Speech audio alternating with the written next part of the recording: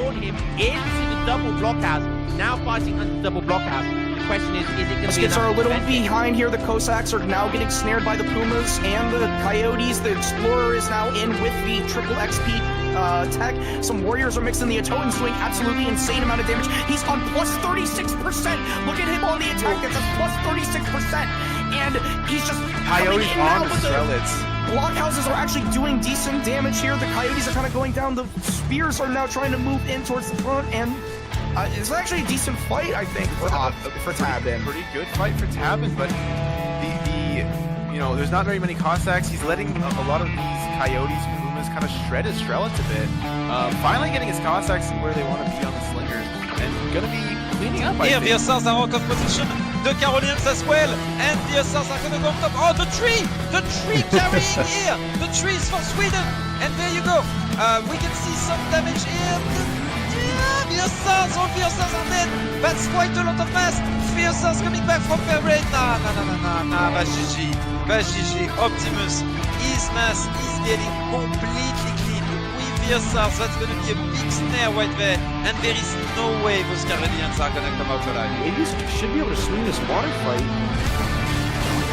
It's so the micro here is so intense. Get in, get back in. Will the Yumi have a chance to snipe him? Oh my god, the ship is at 62 HP! Oh! Frontline, what a god! Oh no! Oh my god! Oh my gosh, it was insane, and that's GG. Wow, those galleys have such low HP.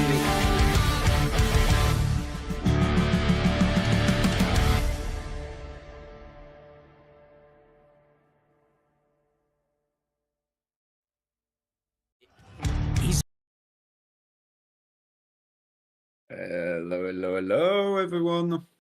Hello, Cognizant. How are you doing, mate? Hey, Kanoki. All good. Just enjoying the Sunday.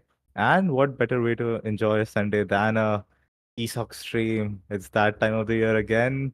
We have got back-to-back games going on. It's that time of ESOC tournament. What a lovely way to spend your weekends. And, excited to cast this round of 32 game between Tabben and Joanne with you. Yeah, Tabben and Joabe, that's already are ready to go in. With on one side Ottoman, on the other French. Gonna be an exciting first game for this Sunday. We have 3 series today. So the first one is gonna be Tabben and Joabe. The second one, if I'm not mistaken, is gonna be Shake versus Brigadier. And the third one, Robot versus Grogu. So yeah, ton of action today, guys. Hope you're ready for that. Hope you're as excited as we are as the ESOC cast team, I would say. And yeah, hope it's gonna be cool. Do we jump right in? Do we wait a little bit, maybe? Yeah, I think we can just wait a minute or two before going in. So, ladies and gentlemen, would love if you can, spam all the Discords, call your friends. You don't want to miss this series. It's none other than the jacked and stacked Tabben versus Joabe. And we had a wonderful round of 64 with Joabe, where he beat Aliog 4-3. So, nothing to scoff at. So, I think it will turn out to be a great series. Yeah, I was watching this series, Joabe versus Aliog. If I'm correct, it was like a 3-0, and the 4th game was going the way of Aliog. And so I went off, I went to do something else. And the next morning I wake up and I see that Joabe is qualified. And I was like, what the fuck happened there? It's like, yeah, mate.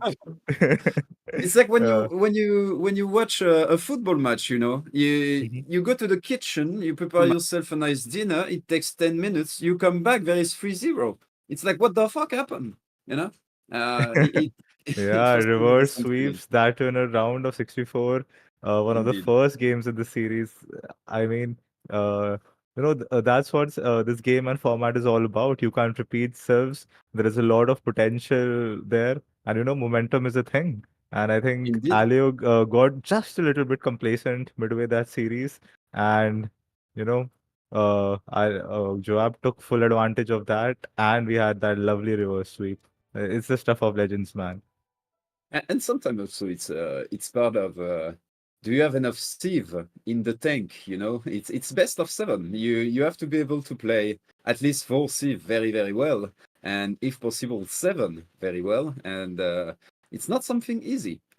Myself, I don't know if I could play 7 sieves at my best level for sure. I couldn't, so it's probably the same for most of the players in the tournament. We have our favorite picks, very simply. First map is going to be Great Plains, so a map with a lot of hunts that French, in general, with the CDB really like.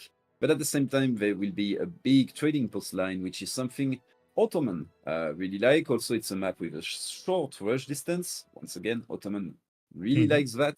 But French is very safe, thanks to the CDB once again. So kind of an exciting match because it's a very vanilla one, I would say.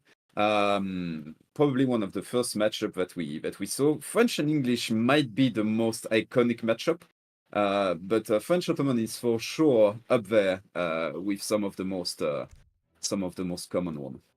Oh yeah, completely agree with your take there, Kenoki. Being a vanilla enjoyer myself, there used to be a time where this used to be like a top 4 most common matchup. You always had those games with Spain, Ottoman, and French being played on Great Plains, and for good reason. And now, especially how the meta has evolved with the trading posts and everything, I think it's all the more reason to select these civs. So Tabben already taking out Ottoman, which is considered to be one of the strongest civs in the meta right now. I think from playing Ottoman has changed a lot. Earlier, it used to be, a no economy, one trick pony civ. You used to have a fast rush or a fast FF timing. Now you can't even scout auto. I mean, even as casters with, arguably a map hack on, even we can't tell what's going to happen, So Yeah, yeah, yeah. a lot of There are potential. plenty of openers now. You can go into a very greedy boom with triple TC in H3. You can go into the fast industrial, of course. You can stay in H3. You can try to do the boom, then transition into industrial. You can go into H2 all in, H3 all in. So, like, depending on the deck, obviously the deck gives quite a few insights, but the fast industrial is basically 2 cards. So it's kinda easy to jump into it, So that's it. That's why Ottoman is extremely flexible right now. And despite what most people say, I think it's a pretty well designed sieve. Sure, it's more beginner friendly, but it has a lot of options, which is cool. And this is something that most people dislike because you never know what to expect from an Ottoman player. I think we're gonna jump in slowly but surely. Tabben versus Joabe, first game. Are we ready, MFD? Okay. So any Okay, so we second. have the confirmation that players have hosted the lobby. Just a couple of minutes more, ladies and gentlemen, while we wait from them to start, and then we can dive right into game 1 to kick things off. Predictions. How do we start predictions? I don't know to start prediction, guys. Oh, MFD can. Perfect. So we might have a prediction. I see us also easy away with a there you go. Map X. Oh, I hope nobody's gonna use that one. Iron Turtle. But hey, yeah. And on this cloudy Sunday, I don't know, how is the weather on your side of the globe? Come get some. It's too hot for April, man. It's too hot. Already Too reaching hot. 40 degrees Celsius. And, Damn, I'm almost sweating like a pony. mate. So, yeah. I almost Already got envy my you. drink in hand. I almost envy you, but at the same time, I don't. Because for us, it's been like it's been cold for like months now, and I want the summer heat, but at the same time, sweating like a pony. No thanks. Like, please no. So I don't know. An in between would be good, but while That's we the point. That's how it happens here. There is no in between. It's yeah either harsh winters or harsh summers. There is no fall. There is no spring. But you know what has all 4 seasons? The ESOC tournament, guys. So don't forget to support us before we jump into game one. Please like, subscribe, donate. And you know, if you want to have a Kenoki baguette chat meme rolling, go for it. Do you want to have a Hey, CGS? Sounds like a call center representative meme row going. I'm all for it. Anything to hey, get that, you know, viewership up. I'm just gonna say, look what I have in my hand. Ooh, it's already there. Ooh, nice and crunchy. Nice and It is crunchy. it is ready. That's all I'm gonna say. Guys, another thing is ready outside of my baguette. It is the game. So let's go for the game. Let's Let's jump into dive game in. one. And yeah, let's have fun. Tabben versus Joab, Ottoman versus French. When you want MFT. The Great Plains is a broad extense of flat land that stretches through much of western North America. It is home to large herds of bison and a trade route with 3 trading post sites. Players will want to control the center of the map for its abundant food, but be aware that wood and coin are more prevalent along the map's edges.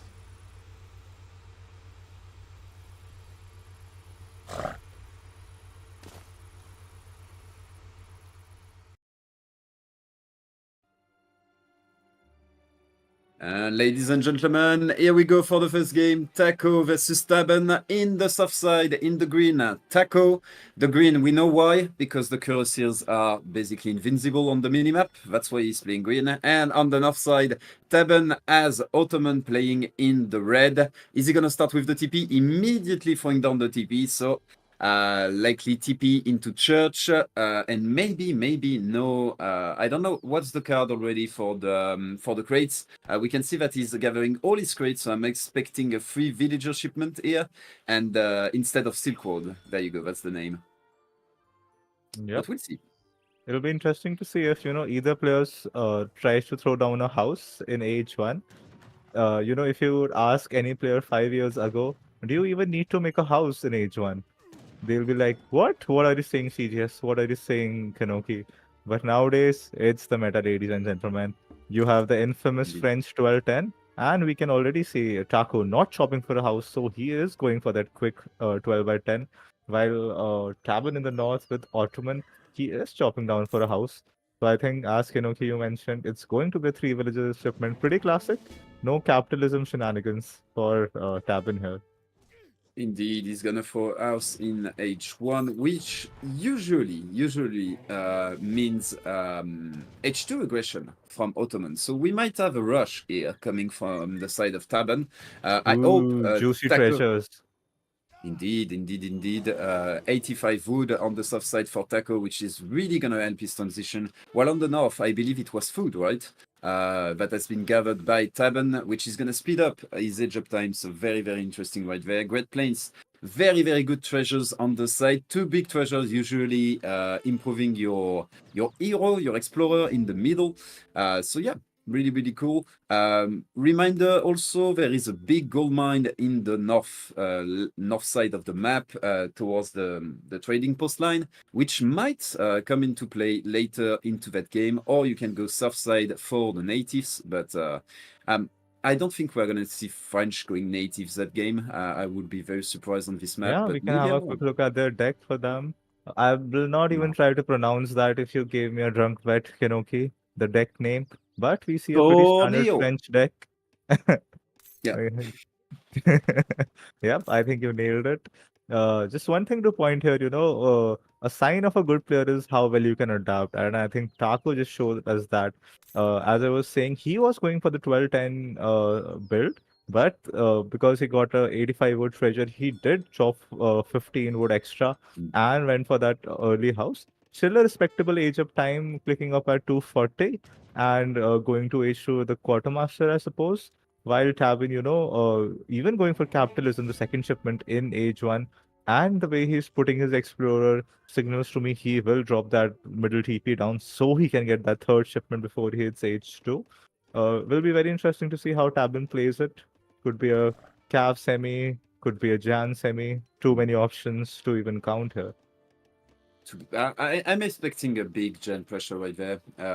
We'll see. We'll see if I'm correct in my prediction. But otherwise, I wouldn't see the advantage of going for that second TP. It will really slow down a calf semi. It will make it really hard to get that batch of delis early into H2. So I'm rather expecting here a Janissary push, but we'll see. Whatever it does, Ooh, we though. got a follow, Kenoki. Sorry to interrupt. Oh, Just a shout out, we got a follow by.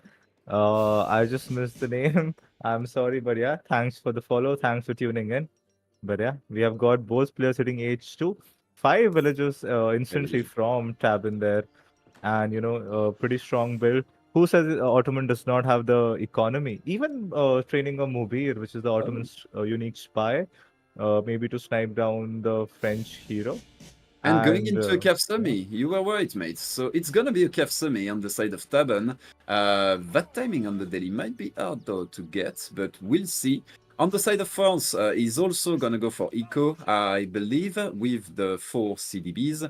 What is the first military building that is gonna be been thrown down by France? That's the big question right there. Is he gonna go for a stable himself? Yes. So calf semi versus calf semi, guys. High octane action, I would say, right there. We're gonna see raids, that's for sure. Ottoman is gonna be a little bit ahead. The Delhi also, I don't know if the Delhi beat the ESOC in 1v1. They I'm do, not sure, they but do. they do, I right? think because they sort of hit faster, they do. And look at that movie coming in. It has already killed the French native scout, which is one of the civ bonuses. It has already killed the French hero and denied any exploration. Can we look at Taco's POV? Ooh, nice. Ooh, missing a full batch of 5. That would have been crucial there. But if Tabben can get on those hunts, and I don't think Taco has done the best job of herding those hunts, could be a big raid. Yeah, Taco is currently holding the hunts, but there is a big, like villager, I would say, migration towards the top left of the screen. Also, one of the daily is actually tanking the treasure, which is a big thing because that daily might be focused in a first engagement. Also, as you said, missing 1 in the badge. That's what I was referring to when I said I was surprised he was going for a cap semi Ooh. right there. With a Yeah, second it's TP, you might miss the batch, and so he's going only for the treasures I think instead of Joab going has for the to know competition. about the treasures, and if Joab catches those delis before the quarter, and he does, will he get the snare? Delis are a little bit faster. Do remember that? Ooh, Oh, some micro there tail you go. going on. Another batch coming from Tabben from behind, using his hero and his spy to the fullest extent. But right now, Taco has the number advantage. Soon it will shift to Tabben, though. Does Taco have his second batch incoming? Otherwise, Not yet. Tabben's delis will sweep this fight up. Indeed, very good fight right there by Tabben, but he has to be careful because the batch of Assar, the second batch, is coming. It's only a 3 batch though, so it's not gonna completely swing this fight. But nice little exchange right there. We can see a small advantage here for Tabben with more numbers. France going for racks instead, which really slowed down Ooh, his double second racks, batch. yes. Right there, double racks even. I'm very surprised right there about the double racks. While on the other side, do we have a racks on the side of Ottoman? Yes, we do. For now, I would say Tabben he is always 20 seconds, ahead on the next move. He is like 15 seconds ahead on the next batch of Cav. He's 15 seconds ahead on the first batch of Musketeer, basically. So we'll see if he can capitalize on that little tempo advantage right there, and also the lack of scouting on the side of Yeah. Taco. And Tabin has just scouted that the Huns are slightly out of position. He has his delis and Jan position at the right moment, and he's waiting for that batch. While Taco, I think, is trying to save up to go H3. So this could be a very big timing for Tabin. Remember, ladies and gentlemen, investing 2200 resources into aging up. You don't have safe Huns. You do have Minutemen and beefy CDBs, but this timing push from Tabin will be pretty scary. 10 Indeed, and Jans, 13 Delhis coming in. And that's the power of the extra shipment from Tabin with that 210 XP treasure and the second trading post. Now going for it. Taco's saving his villagers for now, but idling all 24 villagers and the entire French economy behind this.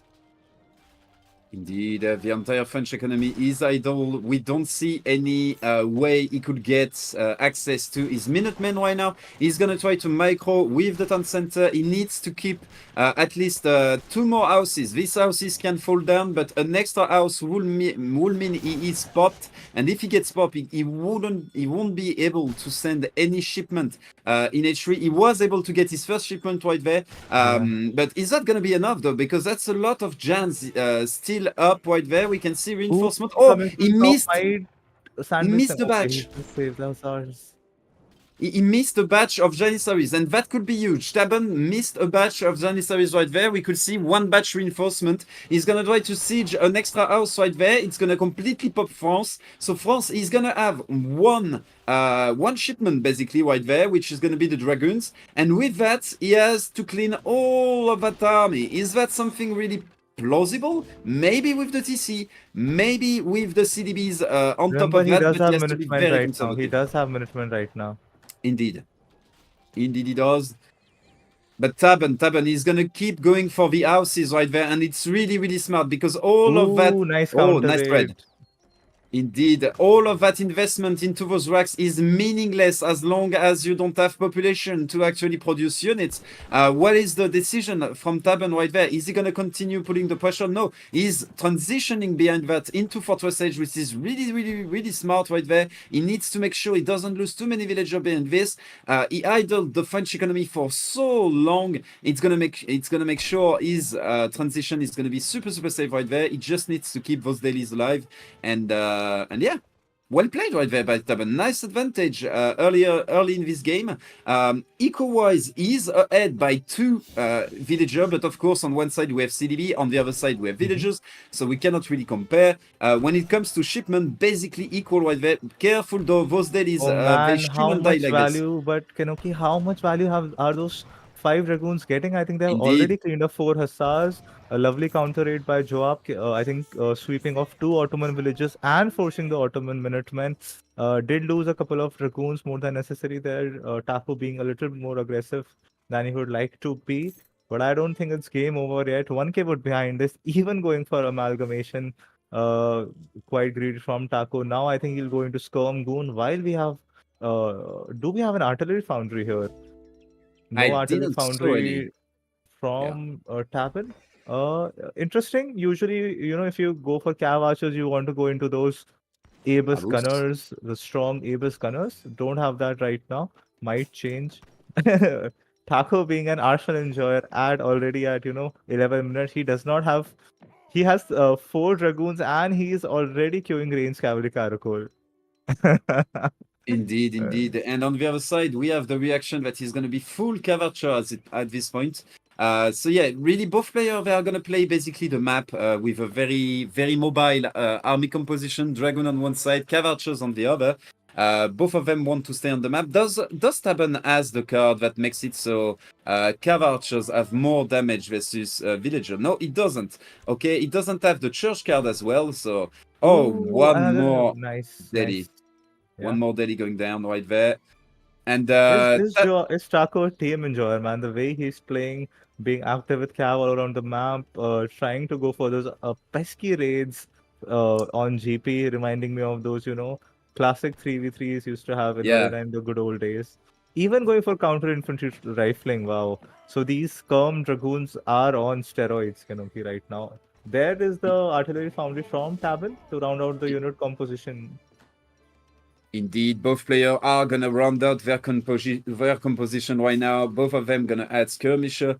And with the Skirmisher, you can then contest the Dragon of your opponent. While we still have the Maba trying to farm the enemy Explorer right there. We could see him trying to lurk towards his opponent beds. Nice use of the Maba in order to get the snare.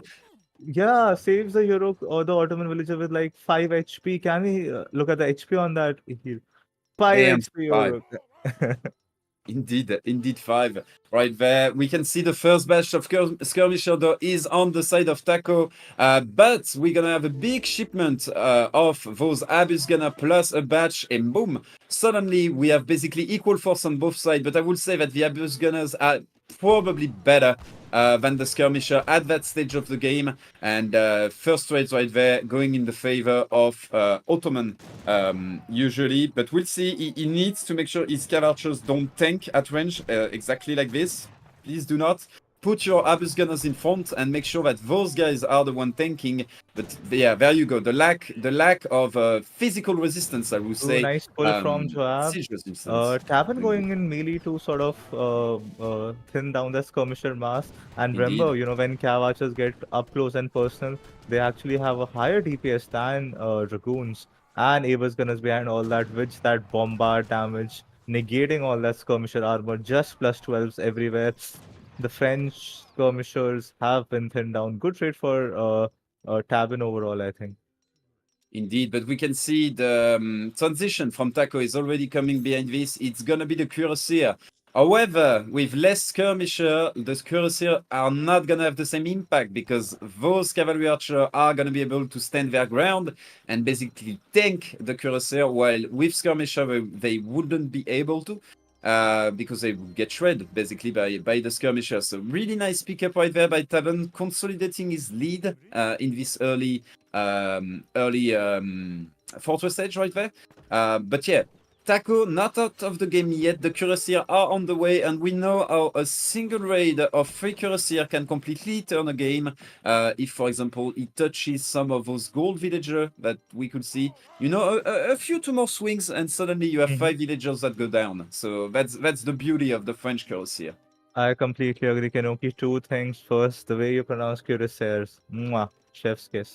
And more importantly, to do with the game. As you said, you know, if Tacos waited for that cure switch and kept his skirmishers alive to thin down those cav archers, this queer switch would have been a lot scarier. But right now, Taco just doesn't have enough range infantry to, you know, snipe those cav archers. Yeah.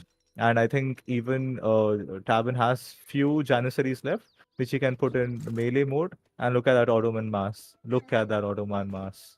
Indeed, Ottoman also decided to go into the 2 Falconet, which is a risky choice versus French at that stage, because we could see that the infantry was basically cleaned, so I'm not sure that there is a need for 2 Falconet. And on top of that, you have to remember that Falconets are a very immobile piece, a very mobile unit, and when your opponent is going cav, and especially Cuirassier, you want to pick and choose the correct fights. You don't want Cuirassier to be able to collapse onto you. And those 2 Falconet being slower might enable just that. So risky play right there by Tabben. Usually you want to keep your mobility against French as long as possible. And yeah, rather go into cavalry combat, go into those kind of cards in order to be able to compete. First, dominate the map, and then really use the Falconet to siege your opponent base. Maybe those 2 Falconets were a bit early right there. We're gonna see. Oh, I don't think he wants to show his cuirassiers right away. He needs to wait for this calf combat. He needs to have that surprise element and this choke will be absolutely beautiful for Tabben. He can just sit in that choke between the lake and those cav archers. But Tabben sort of pulling out. He is sensing some danger. I think he saw the cure mass and he is not feeling too comfortable. I wouldn't be either if I were Tabben. A cure switch is one of the fastest ways to lose a match versus French. But yeah, let's see what happens. That's a big cav archer match though.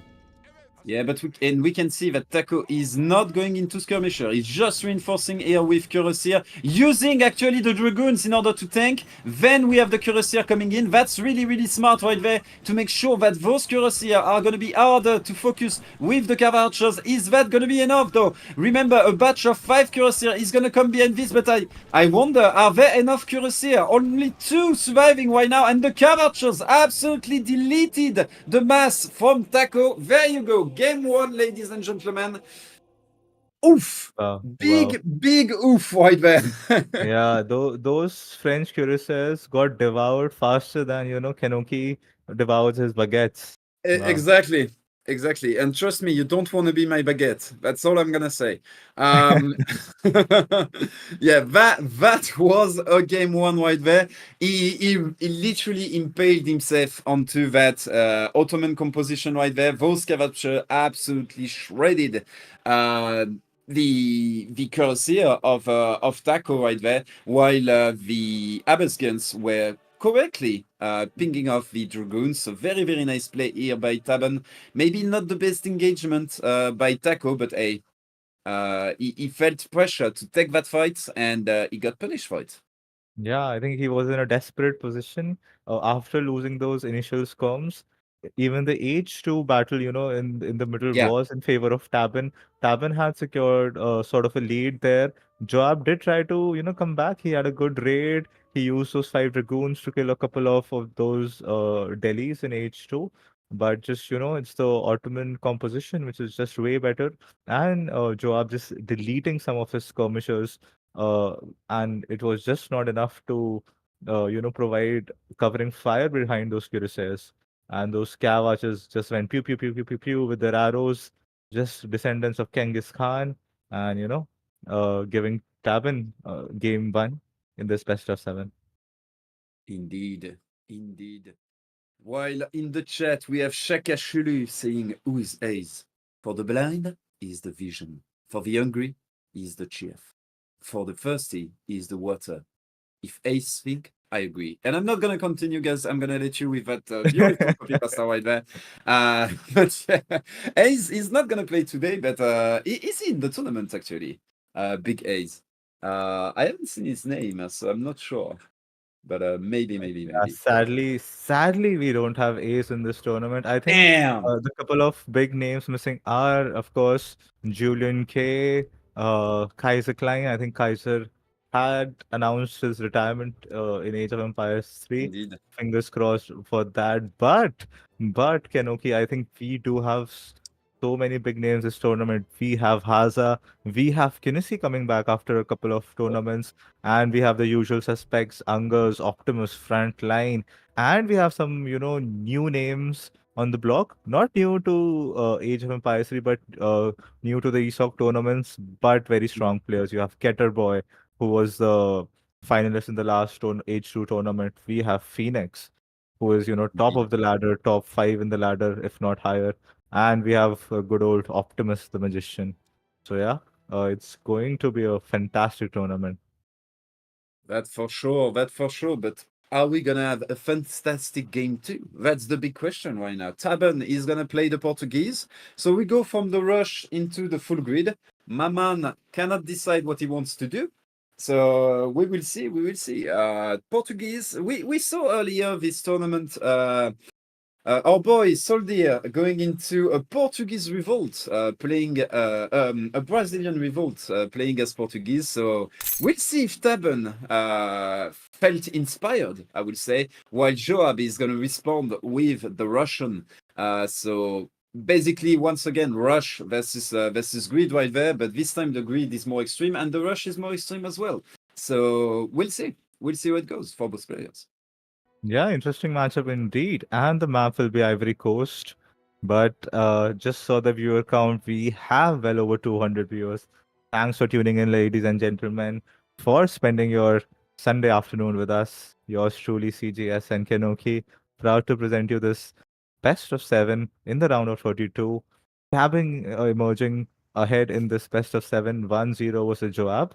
And yeah, are we ready for game 2? I mean, damn. Let's go to the map So- intro.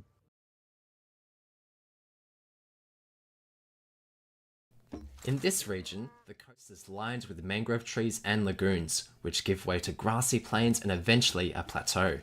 The Ivory Coast is an important hub for trade.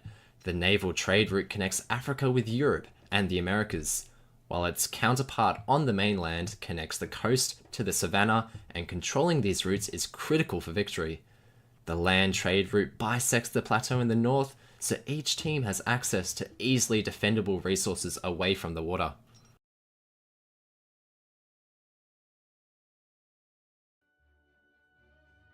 And ladies and gentlemen, game 2 after that beautiful intro on Ivory Coast. I just have to point out, those buildings into the intro, I have never saw that many buildings in Age of Empire 3. Like, that Osa player was going crazy. That's all I'm gonna say. On the left side of the map, we have the Russian Taco is playing in the green, while on the right side we have Tabben playing as the Portuguese in the red. And I'm extremely surprised that we are on a map featuring those juicy Akans and Jesuit natives, and we have no French. What's happening? Boys, come on. Like, that's one of the best native map. I'm not joking, guys. This map is absolutely crazy for natives, and we don't see French. Like, come on. I don't know, man. I'm a bit disappointed right there. But hey, maybe we're gonna have a Brazilian revolt instead. And on the side of Russia, we'll see. I don't expect any church shenanigan. I think it's gonna be a pure, like, you know, the rush, ooga booga, I go under UTC, and you have to idle for 6 hours. And yeah, the deck is pointing towards that at least. Will Portuguese go on water? That's one of the big questions. What's your thought, CGS? Yep. I was about to, say Tabben is a pretty standard player, but the deck itself, the deck name answers your question. So it's going to be a land deck. It's going to be an FF deck. Looking by the cards, I think Tabben is as vanilla as they get as a player. Whether it be his Civ choice or his strategy choice. Could have a good treasure steal here. Tabben not Indeed. paying attention, and big wood treasure is lovely for Russia. Let's see if Taco could have sniped the lion, and Tabben gets it. Ooh, big opportunity wasted there. Indeed. 2 steal 80 wood. It could have been a 160 wood swing. Would have meant getting that blockhouse down 30 seconds faster. But yeah, I think both players are pretty standard. I'm Indian. I love some spice in my food. That's why I love watching some of those Lionheart games once in a while. But I think tonight we're going to have no such thing. But yeah, let's keep our hopes up. Maybe one revolt or something, some D shenanigans we can see. Tabben, a pretty standard start. No 10-10 by the looks of it. He has a house down. He has a market down. It's going to be a standard FF. Yeah. It's basically the safe version, I would say. You are not as exposed to a rush as the 10-10. While we saw that Taco, he lost the snare while chasing the Explorer, and that meant he couldn't kill that Explorer, which would have been a big thing, no treasure, no scouting, no spyglasses as well to make sure what your opponent is doing. So it would have been a great pickup. Didn't happen right there. And we can see that Tabben is going to be able to explore the north of the map, which has no treasure on this map. Remember, it is purely for vision.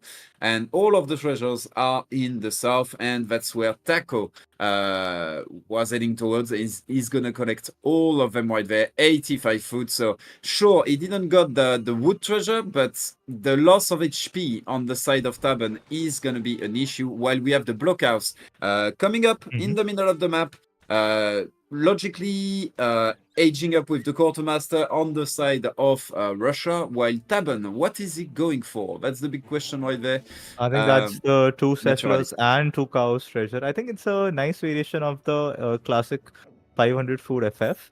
It's Indeed. not as fast as 500 food, but it does give you a little bit more of an economy. And look at that. I don't think Tabben has scouted the blockhouse, but he already knows what's coming. He is already preemptively sending colonial militia. Now saving that shipment, but it's going to be a lot of. As soon as he's gonna saw the blockhouse, he's gonna go for that town militia. It is so good versus those 12C. Is he gonna see the blockhouse? Yes. Did he see the blockhouse, or did the blockhouse see him? That's the big question right there. He's gonna edge up though, and he's gonna stay alive. And there you go. Colonial militia, is it gonna come up? I'm not sure. What I was gonna say is that those extra villagers, that extra economy is gonna allow him to throw down his second TC, maybe a Rax, and maybe he's going to try to have a more conservative approach, I would say, to that early H2 that you could get, for example, with the 10-10, which is a lot more all-in. On the side of Russia, we have the 5 Cossacks into the 10 Streltsy. probably another batch of another shipment of Solsi behind this. We're gonna see right there. No, he's gonna send the wood. Very good. So he's gonna send the wood behind this and basically gonna try to idle the Portuguese player for decades. However, the two town center, if the villagers are probably dispatched in between, it's gonna be a problem, an issue for Portuguese, for the Russian right there, to tank basically all of those TC shots. Yeah, those twin town centers standing strong.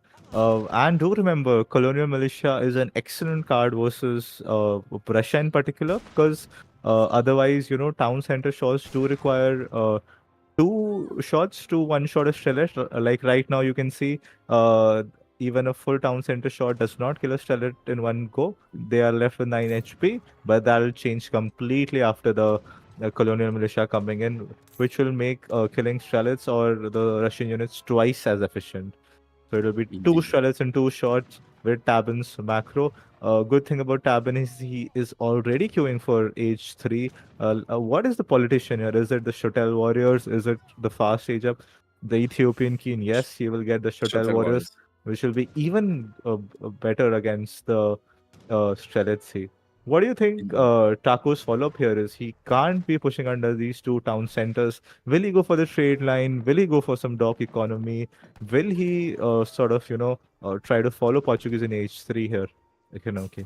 I mean, we have to see where the wood went, and I don't see any training post right there. It's going into more military infrastructure, and honestly, I don't like to call things mistake, because I might be wrong, but I don't see how those Solsi staying into H2 are going to be able to dive under what is soon to be triple town center with Colonial Militia. I'm just gonna say good luck pushing into that with a unit that gets one shot. You can see here that both town center can one shot a Streltsy, and at that rhythm, it's like 2 Streltsy dying every 3 seconds. So you're gonna need a lot of Streltsys, a lot of infantry in order to push into this.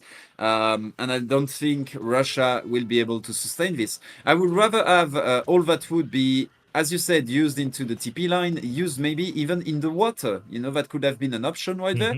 But Taco deciding to go straight into, that big push. We can see the 3rd town center is going to go up.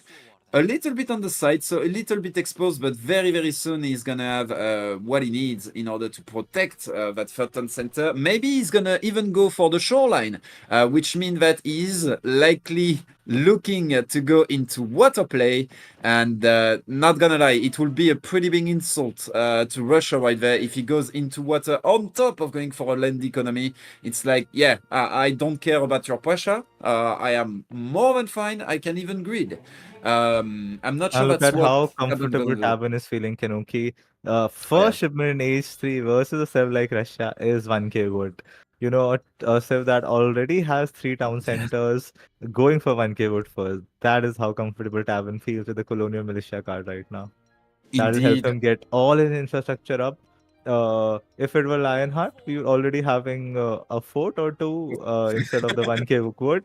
But I think it's Tabben. We are going to see a stable, a barracks being dropped, and getting all his infrastructure down, and getting all the market techs, which he sort of did not go for because he wanted to go for H3 as quickly as possible. And there we have it, the 5 dragoons being followed up. What is Taco's military unit composition? Is he going heavy on Strilet, Cossack? Yep, Straight he's Cossacks, going. yeah. But Yeah, I Tabben think he feels so comfortable, he's not even going into cost-effective units or stuff. No. Just straight into Dragoons. What? I need something to counter the Streltsy? No, I don't. He's just gonna rely basically on his TC in order to kill the Streltsy. And everything else, like the Cossacks, no problem. I'm gonna have Dragoon for that. He just needs to spread his villager in between his 2 town center. That's really, really the key. reinforcing batch of Strelets are getting caught by the Shotel Warriors. Exactly. That's a good catch by Tabben. He is going a bit too in. I don't like this. I think he is wasting his Shotel Warriors. Strelets trying to focus the Dragoons. The Dragoons trying to get some free shots in the Strelets. You know what Russia's win condition is, Kenoki? It is getting good trades. But I mean, not enough Tabben- Celestial. Yeah, that reinforcing is batch of getting- Dragoons.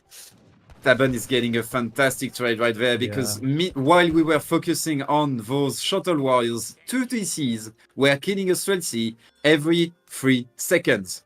Each one of them. So like the fight lasted for like 21 seconds. So that's like 12 Streltsy minimum that died just from TC fire, you know. And my math is probably wrong. So don't mind me guys in the chat. Feel free to correct me.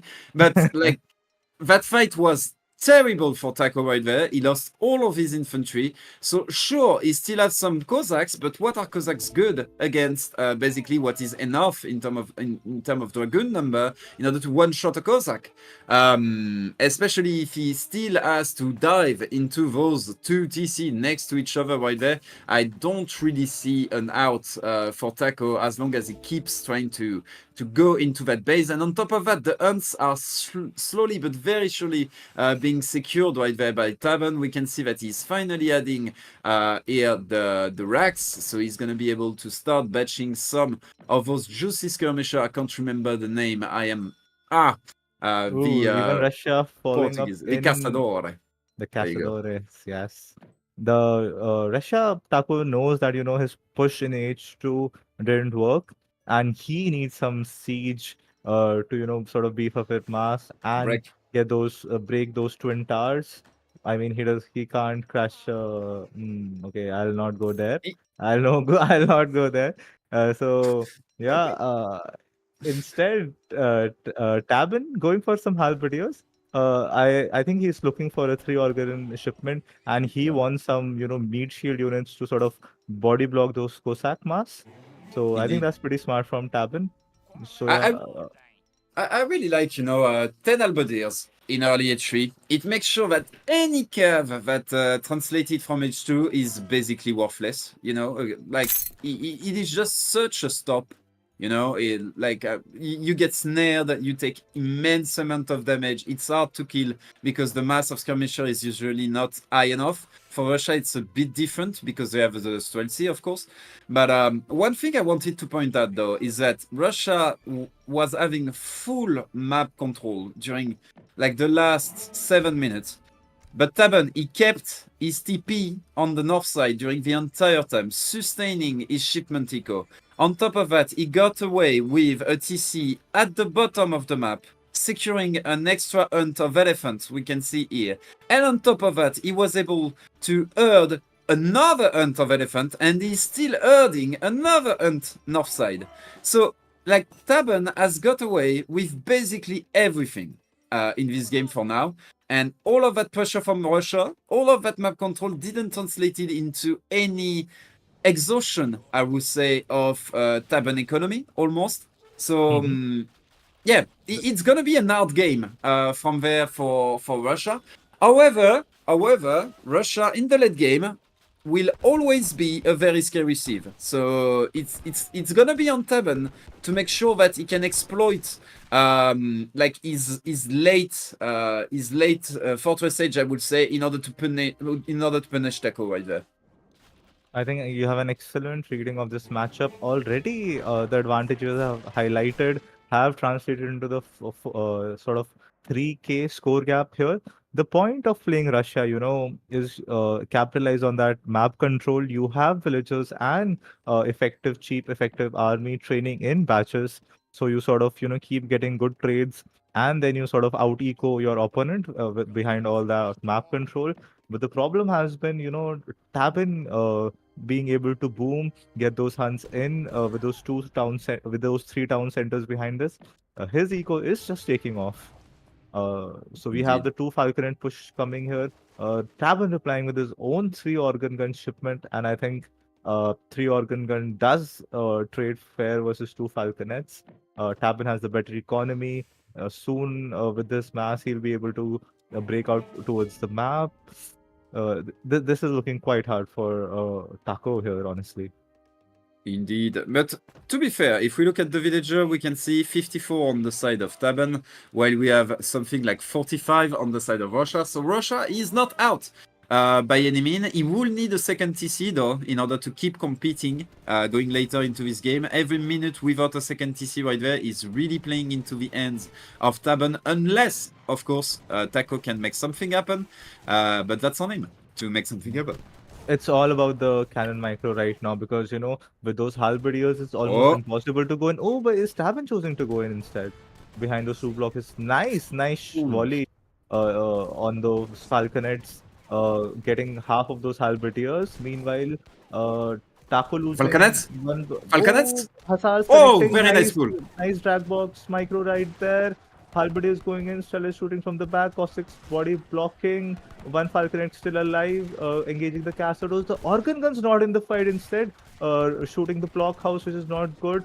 Strelets reinforcing from the back. Do we have enough? And Hussars from Tabben. Organ gun still alive. Do we have enough cavalry archers? Cavalry Oh, archers going to snipe. Coming back to body block the Hussars. This is a close fight. But all the organ indeed. guns still alive from Tabben will make short work of those Strelets. Yeah, the problem is those three organ guns are gonna keep firing right there, and there are gonna be no reinforcement on the side of the Russian because the two blockers went down, and we can see here the +6 raining from those organ guns onto the Swelsi. Nice play right there by Tabben, making sure that he can completely wipe the army of his opponent. Every, I would say, dangerous part of the army is almost done. Careful though Nice, with nice. that big batch of Organ Cavarcha. Can he snipe? Can he snipe? Can he snipe? He might get one, but not much more right there. Will he get two? That's the big question. He will get two. Can he get the third? If he can get the third, suddenly Streltsy can play the game again. I would say we can see that the blockhouse is finally coming up. All of the organ guns are down. However, the SR, meanwhile, were completely shredding this Streltsy mass, and Taco almost left with nothing right there, but a blockhouse. Unstable and a dream, my boy. Can he do it? That's the big question. I think still a decent hold for Taco, but we can just see the score. He has lost so much infrastructure in the fight. The trade wasn't great for Russia, and Tabin is now able to secure the middle of the map as well. Villager discrepancy should be like around 15 to 20 villagers right now. Yeah. Cassadors are able to fight against the Shalets. The Russian units are cheaper, but the range discrepancy and cav archers being a little harder to micro. It's just so hard to make it work versus this Portuguese composition that Tabben has going for him. Indeed. However, very few dragoons. Yeah, but there is no cav anymore. Like, it's all gonna be on those 12C basically to do all of the job right there. He needs way more 12C though at that moment. On the side of Portuguese, though, there is no shipment, no artillery shipment left, and he is very reliant on that artillery in order to shred all of those Swelsies, because that's not enough SRs in order to go against all of those Scar Archers that are gonna shred the SRs like they shredded the Curse here last game. Is that gonna be enough, though? Maybe that's not enough mass, and maybe it was a little bit too early to push as Russia right there. We can see a batch of Swelsi on the left side getting intercepted right there. A small batch of Cav Archers popping those, stopping those SRs from keeping the march forward. And the Swelsi mats though really didn't wheedle in that fight. So that's the big thing right there. Another batch of Swelsi is gonna come up, and the fight, it's gonna move towards the soft side and that gold mine. We can see Portuguese with a tower right there and a lot of villagers. Yeah. If he can, if somehow Taco can sort of keep overpowering with the sheer number of strelets, with Cav Archer sort of covering behind this, he might be able to force a small win condition by, keeping Tabben off the middle mines. But, Tabben with the sort of Cassador Hussar counter composition here, main is doing just so well here. Indeed, like Taco was missing like 5 of those Cavarchos right there in order to really deal with those SRs. However, there are no SRs anymore, and now the Swelsi can reign supreme over, sure, those very good Cassadors, but very few Cassadors compared to the mass of Swelsi that keeps coming and coming and coming. And we can see that behind this, we have a transition into Cossacks coming on the side of Taco. This could be big. This could be big. Indeed, Triple because tower from Tabben to protect that mine. Triple tower. Man's a tower defense enjoyer. First you had those triple TCs, now you have triple towers. Man loves his buildings. Indeed. But Taco, to me, is still gonna lack cav archers. You need like 10 cav archers in order to deal well with other SARS. 5 is not enough. Nice pickup though. If he can keep getting some kills like that, the Cossacks really good at raiding. They are really effective at that because they are numerous, very fast. They are cheap as well. So if you lose 1 or 2 during the raid, it's fine.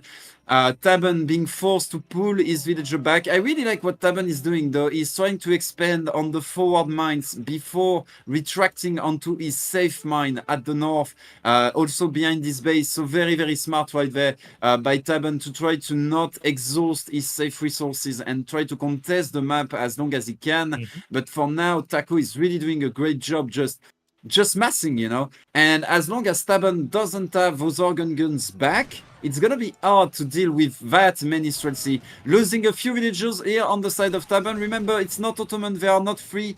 Sure, you can produce a ton since you have triple TC, but they are not free when you are playing Portuguese. So yeah, engagement right there.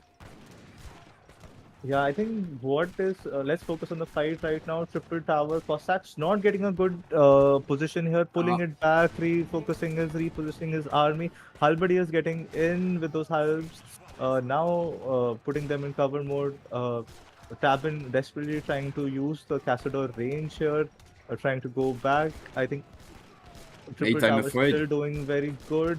The problem right now is that, you know, Tabben had to do a mill switch, he had to invest a lot in docks, he had to invest a lot in towers, and suddenly he did not have enough steam in the army, while Taco has kept on massing like a machine, like a madman in the last minute.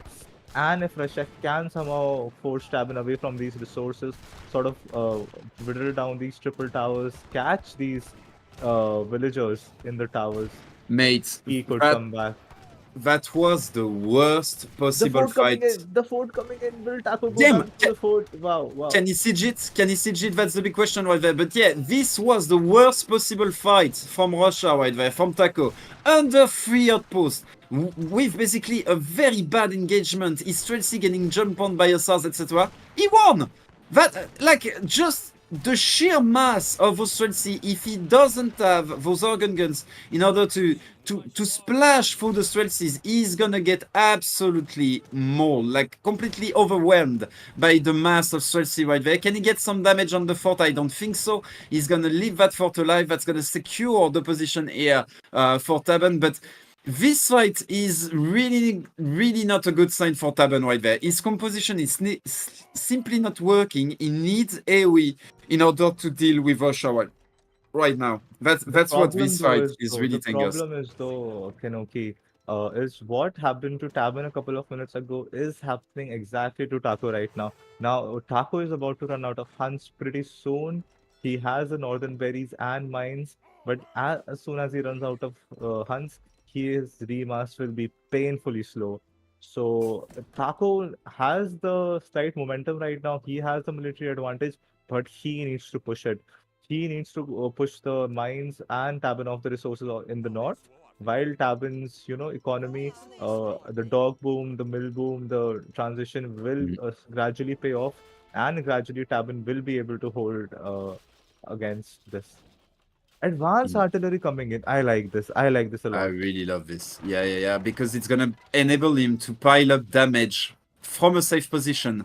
Basically, he's not gonna have to dive into his opponent base, and as you said, it's gonna allow him to keep pressure while affording the transition. Not enough cav archers. Big hush switch. Not enough cav archers. But 8 cav archers. 8 cav archers do pop out, so this will be a good fight. Shell is focusing the dragoons, cav archers on the hussars. Again, an excellent trade for Taco here. And the mortar coming in from the middle blockhouse. Wow. Meanwhile, economic theory from Tabben. Can we see the shipments quickly sent by both the players? Who has more army cards? Does Tabben have any cards? Not much cards. Tabben has nothing left. Come back here. Taco, meanwhile, he can even send the frigate. And remember this map, I think you have vision of the whole seashore. So Taco knows Tabben is on water. Yeah. Like the big difference to me right now is that Portuguese, he doesn't doesn't have any shipment to be sent in H3 right now, no military shipment at least. While on his side, Taco, he has still 2 upgrade cards waiting to be sent in order to buff Australia, in order to buff all that cav, and his army will continue to grow in strength going forward into that Fortress Edge. While for Tabben, it's not gonna be the case, and I wonder if the window has closed for Tabben right there. We will see. However, the number of Swelsi really dwindled right there. Only 8 Swelsi left alive. And as you said, the remass, it's gonna be painful because there are no Huns left anymore on the map. We can see though that he's switching likely onto wood in order to afford those meals, which is gonna be really, really important for him. But I don't love this fort, this mortar sieging the fort. Yeah, it will get you a lot of XP, but you have a fort, you have 3 towers there, you do not have much resources. You are not planning to, retake the sea for yourself. And you are just giving Tabben a lot of time. And that mortar getting caught out of position. But Tabben pulling back. Not going for that mortar. Okay, I think he's coming back here. Now he is okay.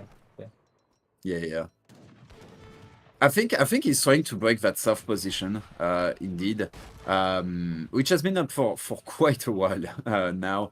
But yeah, he's trying to break that soft position. We can see that the remass of Swelsi is coming behind this. 47 villager on food, and this is on berries, basically. The frigate coming up, which is gonna gutter the food eco on the side of Portuguese. Is Portuguese aware? Portuguese doesn't have any shipment to send on the sea, so he's not going to be able to defend with his own frigate here on the water. Instead, he's sending an upgrade card, I believe, for the Caçador, but I'm not sure right there. I think this is for the Hussars and the pikemen. Oh no, pikemen, yeah, you're right. Halberdiers and Hussars. Halberdiers and Hussars. Tabben even going H4 the mad lad. Tabben under so much pressure. He has to. Okay, going with the engineer, with the organ. What does he have in H4? Okay, he does have a couple of good shipments in H4. He has the artillery, he has the dragoons, even the battleship potentially if he really wants to save water right now. But now suddenly I'm loving this push from Taka on the south, because now his frigate is coming in. He is raising all the docks. He spent a lot of time burning those forts and 3 towers, but if he is able to take water back, I think Russia is building a dock on his own beach front. And yeah, I think Taco is back in the game suddenly. Indeed, and on top of the 2 docks, we can see that there is a TC ready, ripe for the taking with 2 meals. Oh, come on. Yeah, like basically all of his eco is centered towards this soft side, which makes it a really, really, really prime target here for Taco. We can see that frigate literally shredding the entire water side. Keep pushing, Taco. Keep pushing with those mortars. I really love that mortar pick. Advanced artillery right there. Really carrying this game 100% because he couldn't be able to push through those forts, through those outposts without those 3 mortars. We can see here that the town center is going to go down. Remember, those town center, there is the colonial militia army that can pop. So if you can just siege them from afar, no colonial militia army. The Egypt organ guns popping out, but the Cavaliers are in a good position. Cossacks on top of those organ guns. Tabben not even waiting for those H4 upgrades. He is going in. He knows he needs to save those 3 mills. Big Hussar halb organ is coming in, trying to brute force his way with a full cav composition. But is it enough? It might be on the north. It might be because of that colonial militia army I was talking about. It might be enough here to push back on Taco army, and that big reset, it's really gonna hurt because at the same time we have a raid on the north side from Tabben right there, really hurting the eco of his opponent. His opponent going out of berries while losing his entire army. Is that gonna be the reverse sweep? It might be. Like, Tabben might be back in this game. It will depend on his next shipment. What is the next shipment from the side of Tabben? That's the big question. Not yet up. Ah, sad. I was thinking with all of that XP from the fight, surely he was gonna be able to afford the shipment. The answer is no. He's not able to afford the shipment, and because of that, he cannot keep the pressure up right there. We can see a TC going up in the north side. That's going to enable militia army. That's going to enable shipment to arrive on the north side and make sure that he can put pressure right there on the second gold mine, which is a big deal on this map. However, he still has to survive here. Second colonial militia army right there being popped. That's not something that you can really fight. 2 heavy cannons going up behind this, and Taco is gonna have to retreat from the base of his opponent. However, a lot of villagers on the south side. Can he kill all of them before he gets cleaned up here? Wait. Streltsy doing really good versus the answer colonial might be militia. no. Remember, Tabben does not have any coin. He has to rely on those shipments. He cannot remaster goons. He's out of mines. He does not have any factories. He does not have any ships. Even trying to make a BMTC deep in the Russia base, but that gets denied. Now is the cost of engineer Stelis. Will we get a big heavy cannon shot? Will we get a big heavy cannon? Ooh! Ouch. And will we get a second lock on because of the house line of sight? Yes! Oh man. There you go. Now you have to go back as Taco because those 2 heavy cannons are gonna shred through those Streltsy faster than me with my baguette. So he has to go back right there. 2 culverins coming up behind this. We can see that Russia is investing on the water in order to basically afford a non-food transition, I would say. He doesn't want to go on to mills at that stage. He wants to stay on more juicy resources, and that's why he's going into that sea right there. 2 culverins. He needs a third in order to be able to one-shot those heavy cannons. Heavy cannons shooting at Streltsy every time, man. Got to love it, you know. It's like the great bombards. When it fires, you know, there is a part of me that likes it. Every Ottoman player is gonna understand me when I say this. Every other is gonna hate me. But hey, meanwhile, he's basically cleaning house on the north side, making sure to kill the villager thanks to the TC right there, thanks to the TC fire, while trying to siege those stagecoach outposts. However, be careful, culverins. Can they get around? Yep, and shot. with a good bounce as well. I think, Kenoki, for the first time in the game, Taco's economy might be at par, if not better than Tabben's. He has the 3 trading post line. He still has mines left. He is on water right now. He also has sent economic theory. And, Tabben hasn't been able to send factories because of all this pressure from Taco. Oh man, how many Villager got down. From the town center? Oh man. Yeah. Taco is going back there now. Okay. Another desperate has switched from Tabben. Tabben not going for those Castadors. Yeah, the big thing to me is like the shipment. I would say the shipment curve from Tabben is completely dead. Like completely dead. We can see the shipment take ages to get through each other, and that's really gonna go against him because he has a lot of upgrade cards that he still need to send in order to boost those dragoons, in order to get his factories, etc. To really get the value from his H4 while we have the Batch of Asar. Can he kill that Culverin? Yes, he can. Might have gone a bit too far forward, but he does have the blockhouse, he does have the numbers. 10 Hussars may not be enough. Oh, 10 Hussars might be enough though, because there are only 3 Cav Archers right there, and everything else is Streltsy. So 10 Hussars might be just what you need in order to clean the entire mass. And remember, behind this, Taco is low on food. Sure, he's going for a transition behind this. 10 Cav Archers though popping, and this. Back. Yeah. This is gonna force the SRs back, but that was a really nice fight here by Tabben, making sure to keep the game interesting right there, keep the game close. Basically, all of those villagers popping out of the TC on the side of Tabben. Those are warrior villagers. I swear, they killed like 20 villagers of Russia, plus they hide into the TC, making sure that even more villagers were dying. Like. Those villagers are heroes, my friend. And once again, they are gonna clean house from the interior of the TC, you know, taking the big rifle and shooting at Streltsy. That's what they have done all game. Yep, those are some brave gatherers right there. And despite all this pressure from Taco, Tabben still somehow has higher scores throughout this game. But Russia is a skill set that underscores. Russia has Yeah. been getting excellent trades. That is how Russia claws back into the game, and that is what is Taco is exactly doing. He is in no hurry to go into H4. He is sending all unit upgrades from his home city. Remember, Russia does have multiple upgrades: CAF combat, stealthy combat, now even getting Boyas. Um, His units are nothing to be scoffed at. Guys, let's play a game. Count the number of units that town center is killing. Like, just count.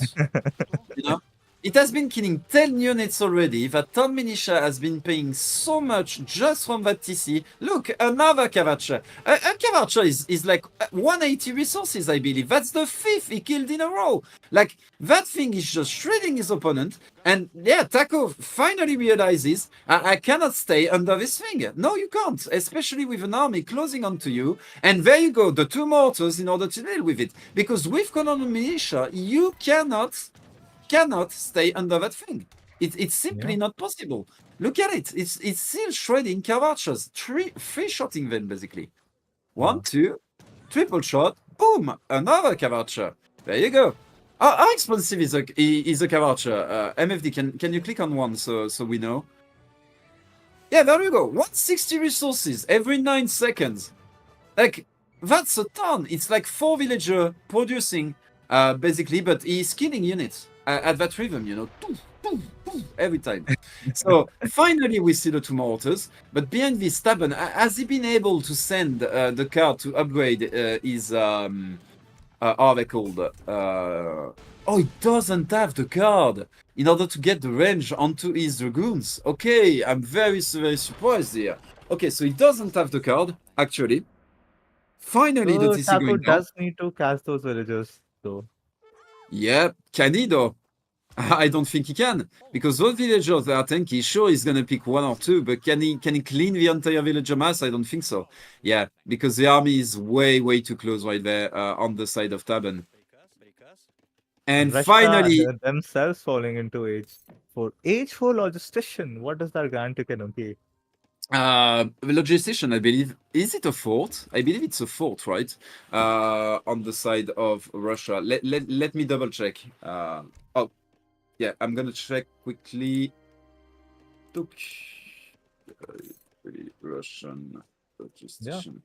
Also, can't can we remember. see their decks? Now it's entering into sort of that H4 late game territory. Tabben has the economic theory, he has the Pretorias, he has some unit upgrades. Finally, Tabben, after 15 minutes, 20 minutes being in H4, now he's able to stabilize his eco and finally getting the guard upgrades. Man, that page might be the worst one on the entire wiki. Yeah, it's a fort wagon. It's a fort wagon.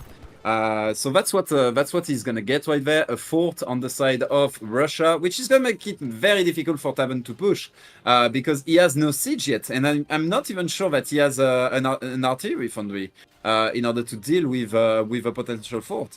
So really nice play here on the side of Taco. He's also controlling the stagecoach for now what has been almost 10 minutes. So that's a lot of resources coming up right there. Infinite gold. Here we can see on top of that he has control of the water, so he's gonna get the infinite gold from the water. So very nice play by him, and boom, we see the fort in the middle of the map with the nice little wall up at the north. So he's gonna make sure to basically bunker himself towards the south, and thanks to that he's able to immediately send his factory, while I'm not even sure, maybe Tabben got his factory. Meanwhile, yeah, he got his factory.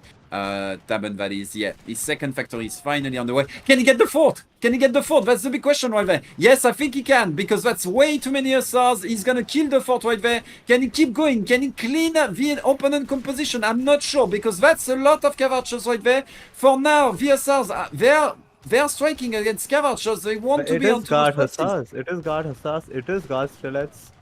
But under the blockhouse cover, under the tree line, I don't think this is enough. And we have H4 Cavachers as well. Wow. Yeah.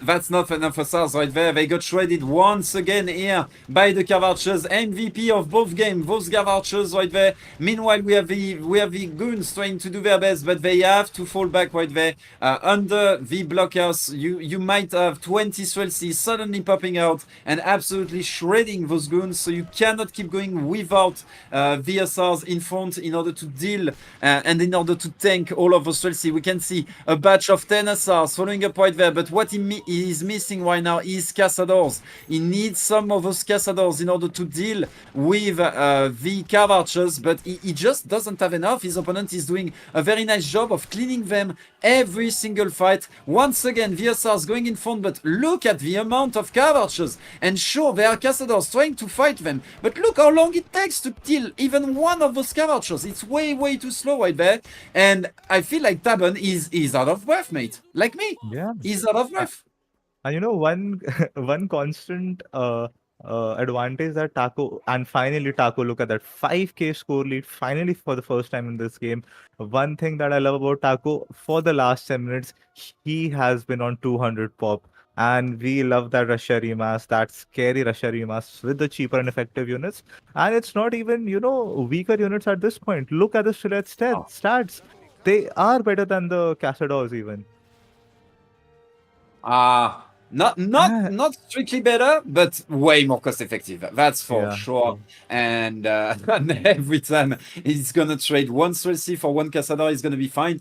However, one thing that could really tip the scale, I would say, right there, is the upgrade, the 20%, I believe, HP and damage upgrade that could come up for those Cazadors. He still has the card, I believe. Yes, it hasn't been sent yet. 15%, sorry. That could tip the scale in Tabben favor, but will he be able to? I'm not sure. What is that guard upgrade? What we see coming while the Ton Militia army has been sent. Ton Militia army is gonna come forward, but they are gonna get shredded by those Swelcy. Well, I believe, is that Dragoon or is that Guard Cazadors that just came up right there? I believe it might be Guard Cazadors that just came up. So those Cazadors, they were veteran knife, now they are Guard, and that might do a big difference when trying to clean those Cav Archers right there. So yeah, slowly gearing up while we see Taco is going finally into natives in order to go over the limit, you know, of 210 pop, I would say, with some natives right there, adding the Akans, adding the Jesuits for now, not the Akans yet, but I'm sure it's gonna come next. That's pretty smart. You know, if you just look at the minimap, even if you're not an AoE player, you give them this minimap, you ask who's winning, everyone has to say green. He has the entire stage coastline, he has the entire coastline, he has the beachfront, he has the trading post. I love how Taco is playing this. Indeed.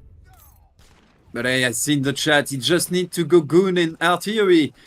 Yes, maybe, but does he have the resources to do so? That's the big question, because the pressure from Taco keeps piling up, and you know, Tabben, he cannot go into a big transition, a big switch into artillery right now, because it will be expensive. And like, just sacrificing 1 minute of tempo right there, can he? I'm not sure, you know. If he goes for those Dragoon Rays, remember, Tabben does not have any walls, Tabben does not have any forts. There will be 20 Oprichniks or 20 Steletsy in your economy in no time. I don't think Goon Rays will save Tabben here. Oh, those Asars, that's such a waste. Those Asars right there at the soft completely getting shredded, and we can see Guard Conquistador eating the field, and those things, they are absolute monsters. And he's gonna that dive though is dangerous because you don't want to lose your anti-cav in that game. That anti-cav is basically what is keeping him alive from a 10 batch SR, a batch of 10 SRs riding straight into, we can see the 10 SRs right there riding straight into Istrelsi. He's keeping though like almost 10 Jesuits, so I think he's gonna be fine, but he needs to be careful about those dives just for cannons, I would say, while sacrificing most of his anti-cavalry. He has to be very careful right there. I think a story of all the fights in this game has been, you know, Taco diving deep into the Portuguese artillery with his cav archers. Then suddenly, you know, Tabben popping 10 cav of his own. and Taco is on the back foot. And then there will always be a reinforcing Cav Archer badge just in time to save Taco. I think I've seen that happen at least 5 times in the game, and every time those Cav Archer badges have saved Tacos. But meanwhile, we can see the heavy cannons. They are still joining the field right there, getting huge shot We onto have Russia's Ro32. own heavy cannons and a Culverin though. Boom! There you go. And Russia, with those heavy cannon, is going to be able to push into Tabben base. Not gonna lie, I don't see a comeback right there. Like Taco is pushing finally into the eco, finally into the heart of that Portuguese colony right there. There is no town militia army, no town militia left to be called. The next batch, I would say, of heavy cannon is not soon to come. It's gonna be like 40 seconds. One of the two factories might even go down in between that, before that, sorry. Yeah, I don't see an out right there for Tabben. I think Tabben is gonna be out of that game. Taco with such resilience, just batching unit after units after units and making sure his opponent cannot breathe a single second during this entire game. What a game! What a game, to be fair. Yeah, I mean, whoever wins this series, I think Taco has won all of our hearts, and I think we need to crown Taco the comeback king. The first round of 64, he had a reverse sweep. In this game, everyone during the Sif pick, everyone during the first minute, even ourselves, Kinoki, for the first 12 minutes, we were saying Tabben has done everything perfectly. Taco has not played this optimally, and look at us now. Look at us now. Indeed. And that's what we were alluding to, you know, when we said careful, Russia late game, it's scary. That's what it is, scary. We saw here simply the mass, you know, just mass, Zerglings even, just too much here for Tabben, too much for Portuguese. What a game. Very surprised by the outcome, not gonna lie. Very surprised by the outcome. Oh man. But again, I don't want to say this, but maybe it's the CGS curse again. I can't cast a 4-0 Kenoki. It's just not me. I thought, That's why I'm happy I'm having a cast with you in the afternoon and not in the evening. You know, because like in the evening when we have to finish, it's 2 in the morning. Come on, mate. But in the afternoon, hey, I have all the time in front of me, you know. I have my baguette, my sausage. I have everything. I am happy. And what a pleasure to have such games. Another shout out, Harkobot. Thank you for the follow. And wow, Kenoki, look at that juicy viewer count. 306 viewers, 310 viewers, still rolling. And what a game. What a game. Every fight has been neck to neck. And look at that military timeline graph. Beautiful graph. This is exactly, the story of Russia. Russia with the same military unit pop, just getting better and better trades. And, I think Tabben just let this team off the pedal for 30 seconds. He invested too much into towers. He invested, kept pumping villages from 3 TCs. He went for the docks. He went for the mills. But he did not have enough investment into military. And that scary Russia remas. Taco just playing it beautifully, clawed back into the game, and just kept taking every small advantage. Took the south coastline, took the water, expanded to his own water, took the stagecoach, raided Tabben, added Culverin, just played it perfectly, man. Well played to him, well deserved, man. Even his food transition, he managed his food transition really well by going onto the berries while preparing basically a retake on water, which makes sure what he was not basically missing food during that entire section of the game. While we can see the chat, like the chat was going insane during that game. The mortar and frigate play was insane. I fully agree with you, Mongpa. Vivian smiled, basically saying straight say cost wood, all port units cost coin, and as soon as the coin mine go out, Portuguese is in big trouble, and I have to agree. While Risotto is saying that's the year of the taco. Is it the year of the taco or the year of the tacos? I'm not sure. Around here, it's more the year of the kebab, you know. There you go. While we are preparing for the next game, slowly but surely, mate, I'm just gonna go grab a little something to drink, and I come back in like 30 seconds. Because that was a long game right there. Yeah, get your cafe in, get your drinks in. Meanwhile, uh, I think the players are also getting ready for round three. One each so far in this best of seven between Joab and Tabben in this round of 32 in the ESOC tournament, guys. Love the support so far, love the follows, love the viewership. Um, what about the comments? Manaki was saying he bet big on Taco and won. Wow. Those must be some juicy odds right there. Mahongpa saying Mortar and Frigate player was insane. I have to tell you, man, I think Joab did everything. You had everything in this game. You had sea fight, you had water fight, you had a rush, you had one player on the defensive, then you had a counter push with FF. You even had natives that, Kenoki wanted on this map. This game had everything that AoE almost has to offer. You had artillery fights, you had 4 unit compositions, you even had halberdiers, castadors, dragoons, everything, even from Tabin. And just this is the games that we as casters and we as AoE3 enjoyers want from a tournament. And to imagine that it is happening in round two already is just insane. This is insane. Indeed, okay. While we have the next matchup, I was gonna say, yeah, indeed, such a crazy game for a round of 32. Like very, very lucky to end up with that game. With you can get some with that many viewers watching us and in this beautiful Sunday, beautiful rainy, cloudy Sunday. So I have an excuse to stay inside. I'm not gonna get judged by my friends. So it's absolutely perfect. Everything is lining up. And what an interesting game we have lined up for, the game three.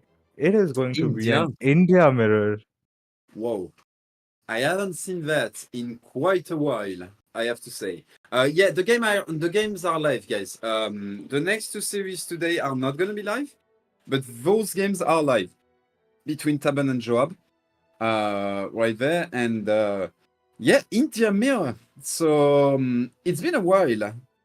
I haven't seen an India mirror, to be fair. And like Uru, I hope you took it as a joke, because yeah, that was what it is, a joke. But yeah, India mirror. It's been a long time I haven't seen India mirrors, I would say. Usually when there is India, I am on the side of India. I think the Civ is absolutely fantastic. I am completely unable to play it though. Because I hate the H1 macro for India, but it is such a good Civ. Such a good Civ. It is so strong. So flexible as well. Like you can go into anything with that Civ. And yeah, we see the infamous 1010 into how are they called already? The big machete guy. The I forgot the name. sepoys. The sepoys. Are we gonna see more of an H3 focus right there? We'll see. India is really able to do anything. Usually, one of the big things with India is, are you able to get away with either an aggressive aggro fort or either with a greedy boom, not protected by an aggro fort, but instead going for the other landmark. I forgot the name, but usually The that's Karnimata. Karnimata, yeah, thank you. Usually that's what make Russia win or lose a game. Can you get away with that aggro fort, or can you Karnimata and get away with it? We're gonna see what both players are gonna try to do right there. And I'm really eager to see what they're gonna try to do. One interesting aspect about this is, Tabin just lost a game that he was winning. So there's a mental aspect to this. And he had the counter pick this game. And the fact that he chose to mirror Joab, who picked India first, tells me a lot about Tabin. He knows he's the higher elo player. He has more experience in the tournaments. He knows the builds better. He knows this matchup in and out. and he is playing a mirror to assert his dominance. In the mirror, it's all about the mechanics and the build. There is less of a surprise element. It's about scouting. It's about mechanics. It's about making the right decisions. It is not about just you can do a counter build. So yeah, it's all comes down to micro, macro, and mirror is as close as it gets. To find out who the better player is. And Tabben is putting his foot down. He's saying, "You have India, I am India. Let's get into it, mate. No tricks here." Indeed. And I believe the match is ready, MFT. When you want, when you're ready. I believe the match has loaded up, so yeah.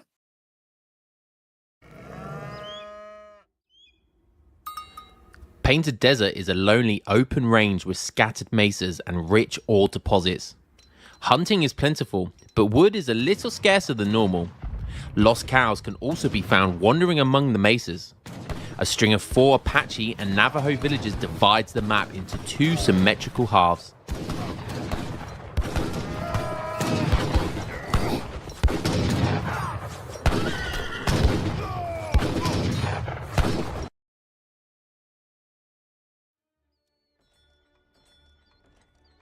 And there we go, guys. Ladies and gentlemen, Tabben versus Taco, game 3.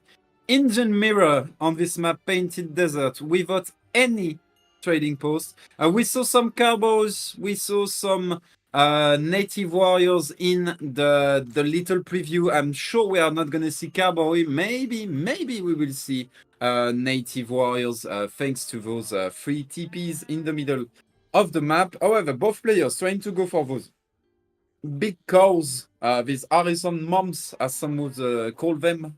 Revnak moms, everybody's moms, right there.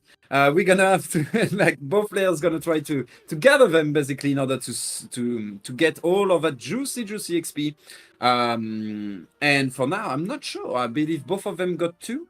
Will While we Taco have be a able to steal that 60 Oh, nice. EXP though on the north of the map? He Indeed. does. He gets the That's a XP, good he pickup. gets the cow on the soft side of the map. Little win right there by Taco, but little wins in mirrors can really pay dividends right there. So really nice play by him. Not a lot of cows though on this map, I believe. Oh! He missed it! Come on, get back in there! Get back in there! It should be blue. Yeah, it's blue. There you go. That's one more cow on the side of going the side of Tabben. I believe that's 3 for Tabben, maybe 2 or 3 for Taco, I'm not sure. We're gonna have to count at the end of H2. 3 on the side of Tabben, indeed. And how many on the side of Taco? 4! 4 on the side of Taco. So Taco with a small lead when it comes to the cows. I believe they have all been gathered. Yeah. Oh no, there is still one left north side of the map. So will Tabben see that cow right there in order to equalize the entire thing? We will have the answer later, coming back to you once we have the news. Meanwhile, on the soft side, Taco, we can see distributivism coming up. He's not going for a 10-10. I believe Tabben is not going for a 10-10 either.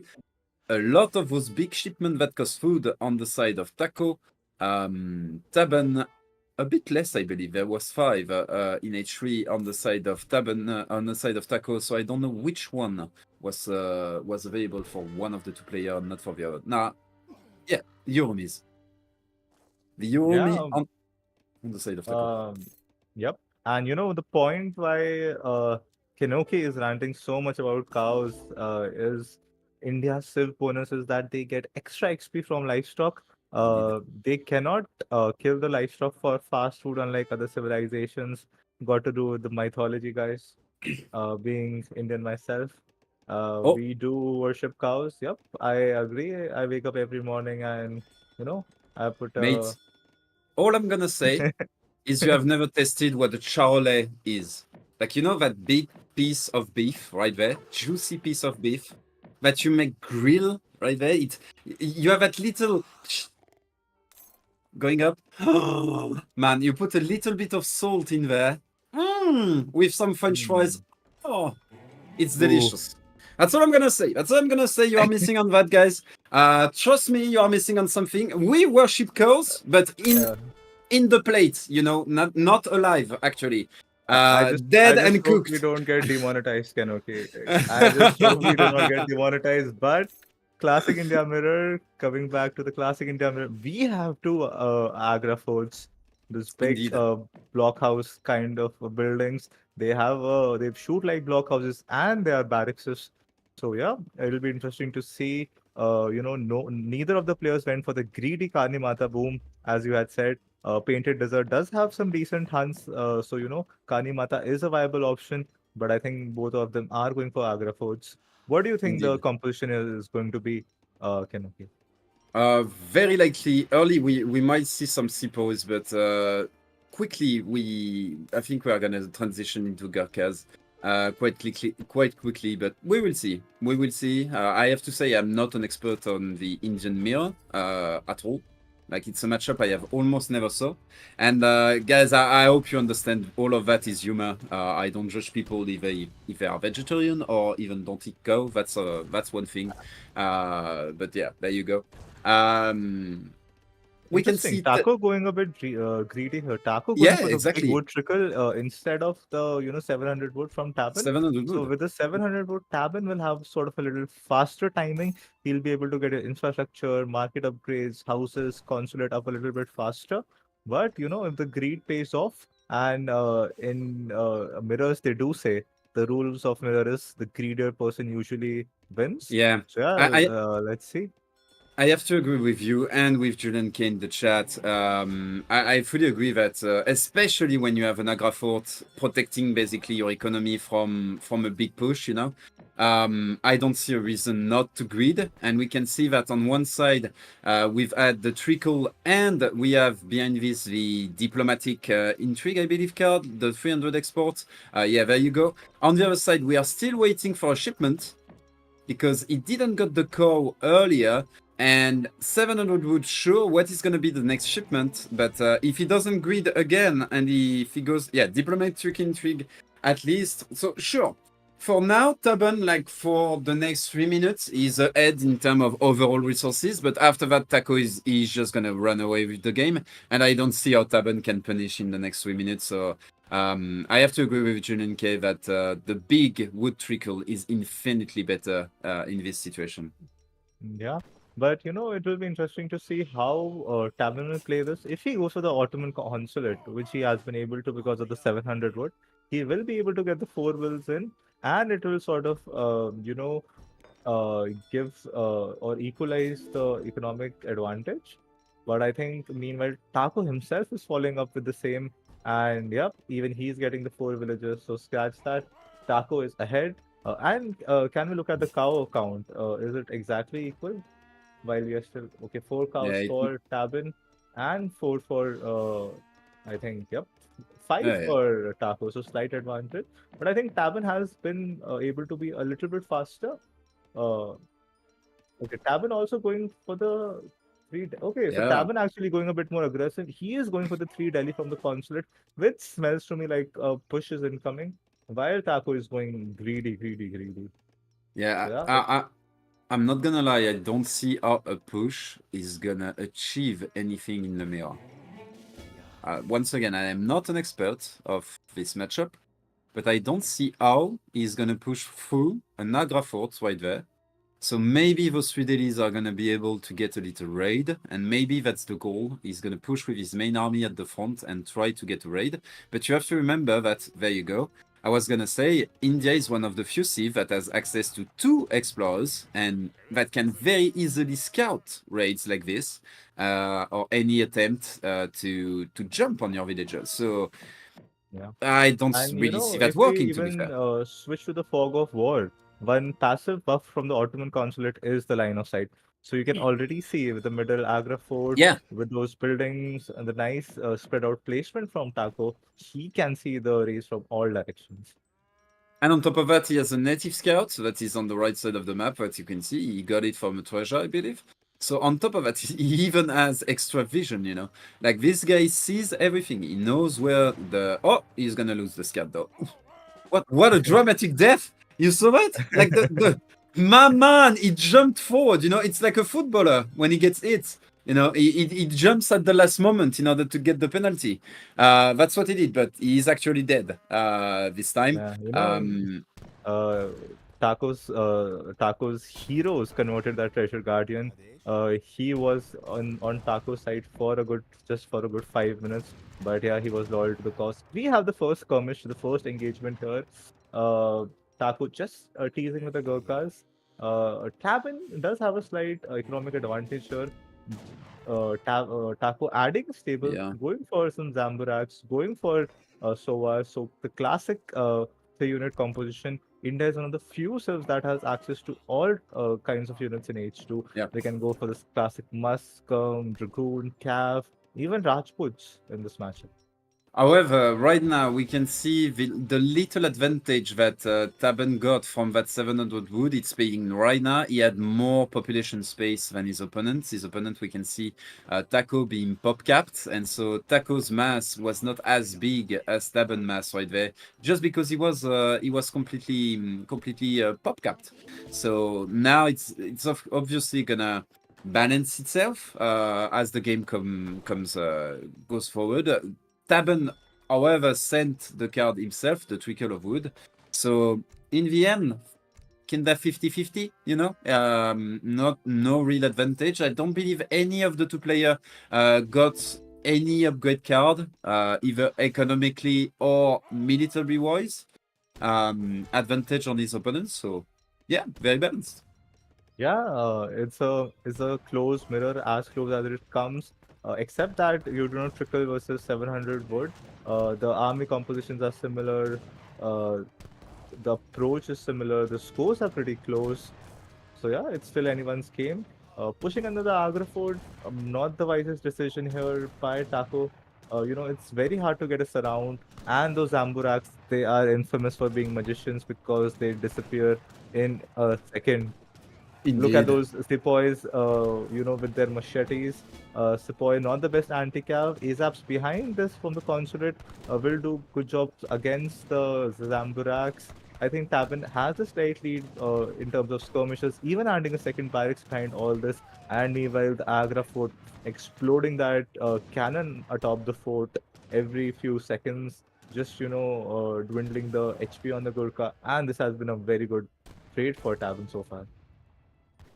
Yeah, very even trade overall, right there between both players. It's gonna allow here Taco to grid. Basically, he's gonna be able to send his 700 wood behind this.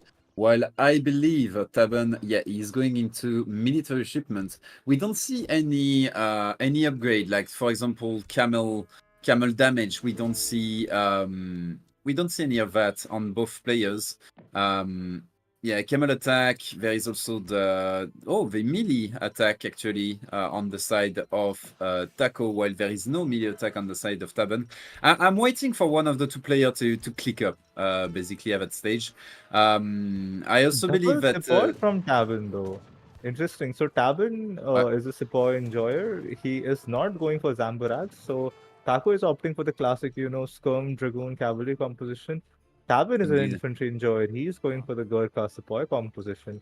Looks like both players are deciding to, duke it out in H2. Julian in the chat was pointing out it's probably better if one of them goes H3, especially because, it's pretty hard to break the Agra fort. So you can try to safely age behind it. Now, the first improvement card coming from Taco, that is going to be the camel attack. Do we have raids on the north from either player? How are the will counts looking? Wow. They are ambushed. It's The like floor is lava, mate. ducking. It feels like they're ducking from the sun and exactly. taking shade behind the cliff. It's just hilarious. they are taking a nap, at the north of the map.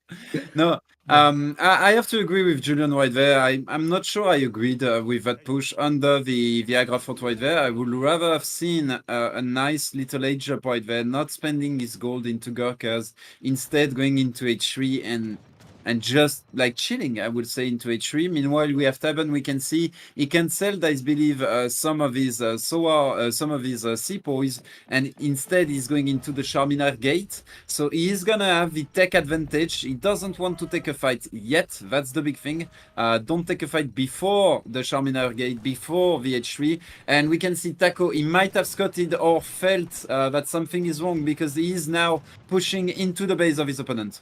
Yeah, perfect time to push, idling Tabben's economy, engaging from the right angle. This time he is not standing beneath the Agra fort. He has a slight advantage in terms of Gurkha mass, kiting away, getting some good trades. Meanwhile, what is what is Tabben aging up with? Will he get that one? Yeah, he'll get that one age of Mahout, but I think Taco does have enough anti-cav to deal with that. Is Taco committing to H2? Taco is committing to H2, so he needs to make some damage. He has sent that camel attack, following it up with the Dravidian martial arts to buff the melee attack even further.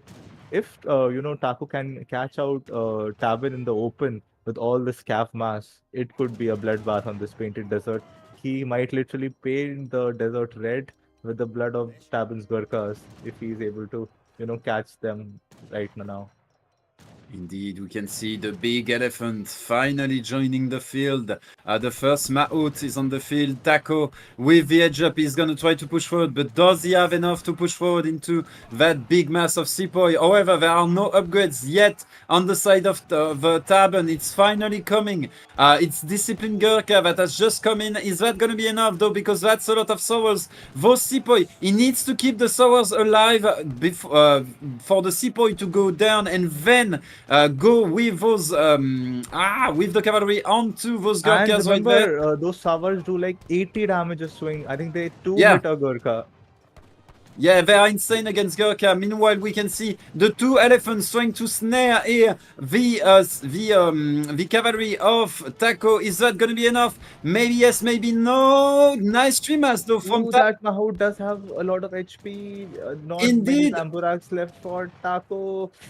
But Mahout is swinging into the Gurkhas. There you go, plus 12. One more swing, 2 plus 12 again. And this is the big swing we were looking for. But no anti-cap for Tabben, Kenoki.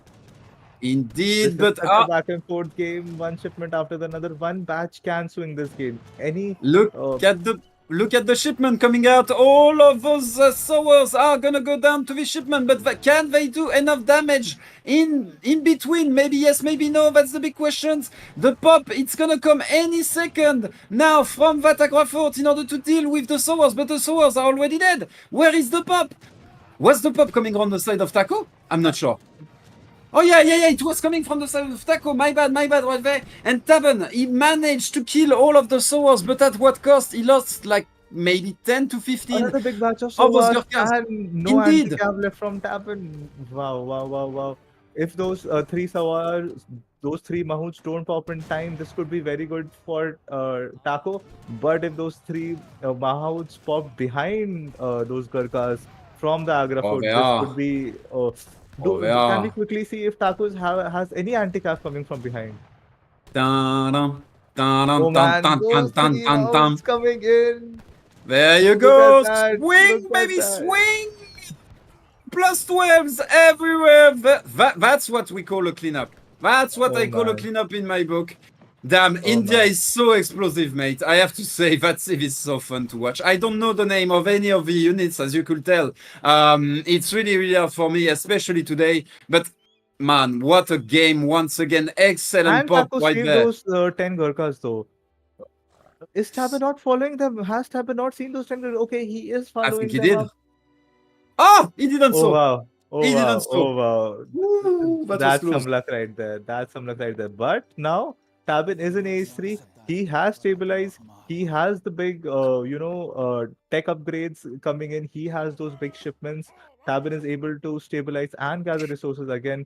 Now it's up to Taco to make something happen. Otherwise, as this game goes on, Tabben will keep getting ahead and ahead. Ooh, nice Tiger Claw shipment. And he has a batch of 10 Samburaks to deal with those big chunky elephants now, tiger claws coming in, the Indian heroes coming in. Remember, they have that Dravidian martial art upgrades.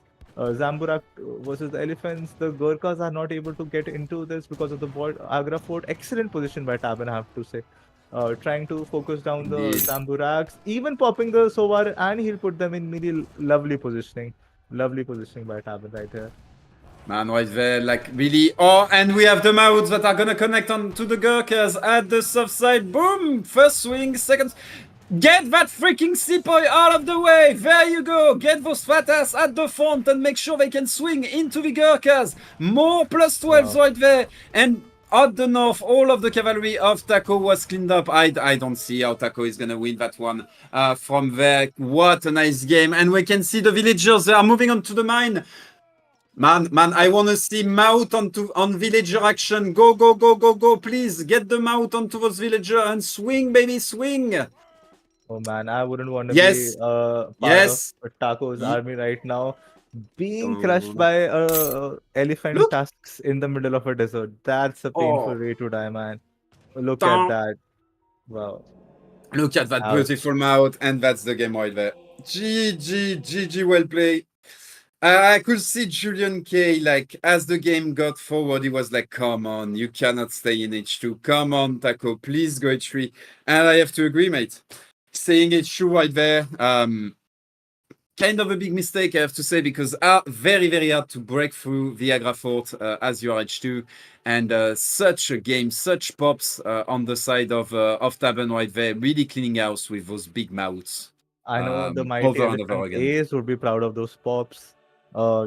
This was such a back and forth game. That's why I love mirrors. Even one shipment, one reinforcing batch, one mistake can swing the tide of the battle. And we had such intense battles. Every time we had, neither player had any anti-cab. We had a big 10-hour batch coming in. Then you had a big shipment from Tabben. Then you again had a overcommitment from Taco. Then the three Mahout elephants popping in from the Agra fort. Then those 10 sepoys popping up, and that's what all she wrote. And Tabin securing a clutch victory in this India mirror. What a game, man. What a game. Indeed, such a game. And yeah, once again, very back and forth.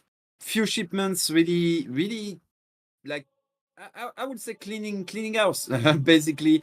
Right there, making sure that yeah, you have that big mass of Gurkhas. Suddenly, those three mouths just popping, cleaning like 20 Gurkhas in what was like 10 seconds, and really swinging the fight completely upside down. So really, really nice game right there by Tabben in particular, going into H3, making sure he could keep the pressure up right there, change those high value shipment while his opponent was basically sending natives. So very, very, very, very nice play right by Tabben. Yeah, and you can see, Tabin's experience in India mirrors and playing the Civ overall in general, just making that, decision to go H3, even facing under all that pressure. He knows he has the Agra fort. He knows he has the defensive sort of advantage. He knows he has those big, juicy elephant shipments that can change the tide of the battle. And India is a Civ that does not have the best anti-cav in H2. So yeah, H3 paid off, and it paid off well. Tabin showed us how it's done, and bringing the score to 2-1 Tabin in this best of 7. Indeed. And what is going to be the next matchup? That's going to be the big question. Well, someone was saying maybe we're not loud enough, CGS, or maybe I was too loud. That can be an option as well. Getting excited by those big elephants. You know what we say? The bigger the mass, the bigger the attraction. Newton. There you go. So I'm not sure that's what he meant with this phrase, but with this sentence. But that's how I'm gonna use it. That's for sure. And while we are waiting for the next match, Taco knew that winning this mirror would be very shameful for Tabben, so he lost on purpose. That's probably that. That's probably that. Yep, I think that's Joab's or Taco's mind games. He wants his opponent to feel that he's at an advantage, and then boom, he'll Exactly. pull up a comeback, and he'll have the mental edge. So You yeah. cannot reverse sweep if you're not losing. Uh, Taco is just feeding us more games. He's cooking. He's cooking for us. He's cooking indeed. But yeah, while we're waiting for the next one, man, I am excited. Not gonna lie, that's one hell of a matchup for round of 32. Sometimes we have a less balanced matches, I would say, but right there we are blessed with two players with very equal skill, which is really fun to cast and to watch. And yeah, really nice game right there.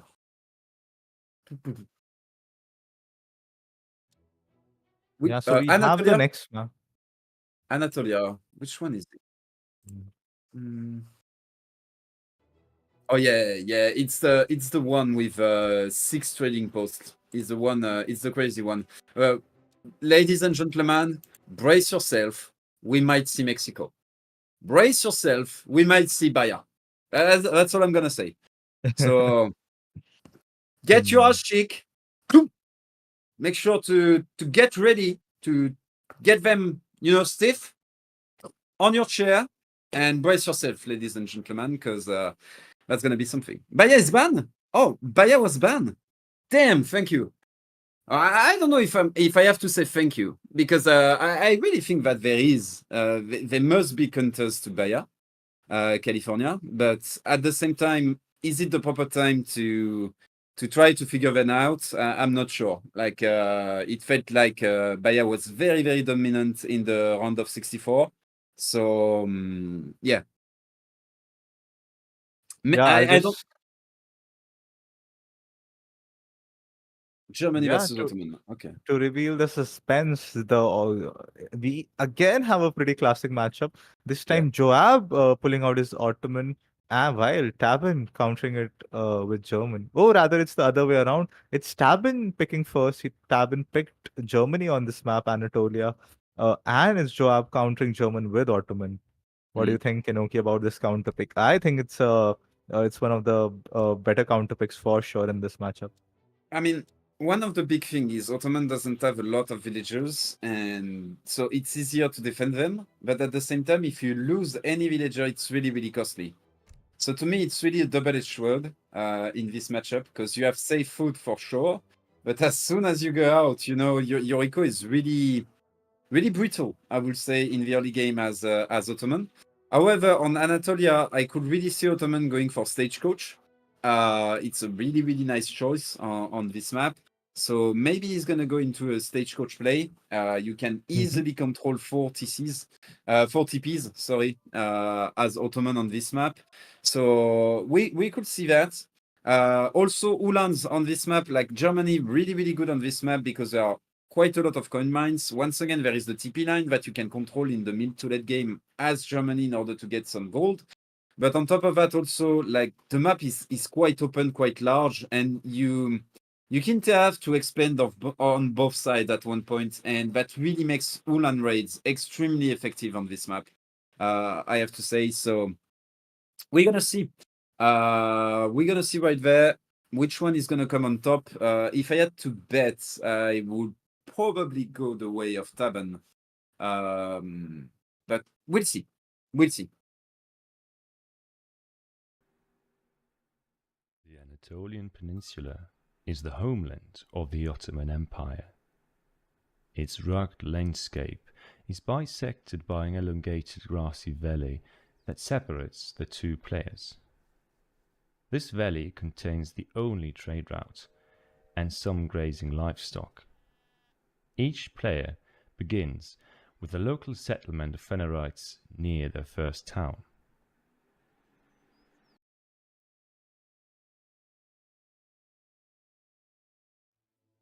Man, once again, those videos, those buildings, it's not Anatolia, it's Constantinople. Damn, that was beautiful. Legit. While on the left side of the map, Tabben playing in the blue is gonna play the Germans, and on the right side of the map, playing in the green, we gonna have Taco playing as the Ottoman. What's your guess, mate? CGS. What do you think? Oh man, I think Tabben is a pretty standard player. Tabben will go for the Julan semi FF. If he scouts the forward barracks, he'll go for the standard, crossman, pikeman action into a semi-FF. I think it's on Taco, what Taco will do and how Tabben will, adapt to that. For me, I think there was a game in the round of 64 where Taco did win Aliok versus USA. Uh, and I think it was a pretty, it was Anatolia itself. Mm. So yeah, Taco knows what he's doing on Anatolia. And, we could have a 3TC late game, 45-minute action again. I think what we are going to see for sure, it's going to be Silk Road. We are going to see Silk Road this game. That's for sure. And really play H2 or really go straight into H3 from Silk Road. On this map, I would prefer... Oh, we see Villager first, then Silk Road. So that's likely going to be H2 then. Then that's very likely going to be H2. We'll see if I'm right or not, but I'm betting on some kind of stagecoach play into in H2, then a transition into H3. While on the side of German, we have something very, very classic right there. Anatolia, excellent map.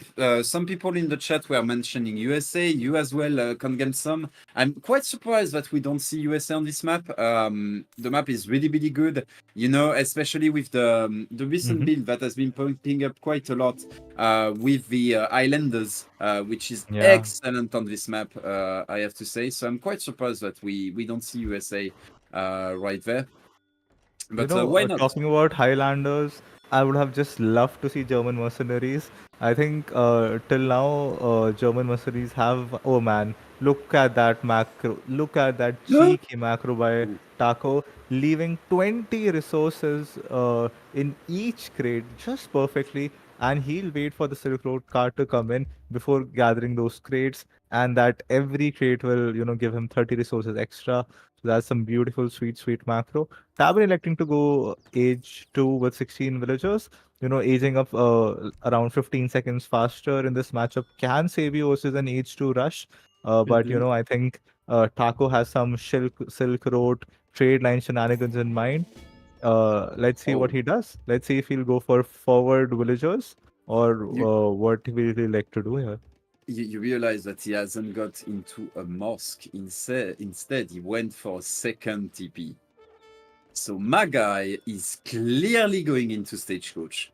For sure, like 100%, he's going to use the 400 wood from the quartermaster in order to afford yet another TP. And he's going to use it. Even sending a villager to get the third TP in the north. Wow. Yeah. No. This guy is going 100% into TPs, which I absolutely love because it's not like Germany is going to be able to contest. And look at all those crates, all boosted. Remember by that Silk Road. So that's going to be a ton of wood right there that he's going to be able to gather. We are going to see 4 TPs straight from the get-go. We are going to see Arax, stagecoach, and he's just going to defend the TP line. And I'm just going to say good freaking luck, Tabben, in order to push through this. I believe Tabben is not going into the tower edge up. I believe he's just going into the quartermaster. Yeah, so this is not going to be fast enough, like not enough pressure on the map in order to really go and disrupt that big stagecoach play. We can see on top of that, he's going for the 3 settler wagon, which is completely normal. So he's just a casual, 6 villager, 2 Yulan shipment in yeah. Very casual. I mean, what's the problem?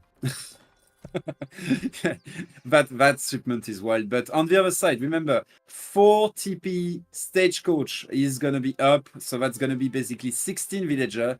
On this side though, Tabben, smart man, is gonna go for the 2 TP as well in order to capitalize on that stagecoach. So the stagecoach is not gonna be as big of a difference in favor of Taco. What I would say though is that he has Silk Road, and you have to remember that the resources you get are boosted from your crates, but also from the TP. Look, he's not gonna get 60 there, he's gonna get 75, and that's the power of Silk Road right there. So our Ottoman player is gonna have a lot more resources from this. And with those resources, he's going to try to play into that H2, in which he's more powerful than the German, and he's going to try to siege those TP from the German player. Exactly. But Tabben is doing a good job. Those Jans was first trying to seize the trading post, but now he is wary of Yulan raids as well. So no, it's a bit of a gamble. Do you defend your villagers? Do you seize the trading post? Do you split your janissaries? But if you split your janissaries, you can get off guard. Ooh, will these two villages survive? Will Tabben see them in time? The German Ulan Mars. Ooh. Man, Taco has been pretty lucky, I have to say, this series a couple of times now. Tabben going straight FF. Tabben knows, making too many Ulans is not, good in this matchup. He knows it's a Jan timing is coming. And, though sieging those trading posts means he is allowed freely to gather those resources to H3. And I think that's pretty smart from Tabben there. Yeah, especially he's gonna need those skirmishers. He's gonna need those war wagons in order to try to trade cost effectively. Without that, against Janissaries and Delis, there is no Delhi shot. catching the Ulans, and remember, Delis are a little bit faster than Ulans. Will they catch them? Tabben buying a lot of time though with these Ulan raids. As long as and even the hero distracting all the Janissaries there. Not the best army positioning from Taco. Taco needed to be sieging the German houses right now. I mean, Taco is doing fine behind this. He's securing his fifth TP right there, on top of all the resources also. One thing that we cannot underestimate is the line of sight that this is going to provide. He's going to see raids coming from miles away. And this is going to shut down a big part of Germany playstyle, I would say, which is putting pressure just with Ulan existing, And this is not going to be as true because of all of the line of sight that is going to be provided by all those TPs, by the stagecoach going forward, and every time you can see what the stagecoach is seeing. So yeah, meanwhile we have the edge up that is going to come on the side of Ottoman very, very shortly, and we can be sure that one of the first shipment here is going to be Cav Archers. And as soon as there is Cav Archers, there is no pressure on the map anymore from those Ulans. Hear me out, Kenoki. Hear me out. I am getting some, PTSD flashbacks in this matchup. I remember playing Germany versus none other than the code Julian K. You know what he did? He went ASAPs in this matchup and completely demolished that, infamous 8 War Wagon timing that what Tabben is doing, because a War Wagon do so well versus against, Jan Delhi, because they outrange the Janissaries. But what unit now counters War Wagons and Ulans? You have the mighty ASAPs. Indeed. What are we gonna see? We can see that the Abyss Gunners are also gonna come in order to deal with those War Wagons. I was also thinking Cav Archers. Cav Archers could potentially do well versus both. Especially versus the Ulans, but he's gonna go into very static composition right there. Taco, very cost effective. He's not going into the Cav Archers. Instead, more infantry, basically. And for now, very, very, I wouldn't say passive game, but just little aggressions, and none of the players want to commit into anything big. It's really a fight on positions. Can I get that TP? Can I squeeze a little bit here, a little bit there? But it's really, really safe commitment for now. This is going to change very, very soon, though. I believe in the next 3 minutes, we might see a big fight. Yeah. But is Ottoman really ahead in economy? Okay, let's say Ottoman has 2 trading post advantage. He has 26 villagers. Versus Germany. Germany on 25 villages and 8 settler wagons. So I think economy is pretty even. But remember, you have the German advantage of getting 3 Ulans per shipment. So I think it's still anyone's game. Remember, Ottoman army is easier to micro, is more powerful. He is going for the Jan Abers composition instead of the Cav Archers. What do you think about the ASAPs?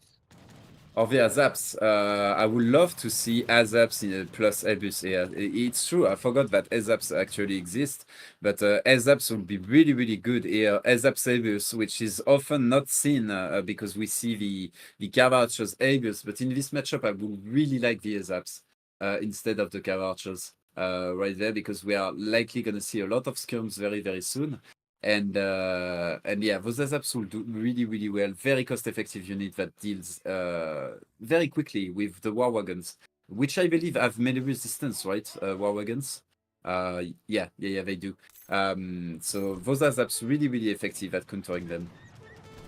I'm surprised we don't see them actually. Yeah, I think he's a classic Janibus enjoyer. Cav combat from Tabben instead of shipment like 8 skirmishers. Interesting to see a calf combat so early instead of the big 4 shipment. Usually you have the 3 war wagon, you have the 9 Yulan, you have the 7 scum, you have the 8 scum, the German death ball. So we have the first age 3 engagement of the game, and already boom boom boom, some Abus shots already killing 2 skirmishers in the middle of Anatolia.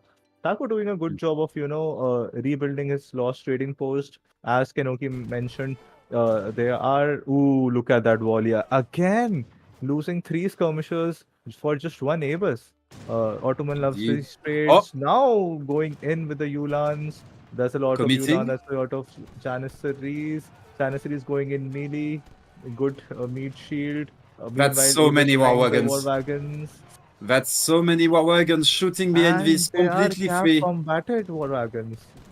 Yeah, exactly. That's why the calf combat was really smart. We can see the 3 Ulans from the shipment finally coming in. All the Janissaries almost got down right there. They're gonna get chased by the War Wagons, and that's a big swing in favor of Tabben right there, making sure to clean up the Ottoman army. And remember, Ottoman eco is quite weak. The first mass is supposed to deal damage in order to kind of balance for the low village account, and here it didn't achieve that much, to be fair. It protected the TP line for quite a while, but now it's completely cleaned, and we are gonna like Taco is gonna have to remass in order to deal with the German army. I'm not sure if he will be able to be fair. Yeah, because you finally can see the he's going pressure for is some piling up. cavalry archers in his composition, I think, which he should have done earlier.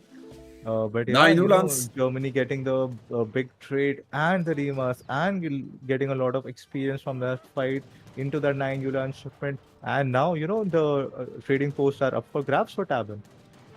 Indeed, those like the lack of Azaps in order to deal with those big war wagons, really an issue right there. I believe that, how many war wagons is that? Is that 13 war wagons or something like this? That's way too many. 11 war wagons, like 48 damage a shot. Like they absolutely melt. Even Abus guns get absolutely melted, but for sure, those Janissaries got absolutely destroyed by those war wagons. And we can see that the fantastic eco coming from those TP is suddenly going down, and instead it's being used by Tabben in reverse. And so the gap between the two players is simply gonna go right there. This is smelling extremely good for Tabben. Yeah, again, though, Taco taking in some good trade versus skirmishes, that's what he needs. But that big calf switch, more than 20 Ulans soon for Germany. Taco having a nice anti-calf mass, though, to be fair. 25 Ulans with calf combat, and now even Cav HP coming in. Cav HP coming behind this. Yeah. Those Ulans are monsters at that point, and it's not those Abus that are gonna be able to do anything. Run, mate, run to the hills. There you go. That's what they are doing, both of them. But I'm not sure Tabben should run back. I think he should just run forward at that point. Click forward, mate. Smash your opponent. Your upgrade just came in. This is a very underwhelming mass. Yeah, just right click. I think that's what he's gonna do. He's a little bit hesitant right now. Cav Archers have won the first 2 games, Kenoki. Maybe Tabben is just being wary. He knows he wants to win this matchup. He is waiting for the Cav HP. And now he goes in. Some Janissaries going in melee. Nice drag box there to give the Cav Archers in front. Remember, Cav Archers do have higher DPS and melee resist, but it's just so much covering fire from behind us, from Germany. It's just too much. Look, almost all the Carvachos died, and there are still 14 Ulans on the field. More than 10 Ulans still alive. All of the Carvachos are dead, and this is a cleanup. I don't see how Taco is gonna come back into that game. I believe that's the last fight. Yeah, there you go.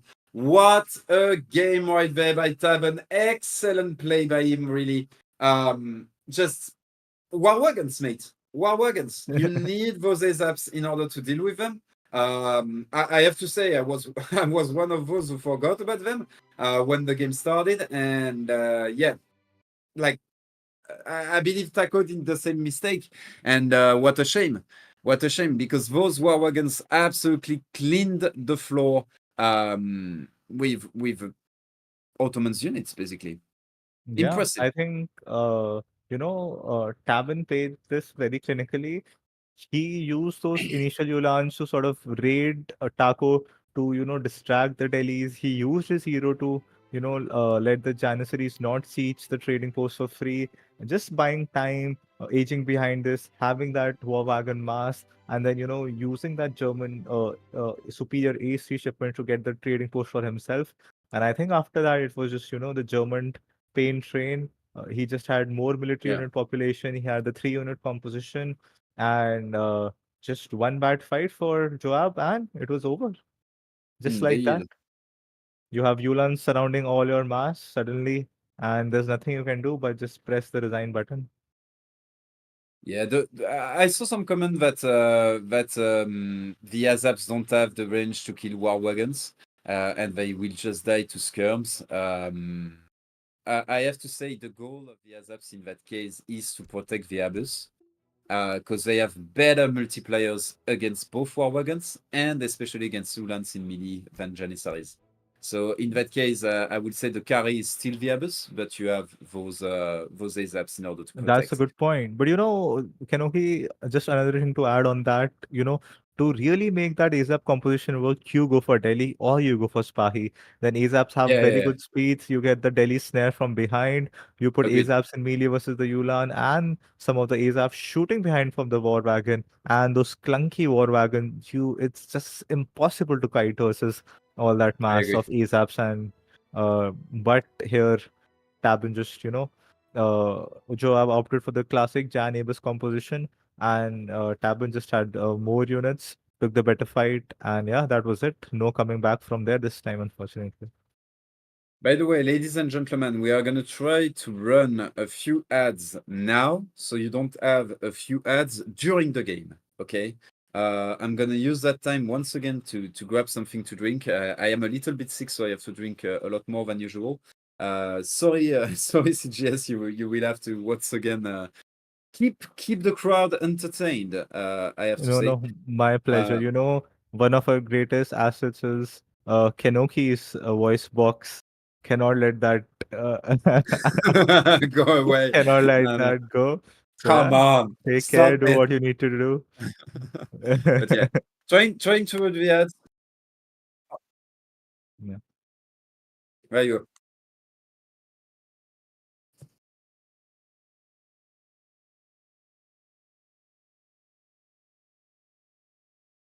Oh yeah. Yeah.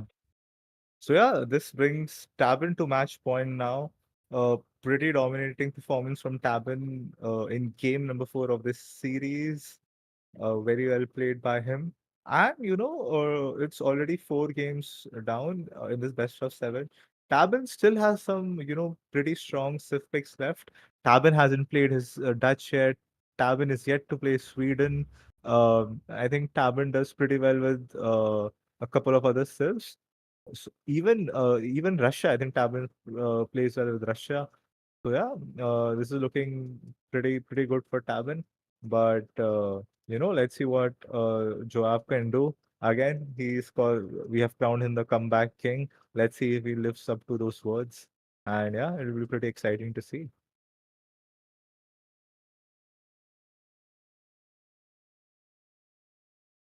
Well, I was DMing Mongpa for the second series because I think my voice will not be able to do 2 series in a row. To be fair, but yeah, Too much alcohol parties and singing this week. So I'm sorry, guys, but it's been a rough one. I have to say. So there you go.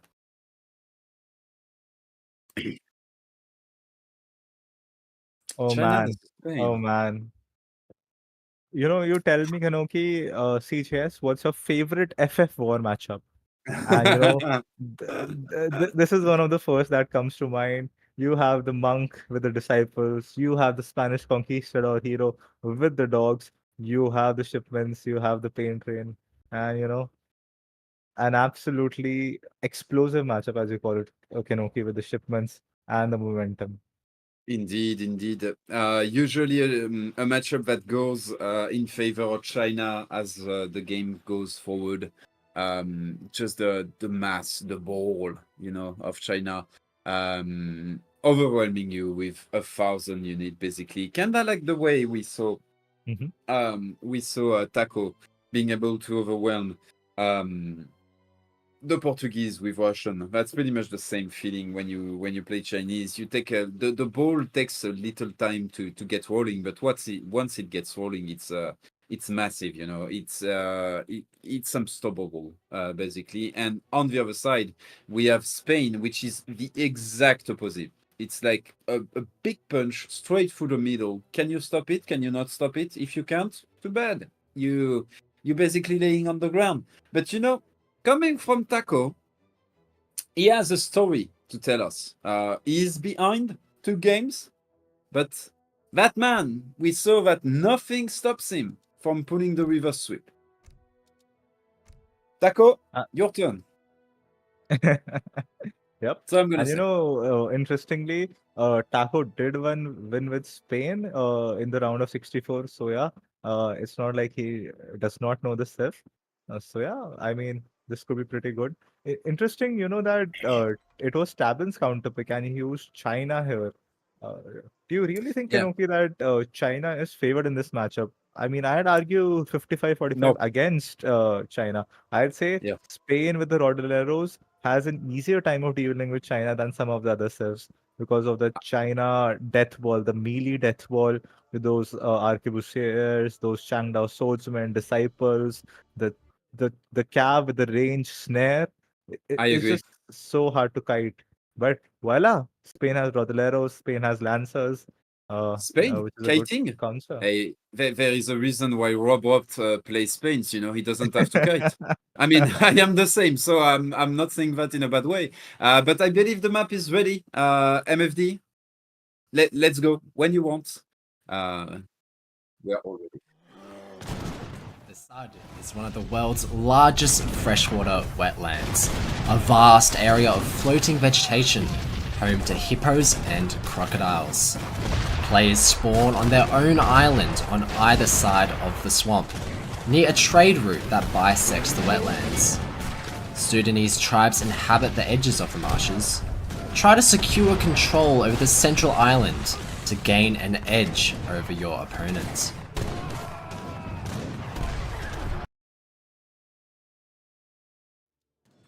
Man, such an intro right there for the map. Have you seen those bombards just making infantry fly into the river? Damn, man. I think I love Kinoki, it. you were talking about so many buildings, so much architecture in front of Nothing the there. first few. Yeah. This time we have the swampy map, which reminds me of the vanilla version of Bayou. Now we have the map Exactly. Sud here. Indeed. Exactly. Excellent map, I have to say. Very short rush distance, which is going to be good for Taco. Taco is playing in the color blue on the south side of the map. As Spain, a very explosive sieve, as we were saying, usually one of those FF into GG sieve. And on the other side, we have Chinese, which is also an FF into GG sieve, but in reverse. In reverse, it's sometimes you reach FF and you GG, you concede because you already died, or sometimes you don't die immediately. You go for 15 more minutes and then you win. So we will see which scenario we'll have this time. You were saying that Spain is one of the cities that is well geared towards Chinese. I have to agree. I am expecting. Potentially, we will see if that happens. But one of the builds that we have shown in the last tournament by Robrot with Spain, and I believe it was against Chinese, it didn't work, but I have to say the execution was probably more the issue than the build itself. It's really the Ooga Boonga 10 Falconets in your face early H3. Legit, you place an artillery foundry and you just train Falconets, you know. You have a little, you have infantry from your shipment, and you just run falconets, and you run straight into the Chinese base, and you siege absolutely everything. And yeah, I don't know if we are gonna see that or not, but that's an option for Spain right there. Basically, Spanish gold into infantry shipment, and you train 2 batches of falconet, and you march forward. That's the build. Simple enough. That's the Robrot way. That's the Robrot way Yeah. for sure. Gonna yeah. see. Yeah, Will we see you that? know, Big Kenobi treasures, is though. already teasing for the Robrot versus Alvaro series Yeah. that is about to come tonight, ladies and gentlemen. But back to this game, Tabben on match point here, and I have to say, such a strong H1 for Tabben already. I think already he has built a trading post. He has gotten 3 big treasures, working on the 3rd or the 4th one already. It's been a pretty good H1. Spain also, Yeah, Spain also, yeah. both have the stronger heroes. They have the ability to train the pets or the guardians. And it'll be interesting to see what Spain does. Will the tower go forward, right in the face of Tabben, to pop all the shipments and do a very aggressive FF, the Robrot way? Or will it be something slower? You know, the new Spanish gold meta that we have been seeing, a little bit slower Spain. It'll be interesting to see. Well, someone in the chat was mentioning it, but there are 2 big EPOs, XP shipment, treasures on this map, and those EPOs are extremely good for both of the civ. On the side of Spain, because obviously they get more shipment from the same amount of XP, and on the side of Chinese, because they are extremely reliant on shipment early in the game, That's an excellent especially point. early in Fortress Whenever Edge. we play team games on this map, Amen. the first player flares, let's get the hippo treasure ASAP. Of course. So yeah, that's a great point right there. And if you have a Spanish or a Chinese player in your team, I hope you leave them that EPO shipment and you don't take it while playing Dutch. Right? Dutch players, you don't take the freaking XP treasures. You don't need them. Leave them to the more explosive civ, I would say, and more XP reliant civ. There you go. That was my rant about team games. But we could see tower edge up on the side of Taco is going extremely conservative with that tower. I'm quite surprised, I have to say. Maybe he's afraid of some raiders or something happening in H2. That's a very, very safe tower. Instead of going more aggressive, which you could do again in a more passive matchup, like it is the case here with the Chinese, we can see both players going for the EPO. Little advantage here on the side of Taco because of that crack shot. Is he gonna train some dogs in order to get it? He's waiting for the dog. Likely gonna wait for a second crack shot, or is he gonna try to do some pull magic with the dog, tanking the EPO? We'll see. Looks like he's gonna try to do some pull magic. It's just so funny though. We have both players playing different civs, but it feels more like a mirror than the India mirror. Both players going for the same treasure. Both players have the similar scouting pattern. Both players started with the TP. Both players now sending 700 coin, going for the FF ASAP. It will be interesting to see what wonder China is going with Confucius Academy. Okay, what? So that's going to be the 10, 8 arquebusiers. I think he does not feel comfortable enough to go with the greedy porcelain tower. Wait, which is that's fast. Mate, that's extremely fast on the side of Tabben. How did he got that tree so fast? Now, Yeah, mate, that's power of the French consulate build. no, mate, he clicked literally at 5:30. That's crazy right there. He must have had insane treasures. treasures. Like, that's an excellent edge up right there. And that's going to play a big part in this game, really. On top of that, he just got the XP treasure at the north. So, like, Chinese is on an excellent path toward all of his win cons with excellent XP. He almost has 2 shipments reaching into Fortress Edge, and he's gonna reach Fortress Edge before 640. Like maybe Wow. 645. That's a big play right there by Tabben. Excellent early game from by him. That's a great point, Kenoki. Dream start from Tabben. Starting with the meteor hammers, interesting. I think it's a strong shipment. 5 meteor hammers, good versus early falconets, good versus lancers. Taco on the meanwhile looks like an age 4 macro. Kenoki, will we have the first revolt in the game? Would explain the defensive tower. Would explain why he's not going for the middle trading post. And we have the Spanish gold. Yeah, smells like a FI into revolt if I've ever seen one. Is it going to be that? Or we can see behind this, we have the wood that is coming. So it's going to be a greedy play here by Spain. How greedy though? Is he going to use that wood in order to throw down TCs? Or is he going to use that wood in order to... I smell a revolt. You think revolt? We'll see. It has to be. We'll see. But there is already pressure coming at the door, at the gate from Tabben with the meteor hammers, as we were pointing out, with some of those skirmisher that he got from the edge up. Also remember that the first edge up trickled in some unit every 2 minutes or so. So we can see the first unit coming up.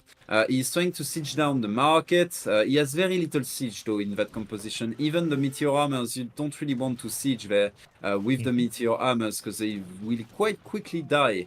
To both the outpost and VTC right there. Well, we can see indeed it's gonna be a fast revolt, but which revolt? That's gonna be the big question right there. The market is gonna go down, so no trading available anymore, and completely idle on the gold. So of course there is capitalism behind this that is gonna make sure that the gold is gonna keep trickling in, and plus on top of that the crates are gonna enable 1 or 2 villagers to jump out of VTC and try to gather the crates. Still missing 40 gold though right there, and we can see the consulate coming up, the villagers trying to gather the wood, the coin crate, and the problem is you cannot... so smart to siege down the market because already the age 4 has been delayed by 10 seconds. Tabben smells blood. I think the next step for Tabben is to throw down a village in the middle of the map and send those 7 mortars just to add more siege. Mate, I feel like I'm watching the matchup in reverse, usually it should be the opposite. Basically, Spain putting pressure onto China, but here, thanks to all of the treasures in the early game, like that Spanish gold is not going to pay out at all. He's not going to be able to gather the crate, and that's going to be a game here for Tabben. Tabben is going to win this game. 100%. I don't see how Taco can recover from this. He has no other shipment point than this TC. This TC is not even near doing enough damage to clean all of the mass that is going to come from Chinese. And all Tabben has to do is keep rallying unit here. Make sure that his opponent cannot... I don't know why he's going south. Just stay under this TC and make sure that none of the crates can be gathered. Yeah, there you go. And just siege. Like that game, I really don't see how Taco is going to be able to recover. Maybe with that Lancer shipment. Though, killing a couple of shots for free. What is he aging up with? Is it the 2 cannons? Yep, the 2 cannons indeed. And Tabben is pretty low on cav. He may be able to hold it and just gather enough resources to revolt her. So maybe Taco lives to fight another day, Kenoki, for now. Indeed, but look at the reinforcement coming behind. That's a lot. And don't forget H4 dogs. If he can get Minutemen H4 dogs, he can hold this at least for the next minute till Tabben gets more cavalry out. Indeed, but hasn't the damage been done already? That's the big question right there. However, on the side of Tabben, we can see one of the big weakness of Chinese is that they cannot choose which unit they train. They have to train unit 2 by 2. What I mean by they cannot choose, they cannot train just basically anti-cav, which would have been the play. Same, in a situation like this, you will want more siege. With more siege unit, but you always have to mass arquebusiers with those siege units, with those Shengdaos. So here Chinese kinda forced to pull back because of this, because he cannot have the unit that would specifically deal well with this scenario. They have to come from the shipments, as we can see. He's getting the second batch though of Musketeer, which is going to be really good at dealing with those. Sure, Lancers, Musketeer, it's like 50-50. You have to get the Musketeers in melee, but those are the red coat Musketeer, you know, like they are not gonna fall down easily. They are extremely tanky. But yeah, nice recovery by Taco. To be fair, I giving wasn't too much expecting time to Taco though. Sorry, what was the question? I'm I'm saying, not. is Tabben maybe giving too much time to Taco? Maybe, yeah. He's waiting for his 7-hand mortars. He's waiting for his flying crow. Meanwhile, Taco, is he massing hussars? That sounds to me like a Chile revolt. Chile. Yeah, Yep. Chile revolt, 100%. That's gonna be 2 heavy cannon behind this. He's gonna try to go into Chile revolt. He's still missing 100 wood though, which is gonna be a pain in the butt, if you ask me. I mean, making this batch of hussars might have been a little greedy, I feel like. Yeah. We'll see the villagers. He has to protect the villagers. Yep. Go into the TC quickly. There you go. And now he has to defend with a few hussars, with a few lancer, and 2 falconets and a dream. Remember, he doesn't want 2 heavy cannons though coming in, and that's probably gonna stop that push right there. Sure, there are the mortars, basically the mini mortars that also act as culverins. Basically, you don't want to lose those hussars. If you lose those hussars before going into Chile revolt, that's a huge part of your spore spike that is gonna go down right there. But we can see both the heavy cannon, the lancers, the hussars. Nah, too many hussars are dying. Too many hussars are dying right there. We can see a few meteor armors are completely wrecking the falconet, and they are wrecking the heavy cannon now. And remember, no, it's not gonna be there in time because of the mortars. Wow. G into the G. There you go, Tabben taking that 5th game right there and assuring a victory in this matchup. What a game, I have to say, what a game. And those few treasures in the early game might have done a huge difference there. Difference there. Exactly. The 10 seconds that, Tabben bought with a perfect macro, with the good treasures, we saw the difference. It was the difference between the revolt coming in versus the TC going down. Very well played. Yeah. This is why Tabben is jacked. This is why we love Tabben's China. And Tabben's China coming in clutch, securing him the victory in this best of 7. Very well played by Tabben, especially in the last game. Dominating performance by him. Indeed. And I see a lot of if he doesn't make the 5 us, but at the same time you have to remember that Chile revolt, the more us you have, the better it is. So it's like that balancing act. You want to make us, but at the same time you don't want to make too many. Overall, I believe his timing was just not good enough compared to the timing of Tabben, thanks to all of the treasures. And rather than say Taco misplayed, I would rather say Tabben played very exceptionally well. Guys, an edge up at 6:45 with Chinese is extremely fast. Usually we see something more around 7 minutes, 7 minute 15. 6 minute 45 edge up is nuts, like absolutely nuts. So very well played here by Tabben. Excellent game in order to close that series. Ladies and gents, I can see we are many on the chat. We have a series that is coming up normally in 25 minutes, I believe. If it's recordings though, maybe it will start earlier, I'm not sure. I think Mongpa wanted to take over. I have to say, I would like to get my voice a little bit of a rest. Maybe I will cast tonight, but for now, I will have to do a little break. I have to say. Yeah, lovely casting with you, Kenoki. That's going to be Same. it for me, also, ladies and gentlemen. Wonderful production by MFT, even better games from the players, and I wouldn't wanted to have to cast it with anyone else than our dear Kenoki.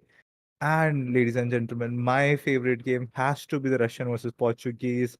I think everyone will agree. What a game by Joabe there, Indeed. earning that victory. But towards the end of it, the experience, the wider Sith pool, the higher elo mechanics, all coming down, and Tabben just securing that victory. Ooh, good raid by Rootline. Thank you, Rootline, for that raid. 300 viewers plus, lot of follows, lot of subscription, lot of viewership. Love you guys. Please support the channel. Uh, any likes, donations, etc. are appreciated. That's what let's keep our jobs as casters. That's what funds Kenoki's Baguette Fund, and that's what keeps the tournaments going. So yeah, thank you for the love. Keep doing that, and I'll say my farewell for now. And do tune in for the next series. I just saw Harrison in the chat. He's right. The series, the second series, I started 35 minutes ago, so we should be able to jump right in. So Harrison, come into the chat as soon as you are ready. Mongpa, if you can hear me, you were asking if you could replace me for the second game. It will be a pleasure. I have to say my voice is getting tired. Maybe I'm coming back tonight for the last series, but not sure. We'd have to confirm.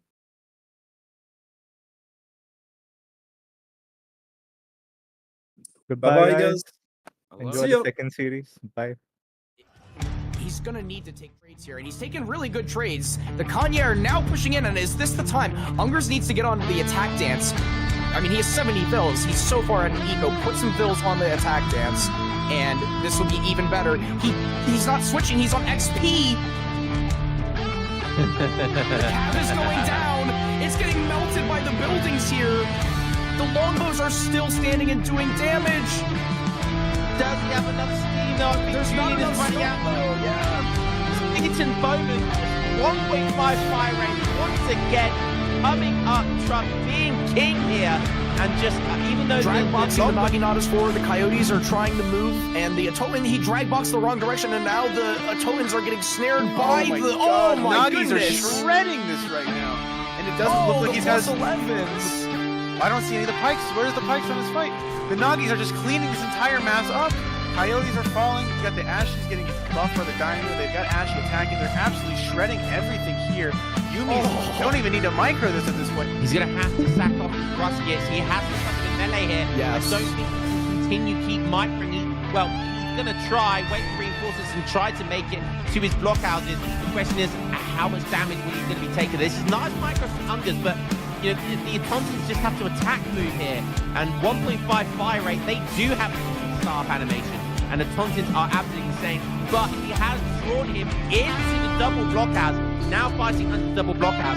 The question is it going to be Skits are a little enough? behind here. The Cossacks are now getting snared by the Pumas and the Coyotes. The Explorer is now in with the triple XP tech. Some warriors are mixing. The Ottoman's doing absolutely insane amount of damage. He's on plus 36%. Look at him on the attack. That's a plus 36%.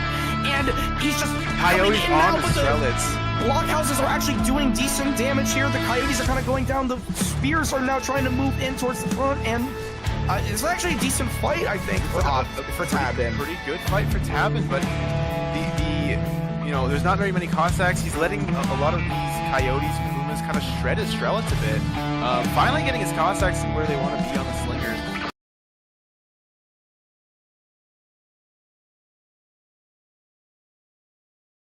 The tree carrying here! The trees for Sweden! And there you go!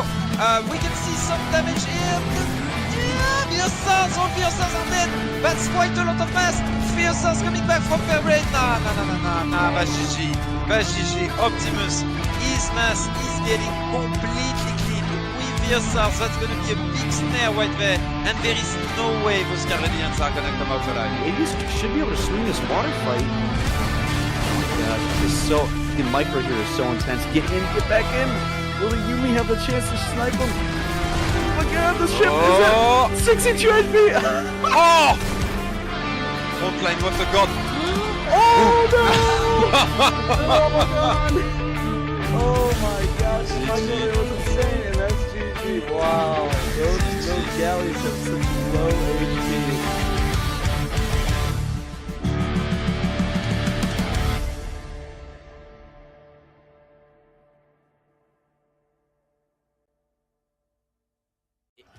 He's gonna need to take trades here, and he's taking really good trades. The Kanye are now pushing in, and is this the time? Ungers needs to get on the attack dance. I mean, he has 70 vills. He's so far ahead in eco. Put some vills on the attack dance, and this will be even better. He's not switching. He's on XP.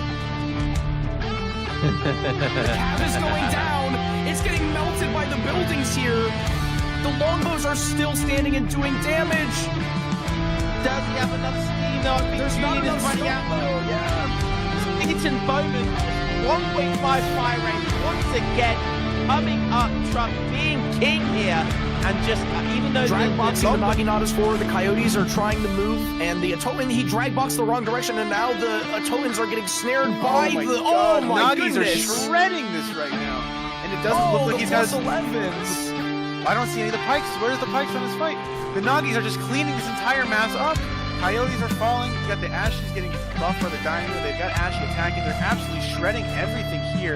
Yumi don't even need to micro this at this point. He's going to have to sack off his Ruskets. He has to come in melee here. Yes. I don't think he can continue keep microing. Well, he's going to try, wait for reinforcements and try to make it to his blockhouses. The question is, how much damage will he going to be taking? This is nice micro from Ungers, but you know, the Automatons just have to attack move here. And 1.5 fire rate, they do have staff animation.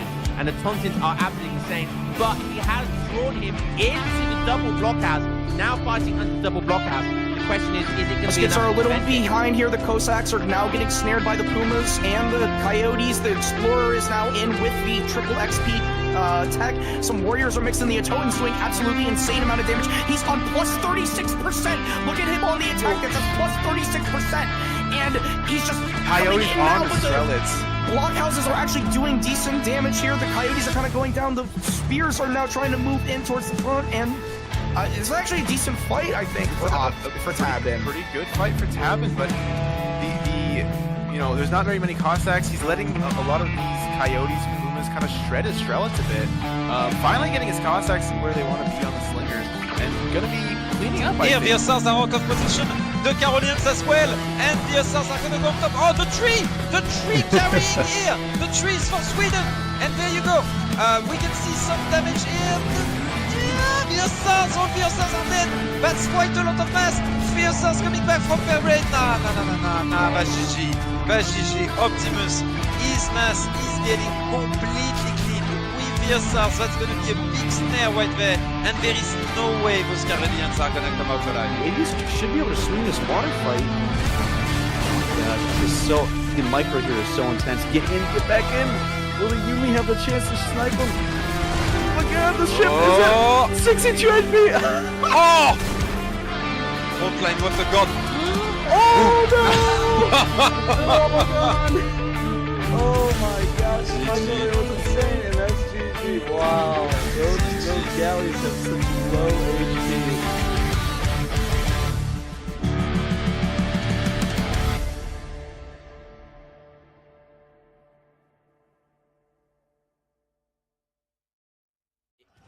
He's gonna need to take.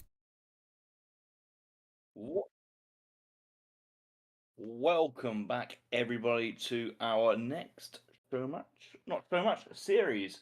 Take versus Brigadier slash Mongo 10. It's not Mongo Billion, it's Mongo 10. I'm joined by the cat, a beer, an empty bag of Doritos with like 3 crisps in, a microphone, and a fat Asian kid who also goes by the name of Asian Harrison. And he'll be joining me any moment now. Looking forward to casting with Mahonga. Well, I am here. That is the thing. It's just on Oh, the camera. Come get some or Kanoki oh, it's left come their to some camera room, isn't on. So that's come get some's camera. I can't connect in there without Oh, him disconnecting from the you know, camera. you So know, hopefully he doesn't do anything silly in the next few hours. I thought it was something strange about that, wasn't it? I was like, "We've got a new That- flat that- already of some sort." this is not my room. No, he is hopefully not stroking the sword while lamenting social realities anytime soon in his room, because that Mm. would be diabolical for I have had a moment stream. where like a quick panic freeze and ensuring the disc was it OBS is fully closed and like phew. I've also had a time where I've left OBS open. I've been sat like watching The Apprentice, eating dinner for like 2 hours, and someone like, "Oh, bye." You're still streaming to 2 viewers. I'm like, "Oh shit, what?" Love that. Love that. It's just the classic. Say hello to the stream kitty cat. Hello, meow meow. Meow meow meow meow meow. Well, I guess while we try and come get some, we could probably get ahead with the first game between Shake and Brigadier, and it's gonna be a Spain mirror here on Great Yeah. Plains. So that'll be quite Oh, interesting to oh, see who oh! goes forward. I see him. He's there. Oh, there he is! There he is! He's there. Oh, he's doing his laundry. That was definitely Oh. sniffing the boxers. Maybe it was a No, he's t-shirt. washing but- his face. Who knows Yeah, what it is? yeah. Hello, wave. Hello, Hey, come get yo, some. hello, hello. Oh, he's gone. Oh, Oh, come on, you gotta close out. Oh no. Oh. oh, Oh, we could have had that the whole stream there. bruh. That would have put ESOC TV to the front page if we got that. Front page instantaneously, like no doubt. Also on my camera, when it does appear, hopefully you can notice There you are. it's my cat on my And shoulder. My on a sibling made me hoodie. this hoodie. Yeah, And my they cat's made me walking this around the hoodie for desk now. Christmas. We So literally have sly. we literally have a cat stream. You come back on? Go on. Oh. Do the shoulder thing. Do your shoulder thing. Sometimes the cat does like claws on my shoulder and just like kind of for some reason sits on me. But hey, he'll come down. Surely. There's nothing else up for you here. He'll get up onto you for sure. Yeah. You know, I mean, we do have some games to gas, but I mean, it is a cat, and cats are far more interesting than Shake's gameplay. Yeah, which one's the real Harrison? The chat already coming out with the double Harrison squared casting. Yeah, and, I know, yeah. It's I mean it's We expected. should To be we should honest. we should have it the British Mahonga for a while. Just like, you know, give you a little bit of respite because you always get the shit. Always. A British Mahongpa. That would be I don't know. Oh, It but just doesn't. Yeah. right. Go on, cat, you gonna sit on my lap or? All right, so we're ready to go. Let's get the first game started, and it's gonna be Great Plains. The Central Plain is the most populous region of China. Its rich and fertile open grassland is crossed by an extensive trading route that separates both players.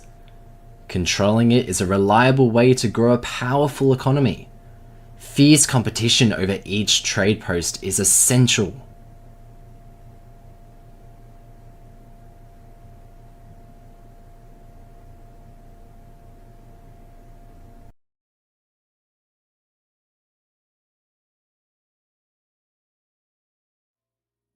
All right, hello Oh, and welcome, Harrison. You can do take it, yeah? over. Oh, we should have flipped a coin for it. Yeah, we should have. All right, you got it. You got it on lockdown, my king.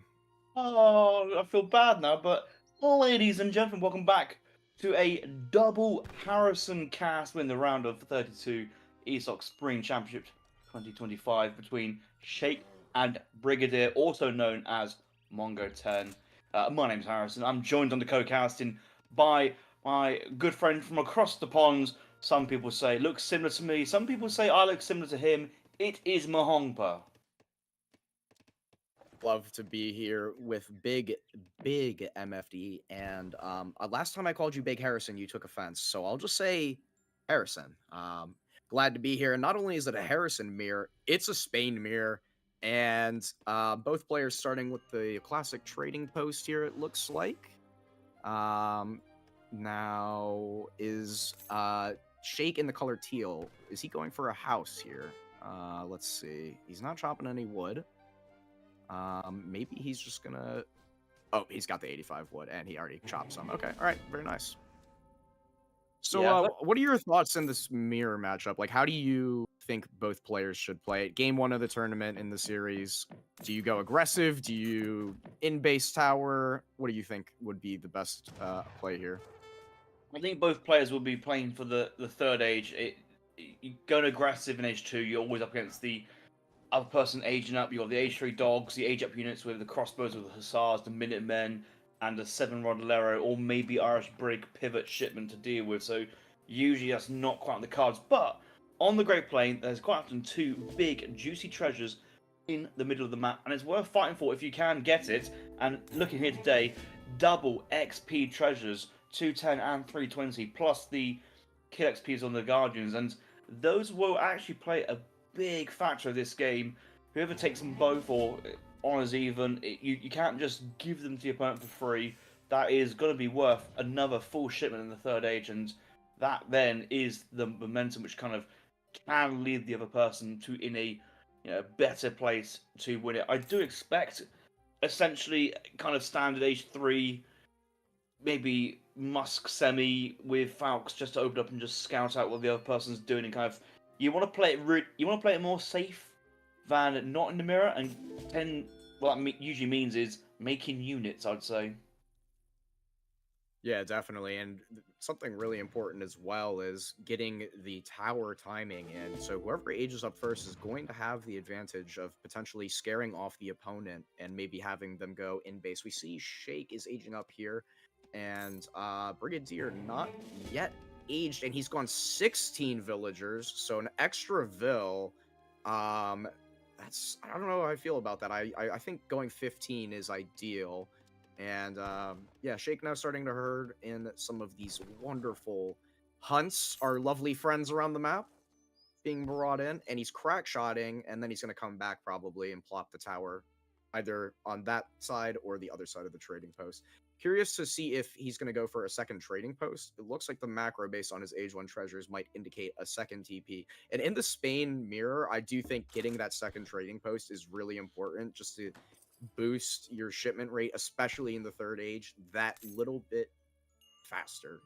But yeah, going for a market here as well instead. 1920 hunting dogs.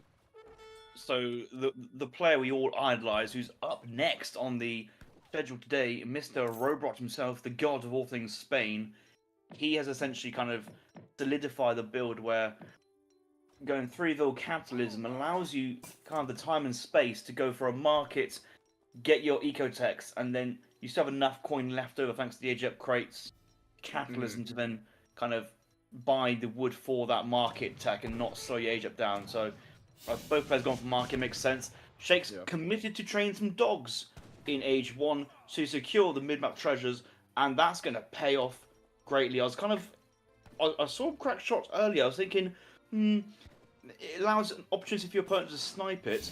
I'd wait until you have units there, but actually a good way to get units is the dogs. They have Treasure Guardian bonus, they are cheap, you're going to use them anyway, they're going to shadow attack to the third age, you might as well. Shake going really forward with this tower, and that is a ballsy play to do in a tournament setting.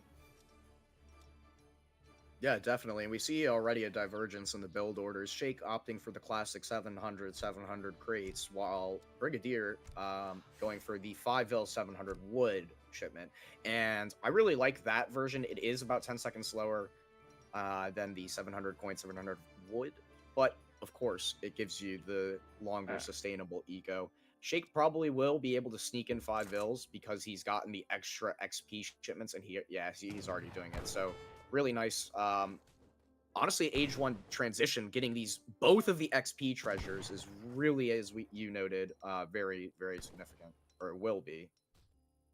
And I love the fact that I am the gatekeeper. I keep getting stuck at 1600s. I can't break out of it. You're on that 1400 ELA level, and at our level, 15 seconds is, you can work with it. But I think at this level, to the credit of the players, 15 seconds is a long time. I don't think Brigadier has a spare 15 seconds here, especially with Shake with extra shipments. That's 700 wood, which Shake has sent in. That's going to be housing, maybe racks, maybe enough for Vet Muscat, but Shake will be pretty much reinvested in all that stuff pretty quickly. I think his Vrax has gone middle map actually by the outpost. And then, yeah, there we go. And then that extra XP has allowed him to get 5 settlers pivots, so he's not really behind in eco. Yeah. But he's got this better tempo and will carry that through thanks to the treasures he's picked up. And those treasures are even allowing him to go rods in transition here. Maybe he's just saving that in case of a push, but yeah, and aging up with the pikes. What is Brigadier aging up with here?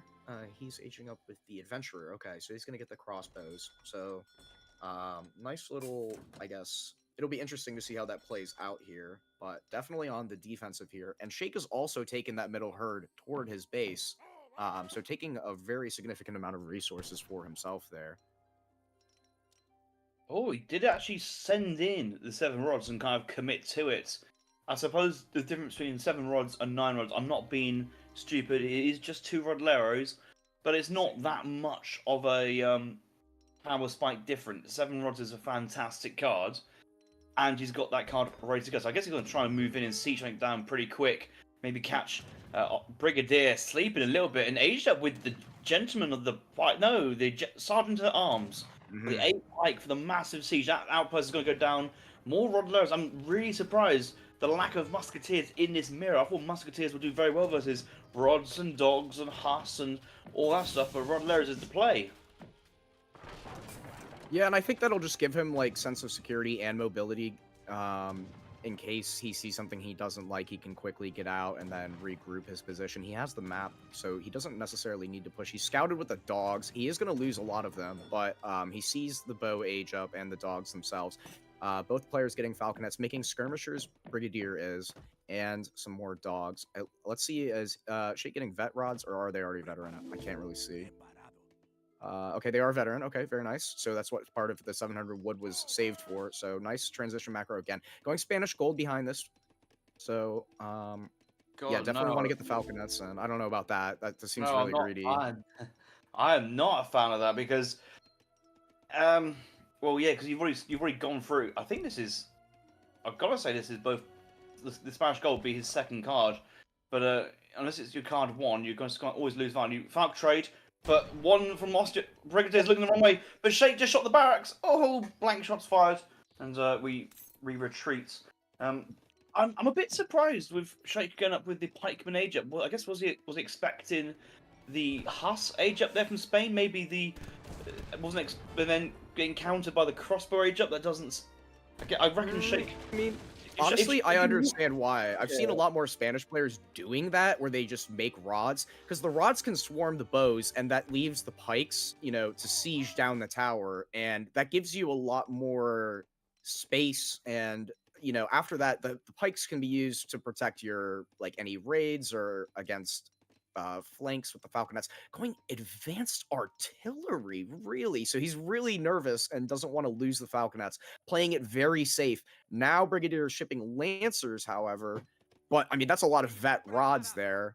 And there's not really much I hate to say it, anti-rod, you know? Like, rods can just go in there and probably just swarm, take a blast in cover mode, and then just kill everything with the dogs mixed in and the falcons behind. So I think what we're looking for is a wall. A lack of a wall, yeah. a lack of a market, a lack of great coats possibly on the villagers. They are fantastic for basically making rods feel pretty useless. They sponge up so much damage. They do have the great coats on, obviously. The mortar coming in, I don't think the mortar attacking the falconets will change the dynamic of the 2 falc showdown too much, but you see that Shake's been very proactive, poking ahead. I think Mongo's like trying his best to avoid a 2 falc exchange as much as possible. He's just going to drag box the army in.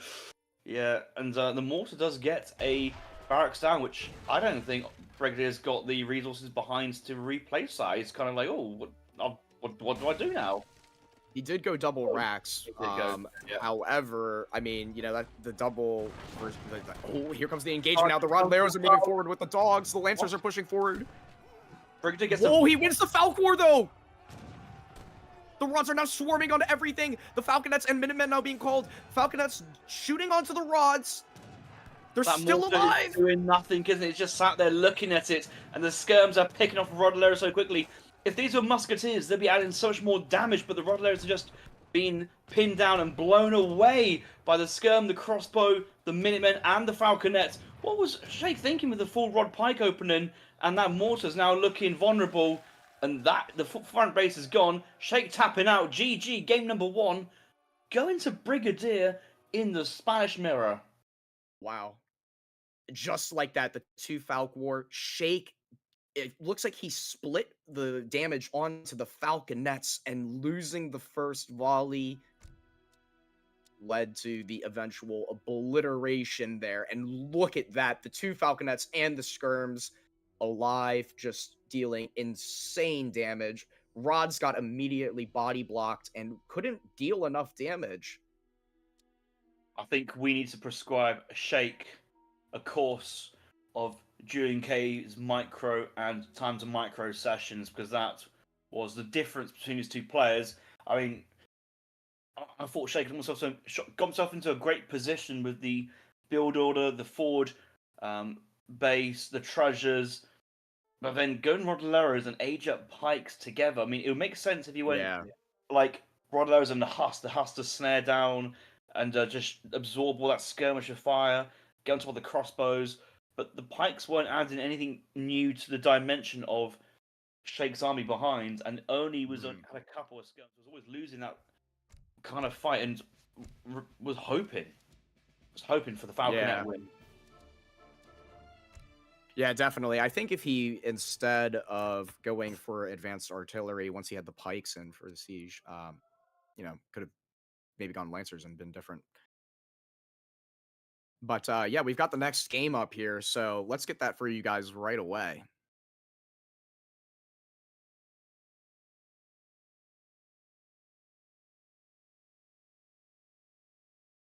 And yeah, we've got the matchup here. And shocker, Harrison, I'm going to let you guess who's playing Sweden.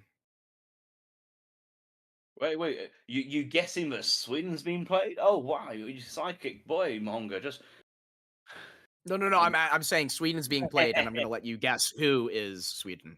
Who is Sweden? Well, of course, it's Big Sheikh. Is his main go-to squeeze, and under Mongo 10 is a bit of a DE Civ enjoyer. Enjoys the USA. We keep going for now. He enjoys the Italians greatly, and I'm sure he would then, as a result, think about playing a bit of Portuguese. That's kind of his style. Then probably another similar kind of FF, and maybe Story Civ could be an Ottoman gameplay. So that's what I kind of expect from Mongo 10 going forward.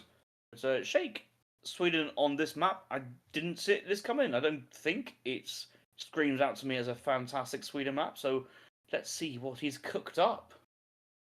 I mean, I think it's an okay Sweden map, right? The icons can give you access to a gold mine if you're not able to get onto the map.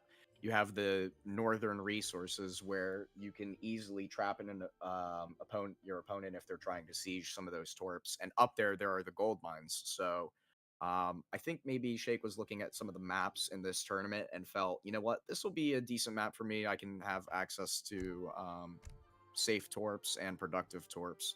So we'll see. USA here, I think Chinese immigrants on this map would be insane, but yeah, we'll see what happens. Well, let's get this show on the road, as they say.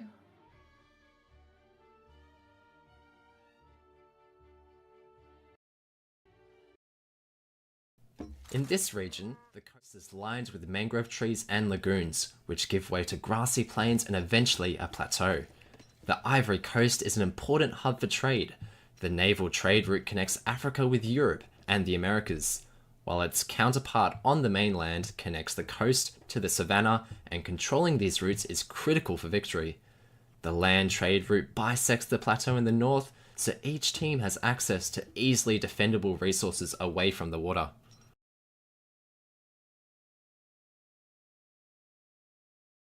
All right, welcome back to game number 2 in this best of 7 series between Sheikh and Brigadier. And on this map, on the right-hand side, we have Sweden in the color red, of course, Sheikh playing as the Swedes. And on the left-hand side of the map, in the color blue, Brigadier playing as the United States. Now, we did talk a little bit about this map pre-game. We do see USA immediately building that first trading post, and I think Chinese immigrants on this map could just be an easy stagecoach, and you can just kind of pressure the mines from there or just age up. But yeah, what do you think USA or Sweden will do in this matchup, Harrison? Well, yeah, I think the Chinese immigrants is the play here from Mongo 10. I don't want to kind of discredit him too much, but I believe he's a meta player. He's a build order player. He's basically got a piece of paper in front of him saying, "This is the build order I'm doing, and at this stage I'm going to send this. I'm going to train this unit. I'm going to follow out this plan." I don't think it's going to deviate too much. He's got the 3 Arkansas post wagon in his deck. I'm expecting him to call in 10 Highlanders. I feel that you should be able to get 10 out on this map. There are 5 train posts. You should be able to take all of them. There's 4 native posts as well. Yeah, granted, you won't have all of them at the same time, but maybe you could remote to build a native post for the 100 food, 100 wood. Let your Chinese immigrants wagons take the trading post behind you. Have your Philadelphia age up. You then have all the saloons and churches. Highlands to defend. The only question I have is, I think Sheikh is aware of what USA wants to do here, and I feel that Sheikh's the type of person to say, okay, I'm going to deal with this by spamming leather cannons in the third age to kind of take out the Highlanders and then have the Carolinians to siege the trading posts. And I mean, he's also a hack complete enjoyer. That's his go-to playstyle, but I feel like it might be a bit too slow in the face of giving full map away to USA. Yeah, and typically when I watch Sheikh, he really likes the Cav, like the 10-13 Hus kind of extended H2 into full Torp eco. On this sort of matchup with this strategy, I think you're kind of forced into going Carolians to siege down some of these trading posts. We do see Advanced Saloon, so he's definitely going to be doing the Highlander build and placing down a saloon with his Age 1 military production building. Sheikh aging with the Governor, pretty typical, I think. I would like to see him potentially put that outpost aggressively near the elephants in the middle of the map in the trading post line, and then potentially siege with some units. But we'll see. Aging up with Pennsylvania, of course, you get the great coin trickles, and that's the thing with this build is like, excuse me, you get so much coin eco from it that you can really transition nicely into outlaws. So very strong build for USA at the moment. Yeah, he's gone for advanced saloon card too. I don't play USA, but the general meta is either capitalism into Dutch immigrants, or just Dutch immigrants, or just capitalism.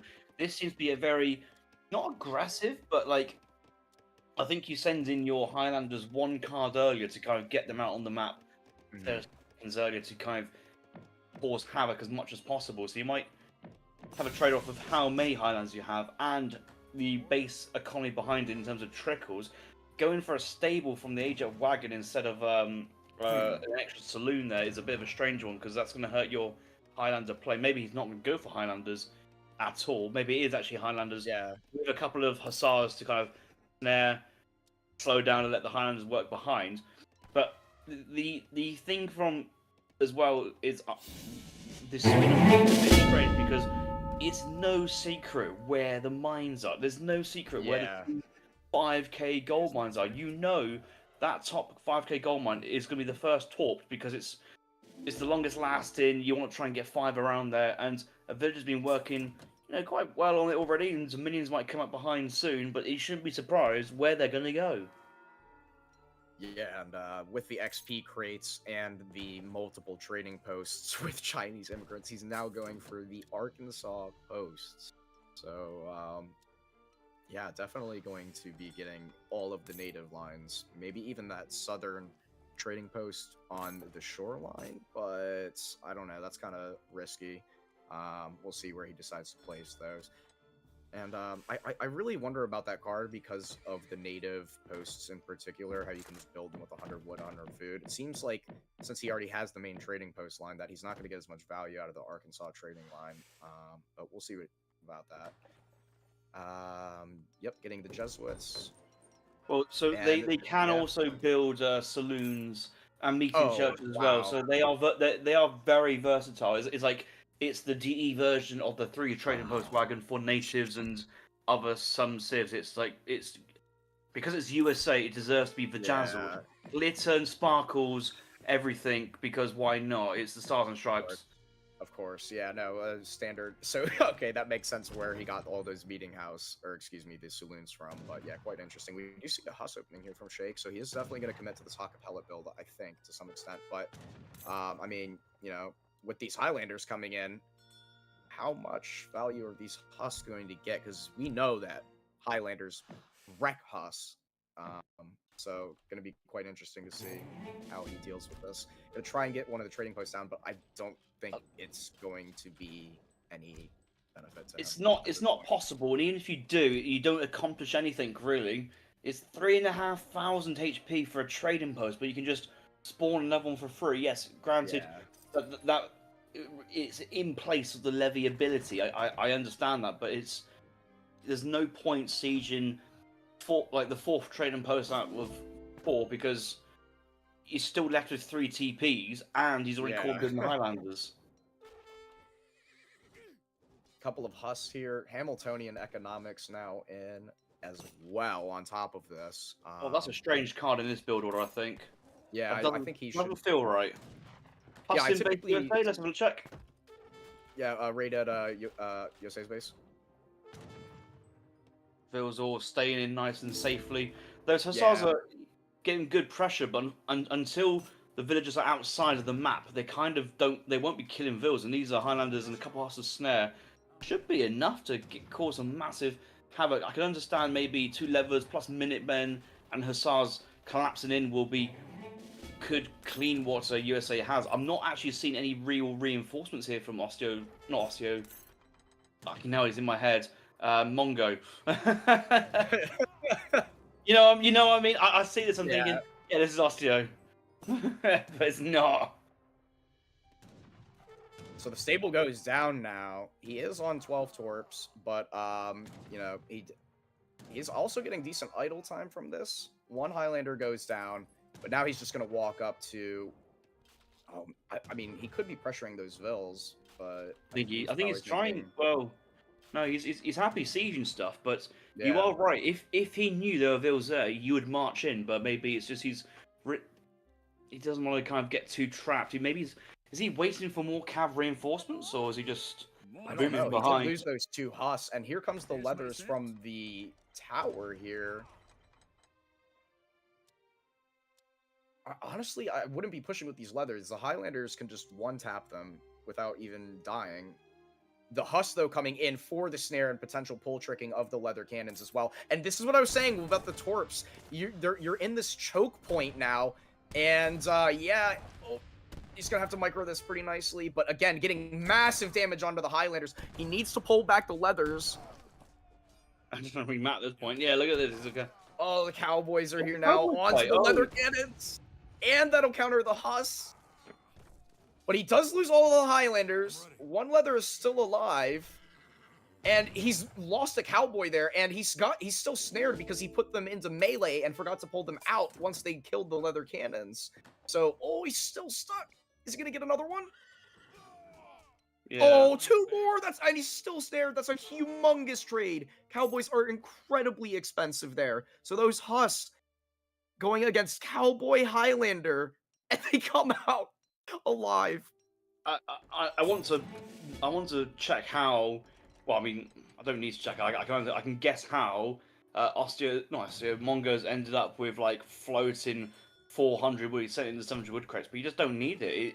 It's not the card for the situation. He's now got the stagecoach in, but he's sent in Hamiltonian economics. He's sent in VGA for the fast age, but he hasn't got the resources to age up at the moment. Now sending the 700 coin kind of panic. That should have been the first card, then VGA in transition. Shake's already on his way up to the next age, and actually, it's the kind of the half-arse committal to units in age 2 and then following up to the third age is kind of let Shake off the hook here, because he shouldn't have, conceptually, he shouldn't win in long age 2 versus Highlander Huss Cowboy with just Huss.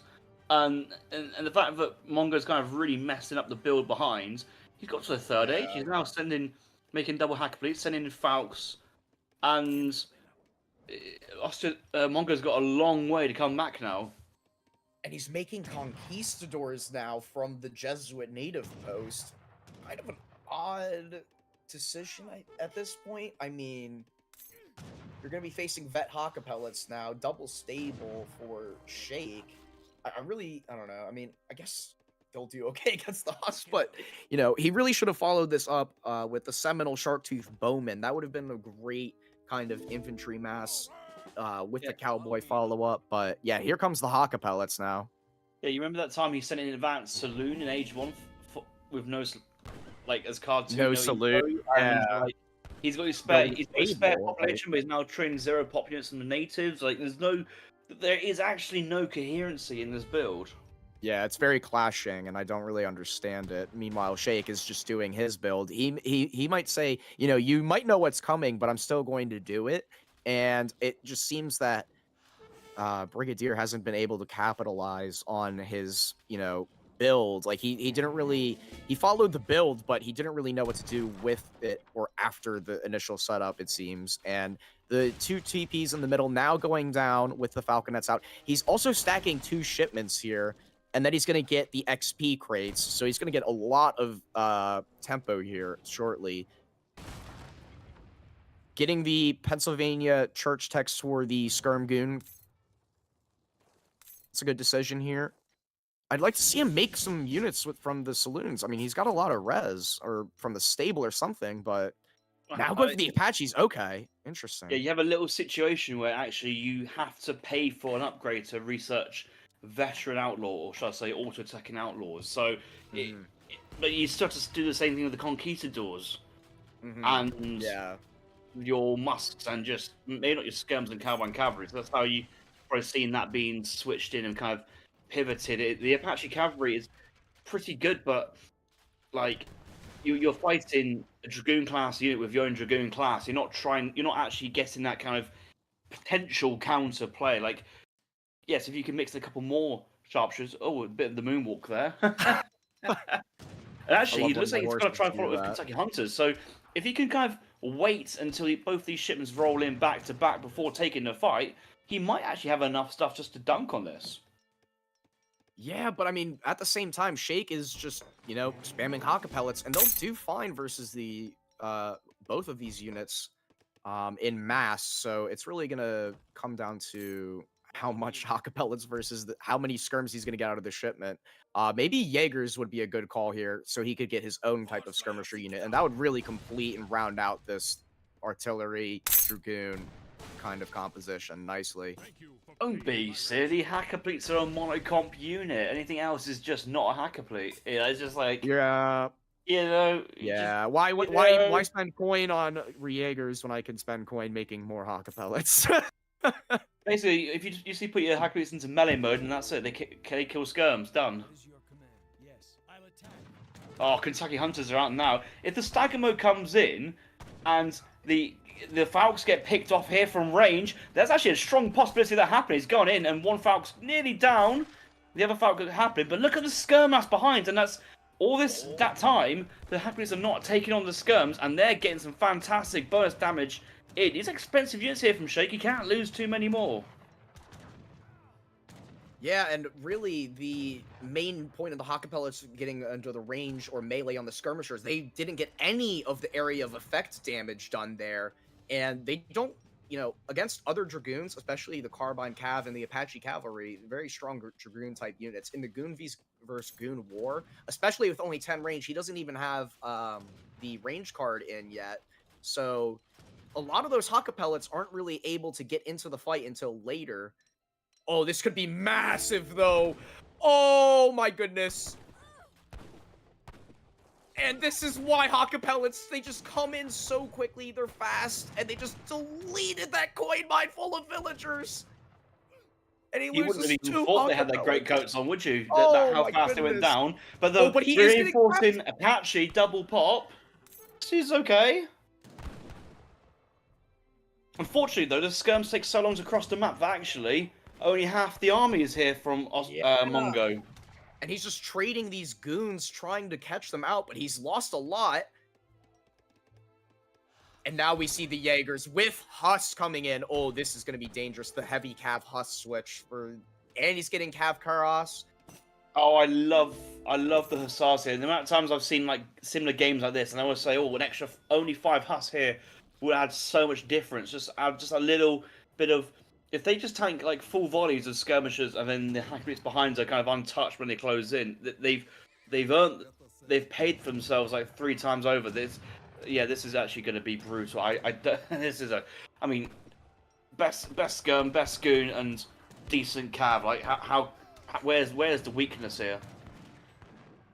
Here comes the Hawkapellets and the Hussars, rolling artillery coming in from the back, but it's really far away here. There's villagers on the coin mine getting dealt damage from the area of effect. The Jaegers are not getting touched here. The Huss are getting onto the... Gatling guns onto the Jaegers, though. Oh, that is not what Sheikh would have planned for. That is a lot of value going down pretty quickly. And all of the Huss are starting to dwindle down. The number of Hawkapellets is Big down. Huss But here comes reinforcements, Huss though. Dragoon count reinforcements. low. Dragoon count desperately low. And there's no more Apache cards coming in behind.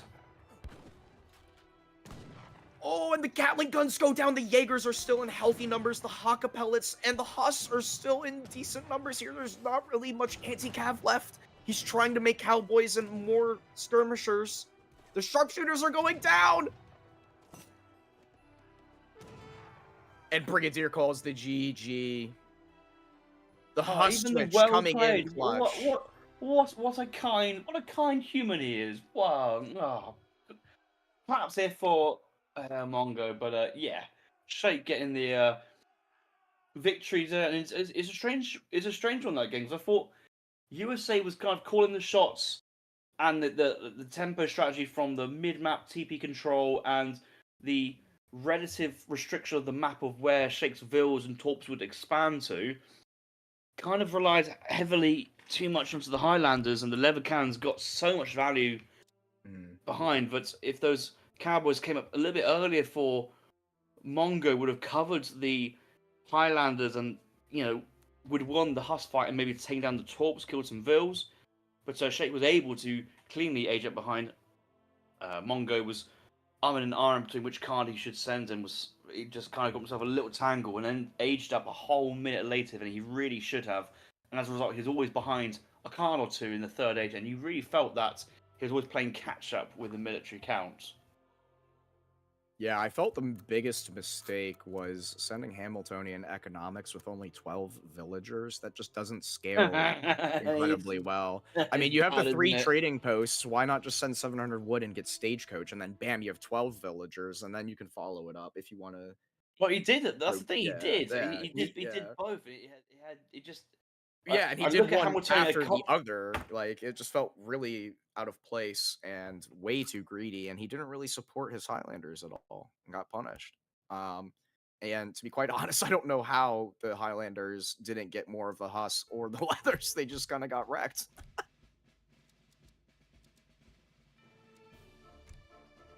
All right.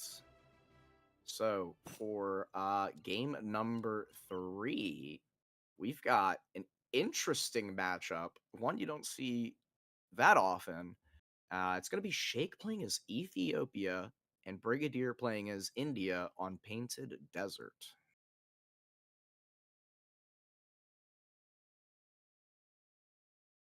Have we got a map intro for this one? Yeah. Go for it. And we will send you guys over to the map intro once we lock in the confirmed Sheikh victory. So it's 1-1 in the series.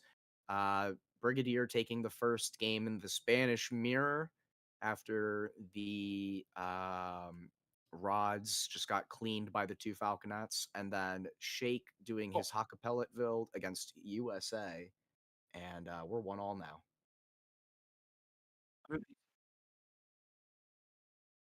All right. Painted Desert is a lonely open range with scattered mesas and rich ore deposits. Hunting is plentiful, but wood is a little scarcer than normal. Lost cows can also be found wandering among the mesas. A string of 4 Apache and Navajo villages divides the map into 2 symmetrical halves.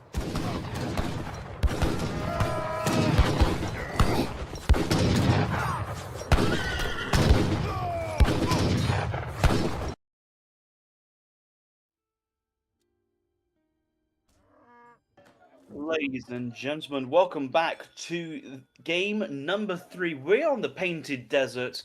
Sheikh is spawning down to the southwest of the map in the colour teal, playing as the Ethiopians. Mongo 10 taking the Indians, spawning into the northeast in the colour red. Last game was on Ivory Coast, and we saw Sheikh get the victory with the Swedes, and is now carrying on his journey, playing the Ethiopians. And I just know how Sheikh plays Ethiopia. I'll elaborate down a little bit, but I think this map is probably going to be slightly India favoured with the axe on the map. I don't think. I suppose you got the cattle market as well. It's going to be fantastic for Ethiopia if you can get many of those. We'll have to check in on how many cows both players have got, and yeah, how many cows have both players got? This is interesting. Hopefully, you know, Mongo will be hoping for at least 4. He does have double the numbers of explorers, and yeah. Yeah, it looks like Sheikh picking up 2 there, and nice split of the Indian explorers to make sure that he does get a sufficient amount of cows on the map, and he's got 3 so far. Gonna get this coyote pup, which will actually help India, because in H1, the Indian explorer by himself is not particularly the strongest. So this will allow him to pick up treasures and continue scouting for the cows. One thing I must note is right off the bat, when we started this game, you can tell Sheikh's inexperience with Ethiopia, because he started to shoot the bison, whatever they're called. Yeah, the bison are friends. In before he queued the first villager. It's really important as Ethiopia that you make sure you get the first villager queued as quickly as possible, because you're not picking up crates, you're gathering from livestock, which is slower. So you might be a bit delayed, although not the biggest deal in the world.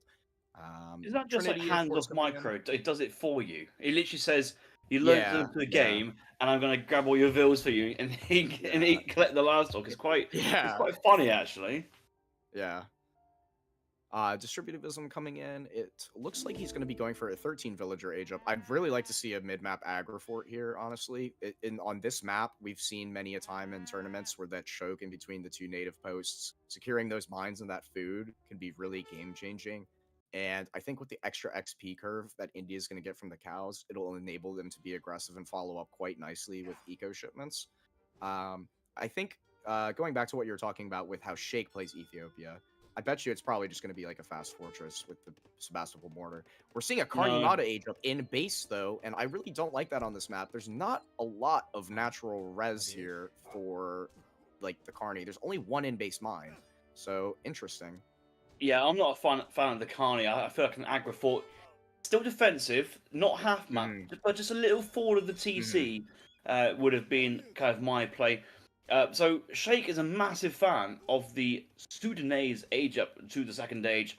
I want to say that's what he's going for, Sudanese, Yes, and his basic plan is it's like send in 700 wood, send in Big Benny, send in 700 gold. But he's got some influence, and he's going to go for the double Red Sea Wagon for double barracks.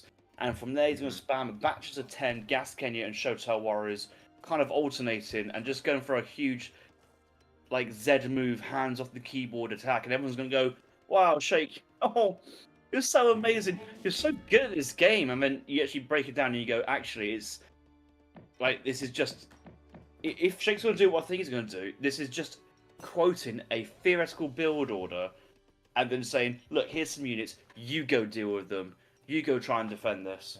And I've never been a fan of that, of Age of Empires 3 in how I go about my playstyle. I always like to say, well, if I'm going to apply Civ like the Chinese and get to the 3rd age, and then I'll consider my options, or I'll go for H2 play, and this is what it's still build or theory, but it's kind of get to a play, get to a state, and then play to the game. Shake is gonna be we're gonna see a very clean build here. I mean, I think that's what you want though in a tournament, right? I mean, it's different going onto the ladder and playing versus you're on a map, you're against the best of the best, and you're trying to advance.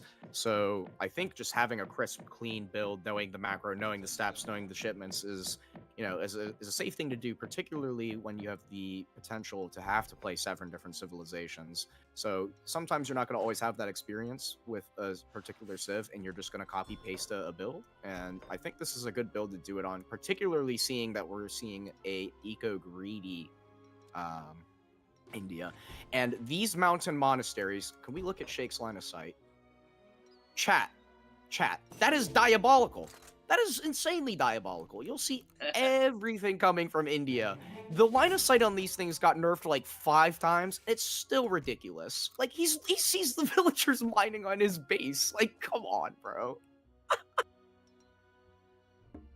Yeah, it is pretty good. It's ridiculous. It's ridiculous. And Mongo going for Rajputs.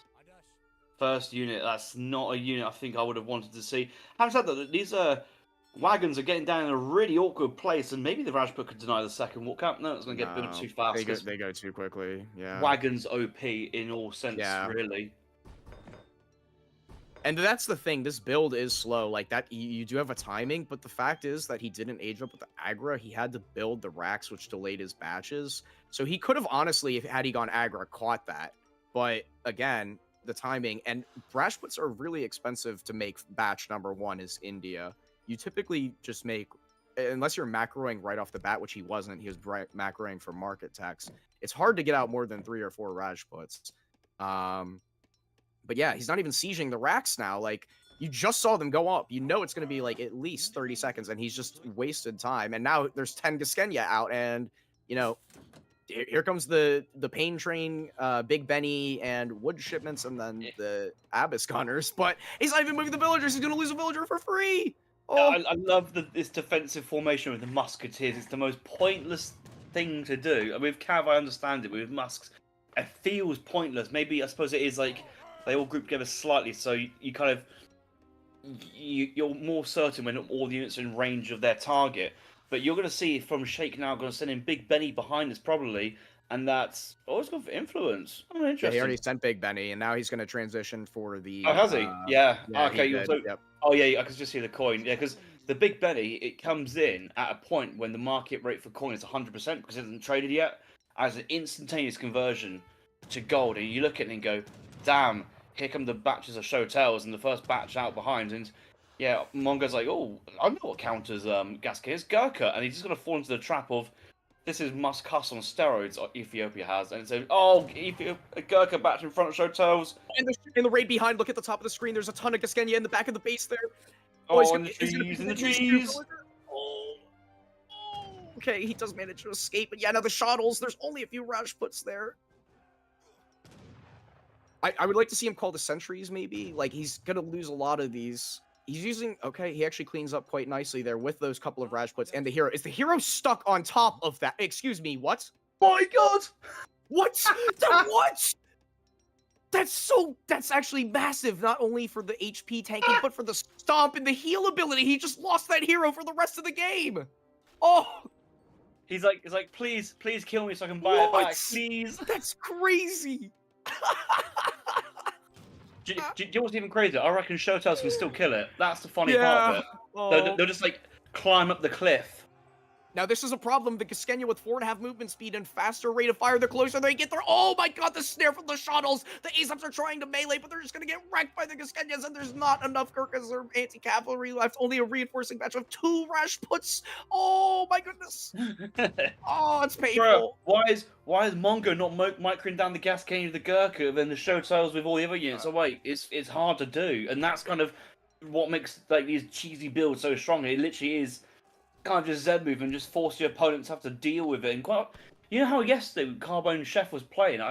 Carbone forced a lot of mistakes from Chef, and I feel it's a similar situation here with Shake just jamming it in and Mongo going, "Oh my god, what do I do here?" Yeah, he definitely needs to go into a stable of some sort because I think really the only way you can deal with this is some sort of Zambrak. I feel like a lot of India players will kind of start. Yeah, and he's doing that now. They'll start infantry and then they'll be like, "Wow, Sepoy badge. I need something other than Rajputs. They're too expensive." So we're seeing some Dervish here, and that's really nice, as well as the Cannoneers. The Dervish will do great against the Gurkhas since they do melee damage in range. Cannoneers will just pretty much counter everything. So yeah, I'm really curious to see how we do see some Zambraks. The sowers are now on the field from the sower shipment. Has Brigadier sent 300 export? Does he have a consulate down? Okay, he has. What is his alliance? Oh, it's in the back. The Ottoman He went allies. for Ottoman. Okay. He's gone for the Delhi. He's gone for villagers and ASAPs. Right, and the I don't know why. ASAPs, yeah, that's I guess right. ASAPs for the Shotel anti-cav pikemen, but Shake's called in cannoneers. I think they're crossing the map, and that's going to be a nice little thing to add to the composition. I think he's got another shipment to back it up. There's so much XP. I think he's just realised that the elephant is The elephant is taking. Oh my god. That's so funny.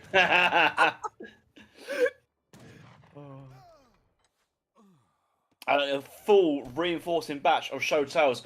He's expecting all that anti-cav at the front getting picked off already, and then just the Shotels just run through, drag box micro, path to the fronts, onto the targets, and it is as simple as that. I kid you not, that is Ethiopia in a nutshell, and the build order is so clean. It's so clean. GG has been called, and Sheikh taking a very convincing victory in game number 3 versus Mongo's India, and I think just a fantastic build order on paper. Forcing your opponent to outplay you is just a good play there from Sheikh. And I know a lot of people say that Ethiopia generally is bad or they don't enjoy it. I'm not even too sure he enjoys playing Ethiopia, but it works. Gasconians, they're very good. Yeah, they're incredible musketeers. And really, I think the biggest misplay here was declining to go mid-map Agrafort and deny the forward double racks from Sheikh and doing an in-base Agrafort, or excuse me, Karni Mata with only 1 coin mine in base and not a lot of natural res. And that really delayed the units coming out, and that in turn allowed both of the wagons to go up unharmed and just let the pain train roll.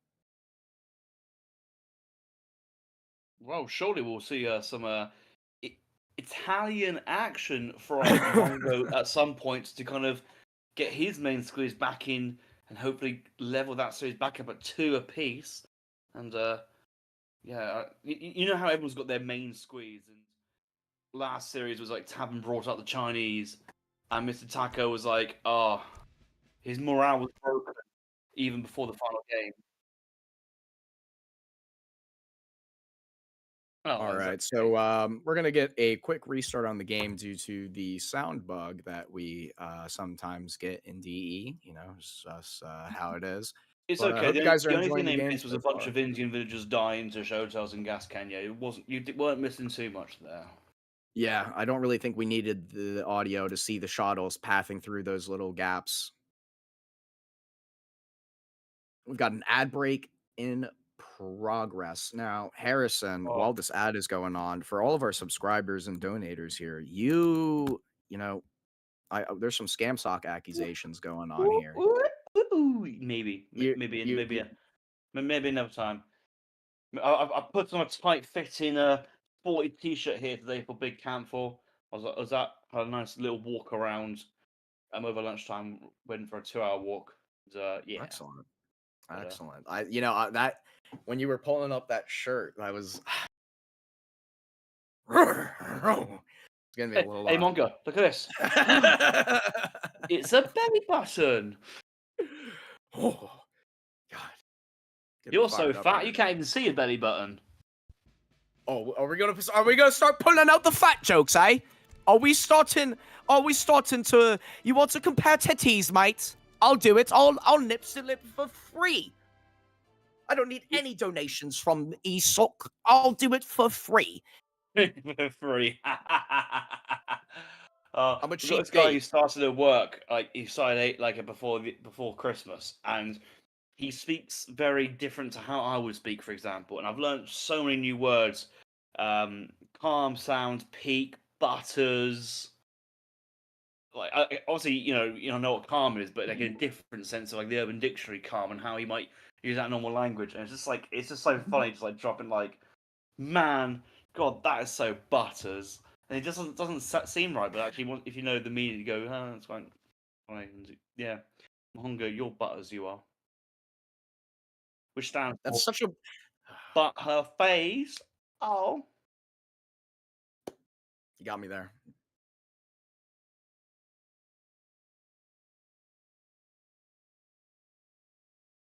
All right, so we've got USA here for Shake and Brigadier as Germany. On the map, Anatolia. So I think Shake's going to be spamming that Chinese immigrants, or as I like to call it, the chimmigrants. And on Anatolia, I can't think of a better map for this. What do you think about the Germany pick on this map here? I know you're a Germany enthusiast. Yeah, I think any map which is bigger than small is nice for Germany because you always feel that you don't get pressured as hard in Age 2, which is kind of Germany's weak time. If you can get yourself up to the third age consistently, then you feel good about yourself. You feel that you have options. It's a wide map. There's a lot of resources. But up against Shake's the USA, that's a tough one. Shake is very good at laming this serve. Yeah. All right, we'll send you guys over to the map introduction. The Anatolian Peninsula is the homeland of the Ottoman Empire. Its rugged landscape is bisected by an elongated grassy valley that separates the two players. This valley contains the only trade route and some grazing livestock.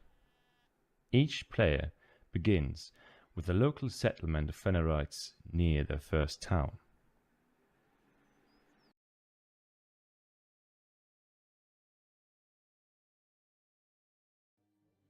Yeah, welcome back, guys. We are here for game number 4 between Mongo and Shake.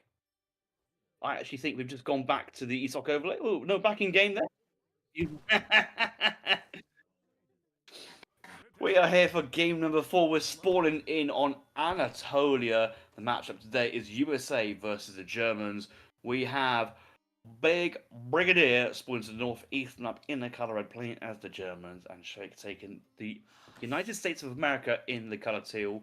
Fun fact, when the USA came out, we were told explicitly by the devs, guys, the Civ is called the United States, not United States of America.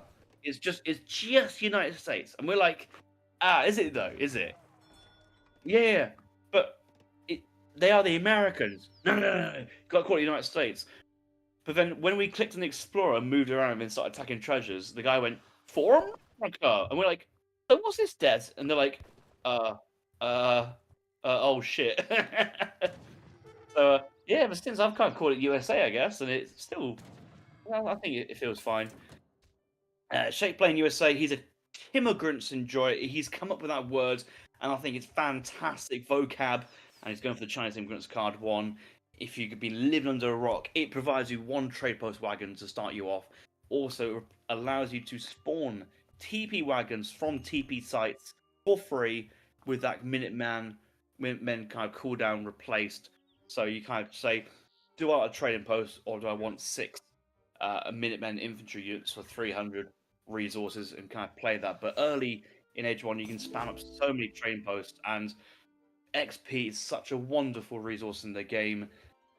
USA is the most fantastic scaling civ. Yeah, Shake is a bit of a USA boss enjoyer. I want to see what he's got cooked up this game. Yeah, I think those H2 unit shipments are purely for, oh, he's pushing Cav, oh, he's pushing Musk. I don't think they're going to be seeing any value there. It'll be interesting to see how he does this fortress and what his age up choice is, but I don't think that's going to be fortress. Brigadier here, let's see what he's doing potentially on this map. So we've got 16 vills. All right, and eating one of the yaks or water buffalo. Not even abusing lame builds. LOL. Good to know. All right, so I was going to say he could potentially murk here, but it doesn't. Or maybe he's talking to Shake.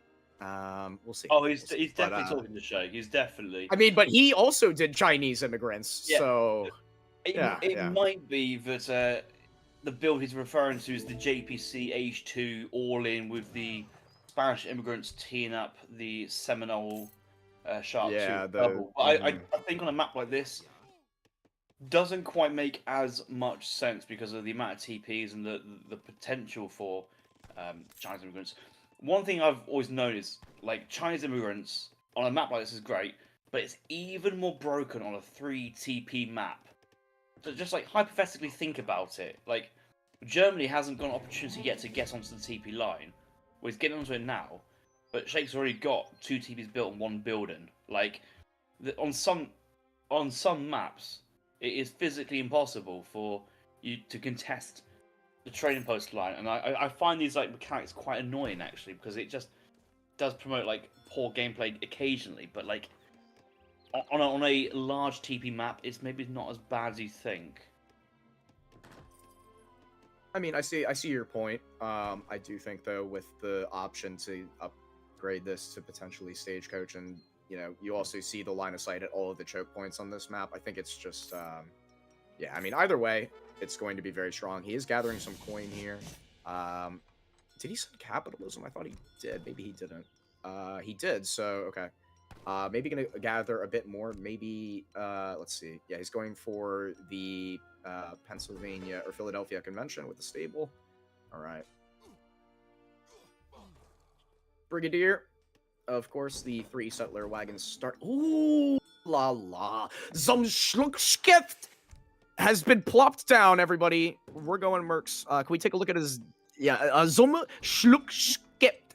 That I am, ja, ich bin verwundet und kann nicht bewegen. Duolingo streak, day 1000 for my German. I think that translates roughly to English as your mama's titties. There you go. And Mahong's mum on full show in Anatolia today. But looks like that Mongo's going for the acrobats, which there's been a lot of hype recently of ranged cavalry outlaws with Germany, because people realise that actually they benefit from the all cavalry attack, and Comancheros in particular for some reason benefit from cav HP, which is why you're seeing this deck cav attack over cav HP. But I don't really know what the acrobats are going to do here, honestly. I don't really see the role. I probably would have preferred to see a naked FF, maybe with it's like an eco semi with amalgamation, 3 settler wagons, an extra trading post, and trying to not only Shake to get that 5th TP, which I'm sure he will try to as well. Acrobats are just all-round units, but they don't really excel at anything in particular. Yeah, and now that the Shake is he actually spent some coin on the Carbine Cav Pennsylvania Church tech, so that's going to be insanely good against the Corbats and the Ulans here, and will allow him to not go idle. Not really delays age up time too much. Yeah, and here comes the Carbine Cav, and the Corbats are going to have to go running. Here comes the Virginia General Assembly wagon. And it's going to plop itself down, give him that extra age up speed and XP. God, I'm so happy that so in the final balance patch, they tuned down the capital build XP from 300 to 100, and it's just made USA just so much less oppressive. They're still it's going down to 200. It's still 100 off, but it's just like it used to be a full 300 XP on the build, and you just look at it and you go, bro, I haven't done anything to earn 300 XP, and you've just given me this in my pocket to spend on another shipment straight away. And combine that with the double XP on the age up, and the fast age up and all that. Oh, VGA is candidate for best card in the game, along with Chinese immigrants as well. Now getting the Pennsylvania tech, and now he's got the Age Up Skirmishers as well. So going for Russian America Company, and this was another card that deserves a nerf.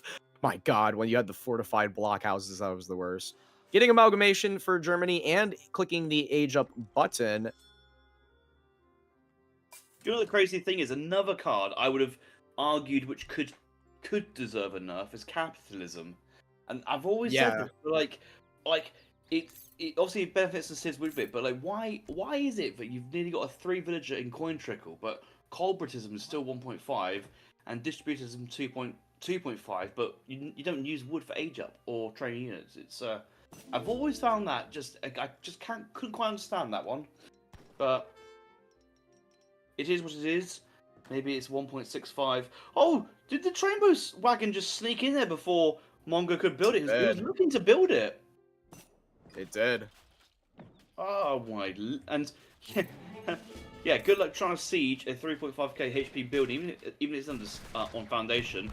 Carbon Cavalry come in with multipliers versus all these units. The Krabats, they're not dragoons; they're heavy ranged, heavy cavalry, I think. Well, oh, they are like. Yes, they are. I swear they were heavy all-round units. They've been changed around a lot because they were too good, then they became too bad, and now they're just kind of like, I don't know. God, no, Pandora's here. I do like that. I do like Pandora's, though. That'll be nice here against the sharpshooters, and he's going to have a shipment as well. What is he going to spend that shipment on? Black Riders. Okay. So he's going to have the Krabats, Black Riders, and we do see the other mercenary shipments in deck, mercenary combat as well. He hasn't got half bustiers. Yeah, I know. They're so lame. Like, why do you have 7 Bosniaks when you can get hard bustiers? Like 8 of them as well. Yeah, it's just so good. The 7 Bosniak shipment for Germany feels really bad because it feels like you should be getting more for the Civ bonus, but it doesn't really. Yeah, I don't know. And rolling artillery following this up, and look at this, all of these shipments back to back to back to back to back to back to back. And again, 16 8 skirms, would be good, wouldn't it? Yeah. It is 9 Black Riders from 7, so you could make a case for 8 Bozzers from 6. You could make a case for that. Yeah, but that could also, I don't know, we'll see. But anyways, remember when Bozzers came out, they were ridiculously broken. Yeah. No negative in heavy infantry multiplier. Crazy. Basically, all Italy had to do to win games was age up to the 3rd age and send in like the 3 Bozzer, 3 Stradiol card, and that was it. GG. Whichever card it was called. All right, so here comes the Gatling guns from the forward blockhouses. Shake is going to see what Brigadier is making. He does see the Black Riders at the TP. I don't know if I would have shown those quite yet, especially, I mean, they don't have great siege, so there's no real point in showing them. The Pandoras are here, and they're going to get found by the Dragoons and the Gatling guns. The Gatling guns could have a massive raid on the settler wagons. Yeah, they could obliterate the settler wagons. He likes to mow down settler wagons with Gatling guns. I mean, most people do anyway, but like that is a speciality. The thing with always Pandoras is he would need to micro versus the sharpshooters. They are poor versus carbon cavalry, whereas Jaegers are just good versus anything he touches. And I know that's what he got in the saloon, but the Gatling guns ripping through the Pandoras and the carbon cavalry. There's nothing here to kill them really. That's the thing. I think I'd like to see Shake back off here. Actually, there's no need to take. He's already won this fight, and there's no need to stay around too long. And yeah, once the sharpshooters are exposed, the panels get more. Don't try and trade, Shake. You're not going to win that. You see all of them just drop in like flies. If anything, the carbine cavalry can go. He was just sleeping on the job. Do something. Pull trick, drag, go in melee, anything than just offer sharpshooters for free to skirmishers. Wow, and the splits there on the Pandoras, yeah. Oh man, that killed off so many of the mass. I mean, he had 20 skirmishers there to start that fight. Loses 6 of the 9 Black Riders. Rolling artillery coming in again, so it's only going to be 2 Gatling guns this time. But then again, there's not really that much else other than the Pandoras here. It's going to be interesting to see how he deals with this. 1k coin coming in for Germany. And he's going to try and snipe the villagers on the coin mine. He knows they're there. He's Oh my! He's gonna go for it. Oh no! Wake up, sunshine! Okay, he's switching now onto the Firing on the Pandors. Pandors, but there's no unit here from Mongo to kill the Gatling guns, really. And Yeah. still a double kill there. There's low HP. Carbine Cavalry, another kill is such good for Carbine Cavalry and Gatling gun combo versus anti-skirms. They just don't do anything versus goons, and that's their fundamental problem. And the Pandors are getting cleaned now. They're offering no real return. And it's Gatling gun on set wagons, but he has to keep gathering for the Mercs, but he can't. And GG's Accord. And what I would say there from Mongo is that if you look at your saloon in Age 1 and you realise you haven't got any useful Mercs, you don't have to continuously stay with the mercenary build there, because you can. Pandors isn't a unit you can just spam from the saloon. It just doesn't add. Right. It's not a main body unit type. It's a little sprinkle of colour to add to a composition. And I think once Shake realised that actually Pandors offered no real offensive threat versus anything that wasn't a sharpshooter, he was actually pretty safe, and it felt pretty safe of gameplay there from Shake, really. Yeah, definitely. And I think the biggest thing too was like,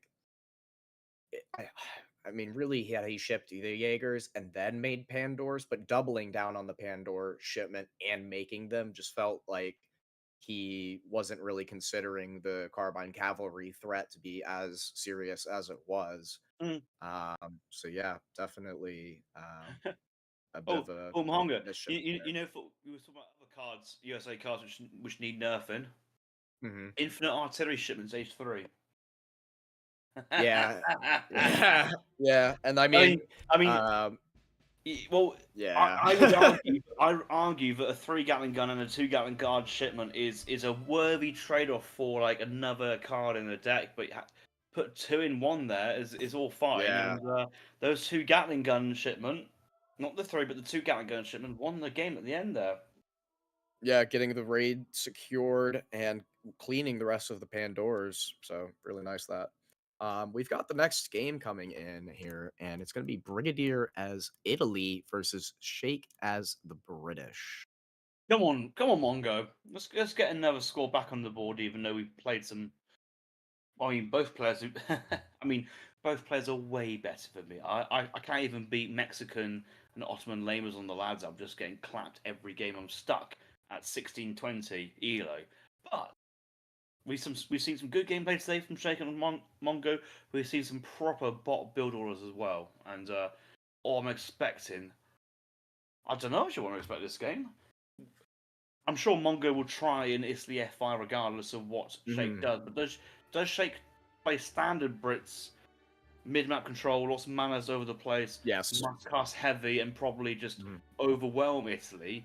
Or does he try a GMT knowing that he's not really going to get pushed and can potentially get off a fantastic FI with strong momentum? I think both options are pretty good. Yeah, and I think, honestly, given what you just said, that you can do GMT knowing that you can get away with it, it's a solid option. And you can easily follow it up into Industrial and get some really powerful shipments to match Italy. But I think knowing Shake and how he kind of likes to play Brit, I'm sensing that he's probably going to opt for the Age 2 kind of standard Brit play, but we'll see what he decides. And we are sending you guys over to the map introduction. The Sud is one of the world's largest freshwater wetlands, a vast area of floating vegetation, home to hippos and crocodiles. Players spawn on their own island on either side of the swamp, near a trade route that bisects the wetlands. Sudanese tribes inhabit the edges of the marshes. Try to secure control over the central island to gain an edge over your opponent.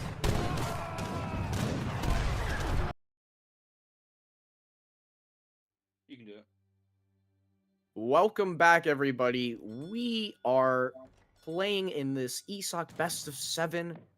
Currently, Brigadier up against the ropes, but he's pulling out Italy here in the north side in the color red, and his opponent, of course, is Shake, and he's playing as the British in the color teal. So we were talking a bit pregame about this matchup. It'll be interesting to see what Shake decides to do, and a couple of misclicks there with the villagers right off the bat for the house placement, and he's going to start herding in this other giraffe herd right away, get the house out. Look, is he going for a third hunt? Interesting. Yeah, it seems like Shake is a bit of a stickler for trying to do things the proper way of good control. Maybe he's overthinking it, but actually, when you have Brit manor houses spawning villas on anywhere on the map, herding's actually less of an issue there for Brit than you'd actually think about. Obviously, you'd want to try and keep them as close as possible, but actually, I think trying to herd in 3 hunts at once is not really ideal. And he also killed one of the giraffes up there, two, I should say. So that's a lot of food that's just going to be decaying. Granted, it's close to his base, but you would like that animal to stay alive ideally, so it's closer to the TC. Okay, Italy doing standard Italy things. We like a bit of trepidation. Yeah. Shake just teasing us with the decaying animals. So I'm curious to see. Okay, yeah, so he's going for the Lombard instead of the trading post. I do think that the trading post is typically not ideal, but in this map in particular, when it's in base like that, I think it's a wise decision to go for the TP as Italy and then get your Lombards down. But Brigadier opting for the Lombard play instead. Standard Brit Tings getting the 17 Vill age up. So yeah, nothing really out of the norm here so far. Declining for the GMT by going for the 3 Vills, obviously, and making the 2 houses. So yeah, we're probably going to see some standard play, incredibly standard deck there. And we do see the stairway to heaven, not really even a stairway, just 10-10 and 3 and 4s. So, I mean, look at that. That is disgusting. That is filthy. No 700 coin. Okay, interesting. So he's going to be doing the Monte di Pieta and Uffizi Fast Fortress. So, yeah. I love the 4 mortars in there as well, because like you have you got like 2 Falcon, 2 Cold specialist artillery shipment, but it's like there's 4 artillery shipments which you would send back to back to back to back to back. Yeah, that's a lot of artillery to deal with. And not only that, the Papal Bombards absorbing and synergizing with all of the other artillery pieces. So, you age up with the Papal Guard, you send the 12 skirms, and then artillery, Lombard, and you kind of just go from there. So, surely Shake's looking at this deck, and he's thinking to himself, for fuck's sake, all right, here we go. And now he's just starting to spread villagers around the map, getting manor houses down, and probably just going to take a significant amount of line of sight via map, via the manors. Yeah, I kind of feel like Shake's played a lot of Brit games with Passy over the years and months and all that kind of stuff. And I feel that, we've seen here he's not going to go for a GMT variation of Brit plays, going for more standard with forward manor house, and that's going to be the 2 villagers going to build the forward barracks. The outpost is going to come forward. He's going to take that hippo treasure. He might take both hippo treasures, and back to game 1 with the Great Plains of taking mid-map, taking XP, which conveniently is the game which Shake somehow lost, which seemed to be the most clued on victory to start off the game. I would have put 20 quid easily at that point after the XP treasures that Shake was going to win the game, but he didn't. I reckon Shake's just going to be kind of doing like I reckon his build order would be 3 Vill, 700 wood, 700 coin, and with a single rack, single stable, and kind of go for a must-cast timing push and flood in about 650. Yeah, I think the timing push will definitely be the better play versus just kind of getting units picked off by TC fire, the immaculate, or not immaculate, but depending on how the base building is, like you already see the walls, and trying to get into there to pick off villagers can be risky, so the timing is definitely the, I think, better option. And I really like this positioning here. It's on top of the forward Italian hunt, and he's had to pull that villager back. And yeah, he's just kind of given up on that herd. So small win there for Brit. Tower age up has now just come in. He's only got a couple of herds nearby. Tower, very safe positioning, of course. as per Italy standard. So, So what's the first shipment? Yeah, what's the first shipment for Italy here? Let's take a look. Well, it's either Monza di Pietro or the Yeah, other yeah, one. yeah. It's not like... It's a big question. It's a 50-50. So we got our answer. All right. Yeah. Is Italians the only civ with a musketeer unit age up to age 3? Because I think it is. No, USA, Mexico. Oh yeah, I suppose they age up with like 4, 5 regulars. It's not a lot, I guess. But yeah, you are right there, aren't you? Well, yeah, because I was thinking like actually the idea of aging up with musketeers from the TC is it's really hard to push that because you have to be sieging the TC to put under threat. But if you're in close range, and the musketeers can do well anyway, like. Many civs have a cav age up, a kind of a crossbow style age up, and you know they're kind of counterable or not. But musketeers are just a solid one. I mean, you know, to age up with 9 musketeers as it might be 10, but I think it's 9. That's a nice amount to have. Yeah, when you get the advanced politicians card, it is a really solid age up. Yeah, and he's going up with the bows here, so he's going to be sending the Baviziers. Now, the only worry I have here for him is Sheikh putting down a stable. What is the forward infrastructure there? I would assume a stable. Or maybe a second racks. Okay, it's double racks here, so the bows will actually be the correct age up. I don't even know if he scouted that, to be honest. It could just be lucky, but I would have definitely... you would think the musketeers would be the safer option, but he's already getting up, and he's also making musketeers. So yeah, feels like Sheikh needs to get his timing a bit. Like it feels kind of slow, you know. Like there's no real damage that's been done. He's getting a raid here on the side. That's a nice pickup. Classic Sheikh raid in defense formation with the musks because yeah, I just love that. It is an extra action per minute for the tiniest performance game. Well, the thing I think that makes it more beneficial is not the volleying, but it makes your dot on the map look a lot smaller. Now, Brigadier probably should have seen that because he doesn't have to look that far out. The bows do pop from the Basilica, but he manages to pull them out.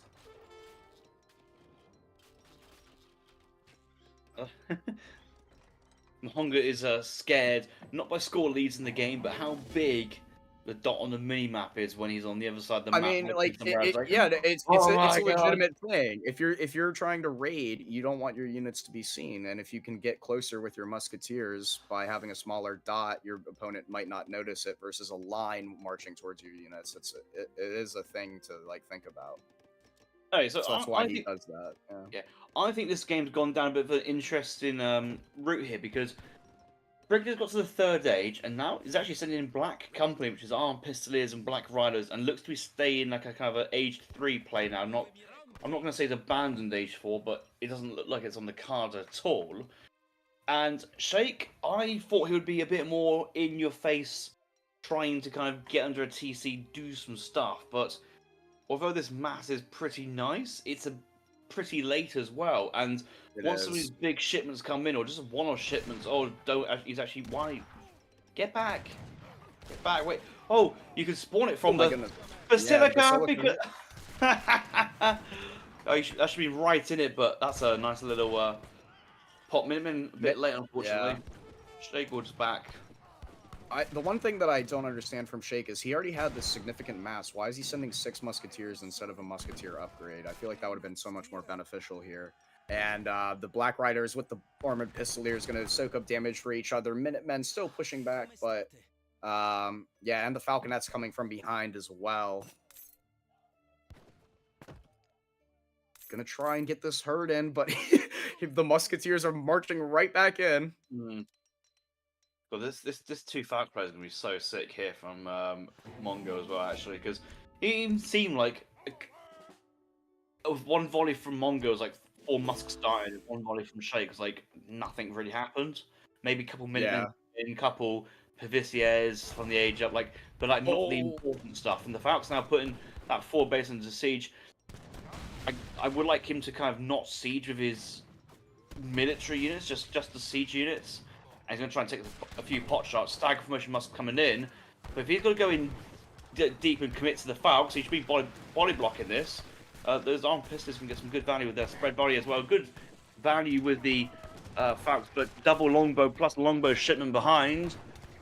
It's a trade. It's not a win here from Mongo at all. It's a trade. But what's his follow-up? He's floating resources in a kind of awkward amount. Is he going to follow up with maybe the Albanian one? I mean, that could be crazy now that he's kind of transitioning into longbows after dwindling a large mass of those musketeers. However, the Black Company is very low HP currently at the moment, and more musketeers coming out. The positioning of these buildings actually makes it almost safe for Sheikh to kind of just poke with longbows from that sort of wall. Architect's kind of walking around there, and he loses an Architect. That's a nice pickup. I don't really know how Italy players even lose an Architect when they're in their gameplay, because they should be pretty much at the back of the base doing boring things. They shouldn't really ever be going forward. They should be pretty safe the entire time. I tell you what, while we're waiting for this Albanian company shipment to come in, I've got a story time. I used to work for an airline, and I used to work in the flight safety department, and was chatting to a pilot. And the pilot was like, blah, blah, blah, blah. Oh, yeah, we was flying yesterday, and we were flying over the Black Country. And I was like, bruh, you cannot say that. What the hell? You cannot say that. How dare you say... I looked at him like, as if he was born in the 1960s. Coffee was, probably, or maybe 1970s. I was like, what is that? And then it turned out, it's the West Midlands of England, because that's when all the coal mining was. But I didn't realise it at that age. I thought this guy was being like blatant racist to my face. I was like, what are you doing? Here comes Albania Company, and I don't think this is going to be enough, to be honest. That's a decent mass of musketeers. Drag box micro incoming in 3, 2, 1. Yeah, there you go. That's the play. It's the lack of a skirmisher style unit. Okay, the musks are in veteran at the moment. That's pretty good. The cav are tanking quite a decent amount, and you got an armored pistolier tanking some damage. 2 cav gone down. Still 5 decent amount, and oh my god, how is this actually working here for Mongo?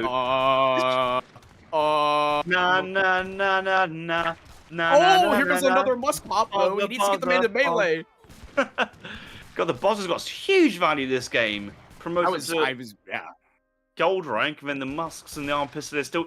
Like things, they're age 3 units behind with an age 3 mercenary. This is just age 2 shit from Sheikh. Like this is now he's not trading. Wow, those Albania Company and Black Company still, tanking a lot of the damage for those units, and he's cleaning up everything on the front line, reinforcing with the shipment of musketeers. Sheikh trying to double batch, and he's just going to back up. That was a great trade there. Absolutely fantastic fight for Brigadier after pushing out and losing the Falconets. It was looking a little dicey, but Sheikh losing his entire mass there. And typically, I mean, he should have been putting those musks into melee. They were all shooting and not getting enough damage. And for all of our subscribers, there's an ad currently going on, so we're going to pause for all of our non-subbed members here. Wait for that to go. Whoa! How can you pause a live game? That's incredible. I suppose you could actually, couldn't you? Because you play it back in your own. Yeah, you always can. So. All right, let's take a quick look at the villager count here. So if we take a look at Brigadier's base real quick, he's got, how many Lombards is that? He's got 34 villagers, 1 and 3 Lombards. Okay, and then if we look at Sheikh's perspective, he's probably on like what? Yeah, 60. Okay. Yeah, 57. Okay. And he's got the coin crates on the ground. The 600 coin is now being picked up. So he will remass. It doesn't matter how many bad fights they take. But the ad break is over. We're back, everyone. MFD being so kind to pause for all of you non-subscribed viewers. And let's get back into the game. Oh well. You know, the funny thing is, after all that said and done, Sheikh still has the score lead just about. Like, and that's he's lost like 2 fights. He's lost 2 fights, but he's still like, the game says he's winning. Yep. I mean, It's close enough, but like, yeah, and that's just the thing with Brit. Doesn't matter how many bad fights you take, you can just walk in, attack move with Musketeers, focus fire the Falconets, and then just build out another like 30 Musketeers, 10 Hussars kind of a thing. And, you know, he's remassing full batches here, now making Longbow Hussar as well. The stable coming in, I think, will be a very nice addition to this composition, considering it's just been fully infantry, just now getting Placer Mine. So, yeah, Brit economy just full boom. I was going to say something else, but decided to be a bit more PG. And now getting another Musketeer upgrade. I like this play. Now going for Musk, Falk, showing Shake, the founding member of the Musk Falk clan, how to be a Musk Falk enjoyer. And there's no real answer here from Shake. Those longbows just have to run.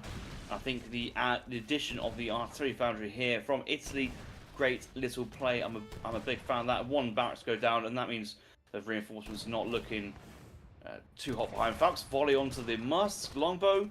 Couple going down already. Huss looking for a push. We'll get close to the.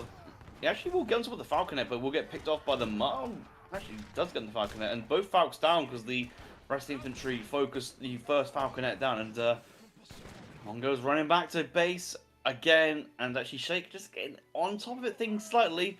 I'm sure those Musks are now double carded. We are looking at 26 attack, 173 HP. The only thing remaining to send now is 600 coin and age up. He's got 60 villagers, so he might. I think he can squeeze an age up and then get stronger units and more artillery. We do see that TC near the coin mine, and the Huss are now on the field for Brett. At 15 minutes. Though, but the villagers out on the open, there's nothing to stop them, and the Hussars are getting a huge raid, and the villagers are just reacting now. That's going to be at least 6 villagers. And the 2 architects are being drag boxed into there. If Shake sees that there's architects there, he could kill those 2.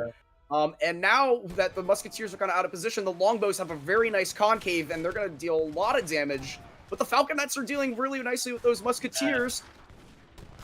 Yeah, the problem is when you have like 30 longbows, you can just like wipe the Falcons down, and this mass is kind of awkward to deal with. That Huss rate is still very good, got so many Vills killed, and it's not like he's sacrificing with a weaker fight in the front. He's kind of winning both sides, the frontal assault and the economic disruption to the side of the building base there from Mongo. Mongo on the back foot now. He's now sending in another Lombard card. I think he's going to get the architect to the right. Oh, another one goes down. Oh, he does get it. 1 Falconet coming out at the top. The Longbow Huss composition now.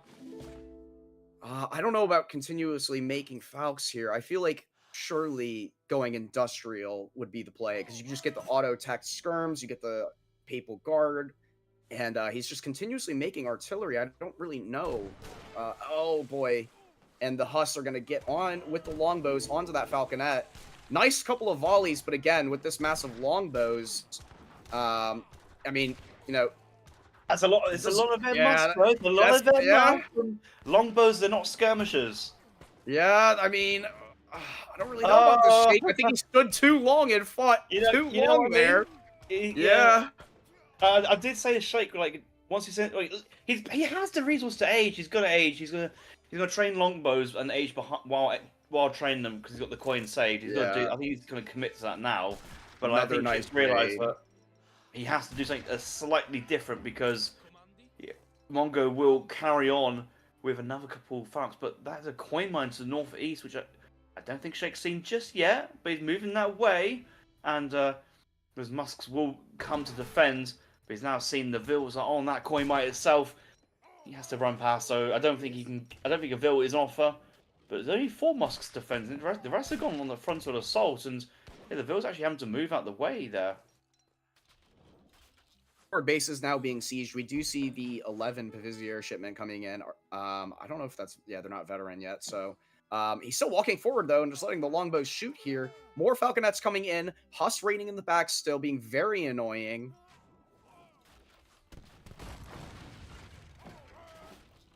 And he's just now on triple racks longbows with the age up coming in behind. 15 longbows. Oh, they just come out before the Rax comes down. It's nice. I don't think it was been as big of a.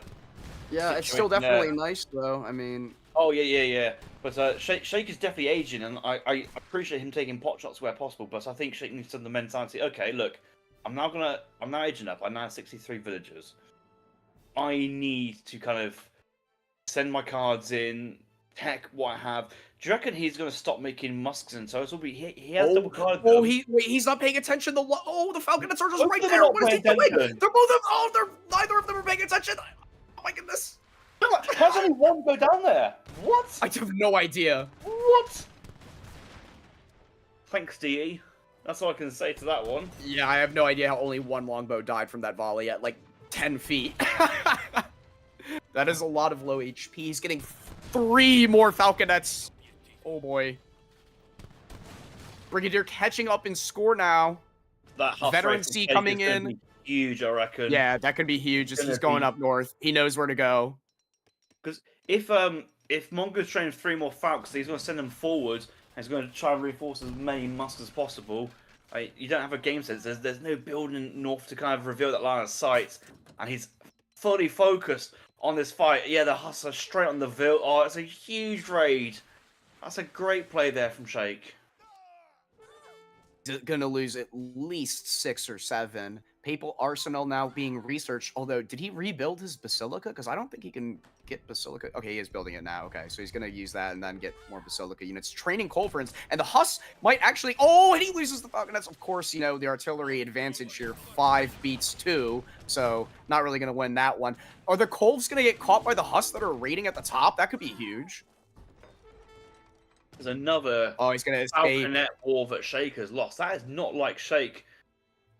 And funny that the Hippo treasure is still on the map, and it looks like nobody wants to do anything with Shake's mum, Revnak's mum, and my mother. Who would want to touch my mother? Exactly, that's what I thought.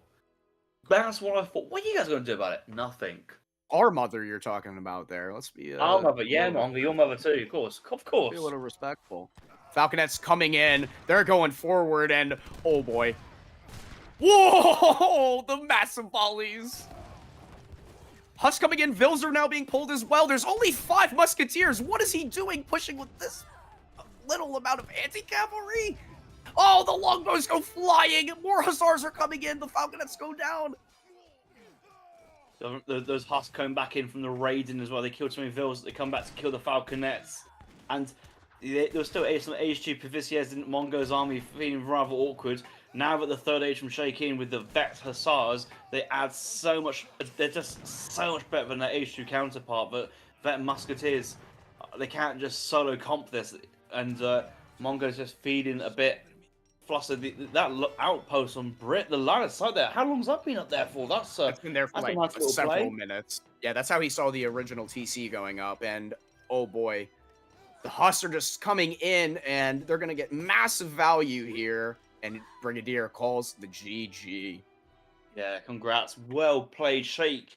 Taking game number 5, winning the series 4-1. I believe that is the correct score. And we'll move on to the round of 16. Big boy Mongo 10. Fortunately, his time in the tournament has come to an end, and we'll have to bow out there. But yeah, well played there from Shake. I think the saves from both players were as expected. I think, yeah, if Shake didn't win that game, the next game he'll be playing would be with the Ottomans and probably finish off with maybe Chinese. I know that Shake's been saying that he thinks China are incredibly strong at the moment, but France in the back pocket, you know. But yeah. Well, to be fair, Shake's of the skill, like you can just play you can play any civ now. Like you get to that point when actually the civ differences are kind of not as noticeable. You can just say, I'm just going to play. I'm just going to play Age of Empires 3. Exactly, is what he's doing. He's playing AoE 3. Well, I just play the civ. He plays the game, and that's probably the difference. Probably the first time I've seen Mongo play civs like Germany, a bit of India, and Prize. I think he'd be a bit disappointed losing with the Italians, but that was quite a close game against a matchup which is probably Brit favored anyway. Brit's also another Hmm. fantastic save at the moment, and I don't think Mongo played fully this series. Just I think I'm very disappointed he lost the USA game, Mongo, because I thought that was actually relatively achievable, but made some poor decisions. But I don't really blame him for the India and Germany game because the builds that Shake did there were pretty good. Yeah, definitely. I think Shake came in on each map with a Civ in mind, and he had a defined plan on how he was going to do everything, and everything was pretty crisp. That last game was particularly close, though, and I think maybe had Brigadier had the option to potentially age up, that could have been a bit different. But getting out APM'd at the end there, not having any protection for his villagers, and Shake using the husks to a great advantage to win that final game. So we have another series tonight, which I think it's a little bit in the later in the evening. I can't quite remember what time it was.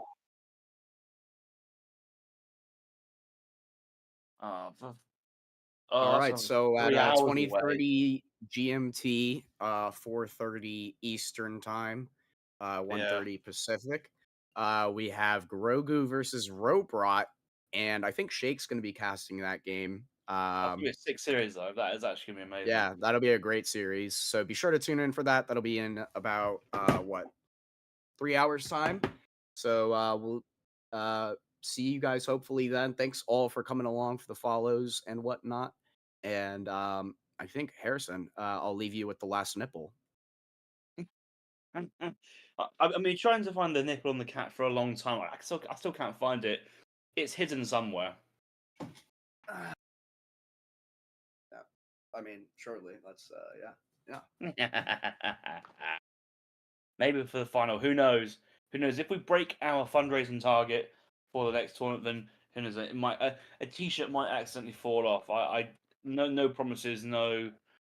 But any donations are very kindly appreciated, and certainly a lot of effort goes in behind the scenes. Today, not from me. I'm just sat here chatting. Production team putting in a massive effort. Josh hosting massive effort. Geeks, massive effort. Shall I say, getting all the matchups sorted. And of course, the cat here keeping me company. Aren't you a handsome little boy? Yes, you are. Oh, good cat. Well, that's it for me. I got nothing else to say.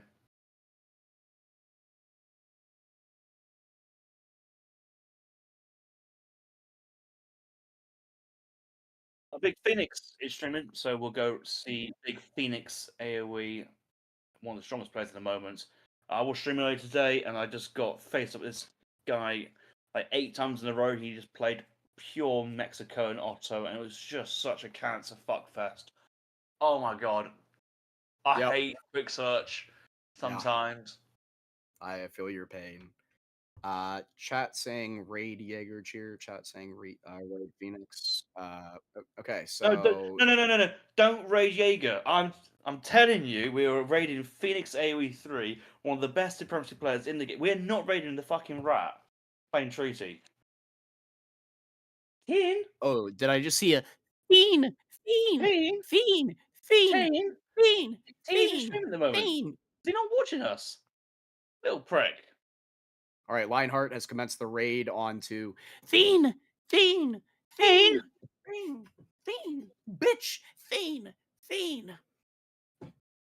For anyone who doesn't know that song, I'm sorry. That probably made you really concerned about my well-being. But no, you just got to look up Fiend, and you'll understand the meme.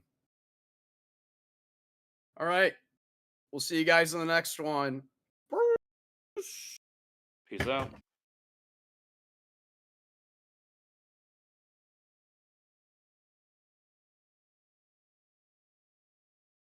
All right.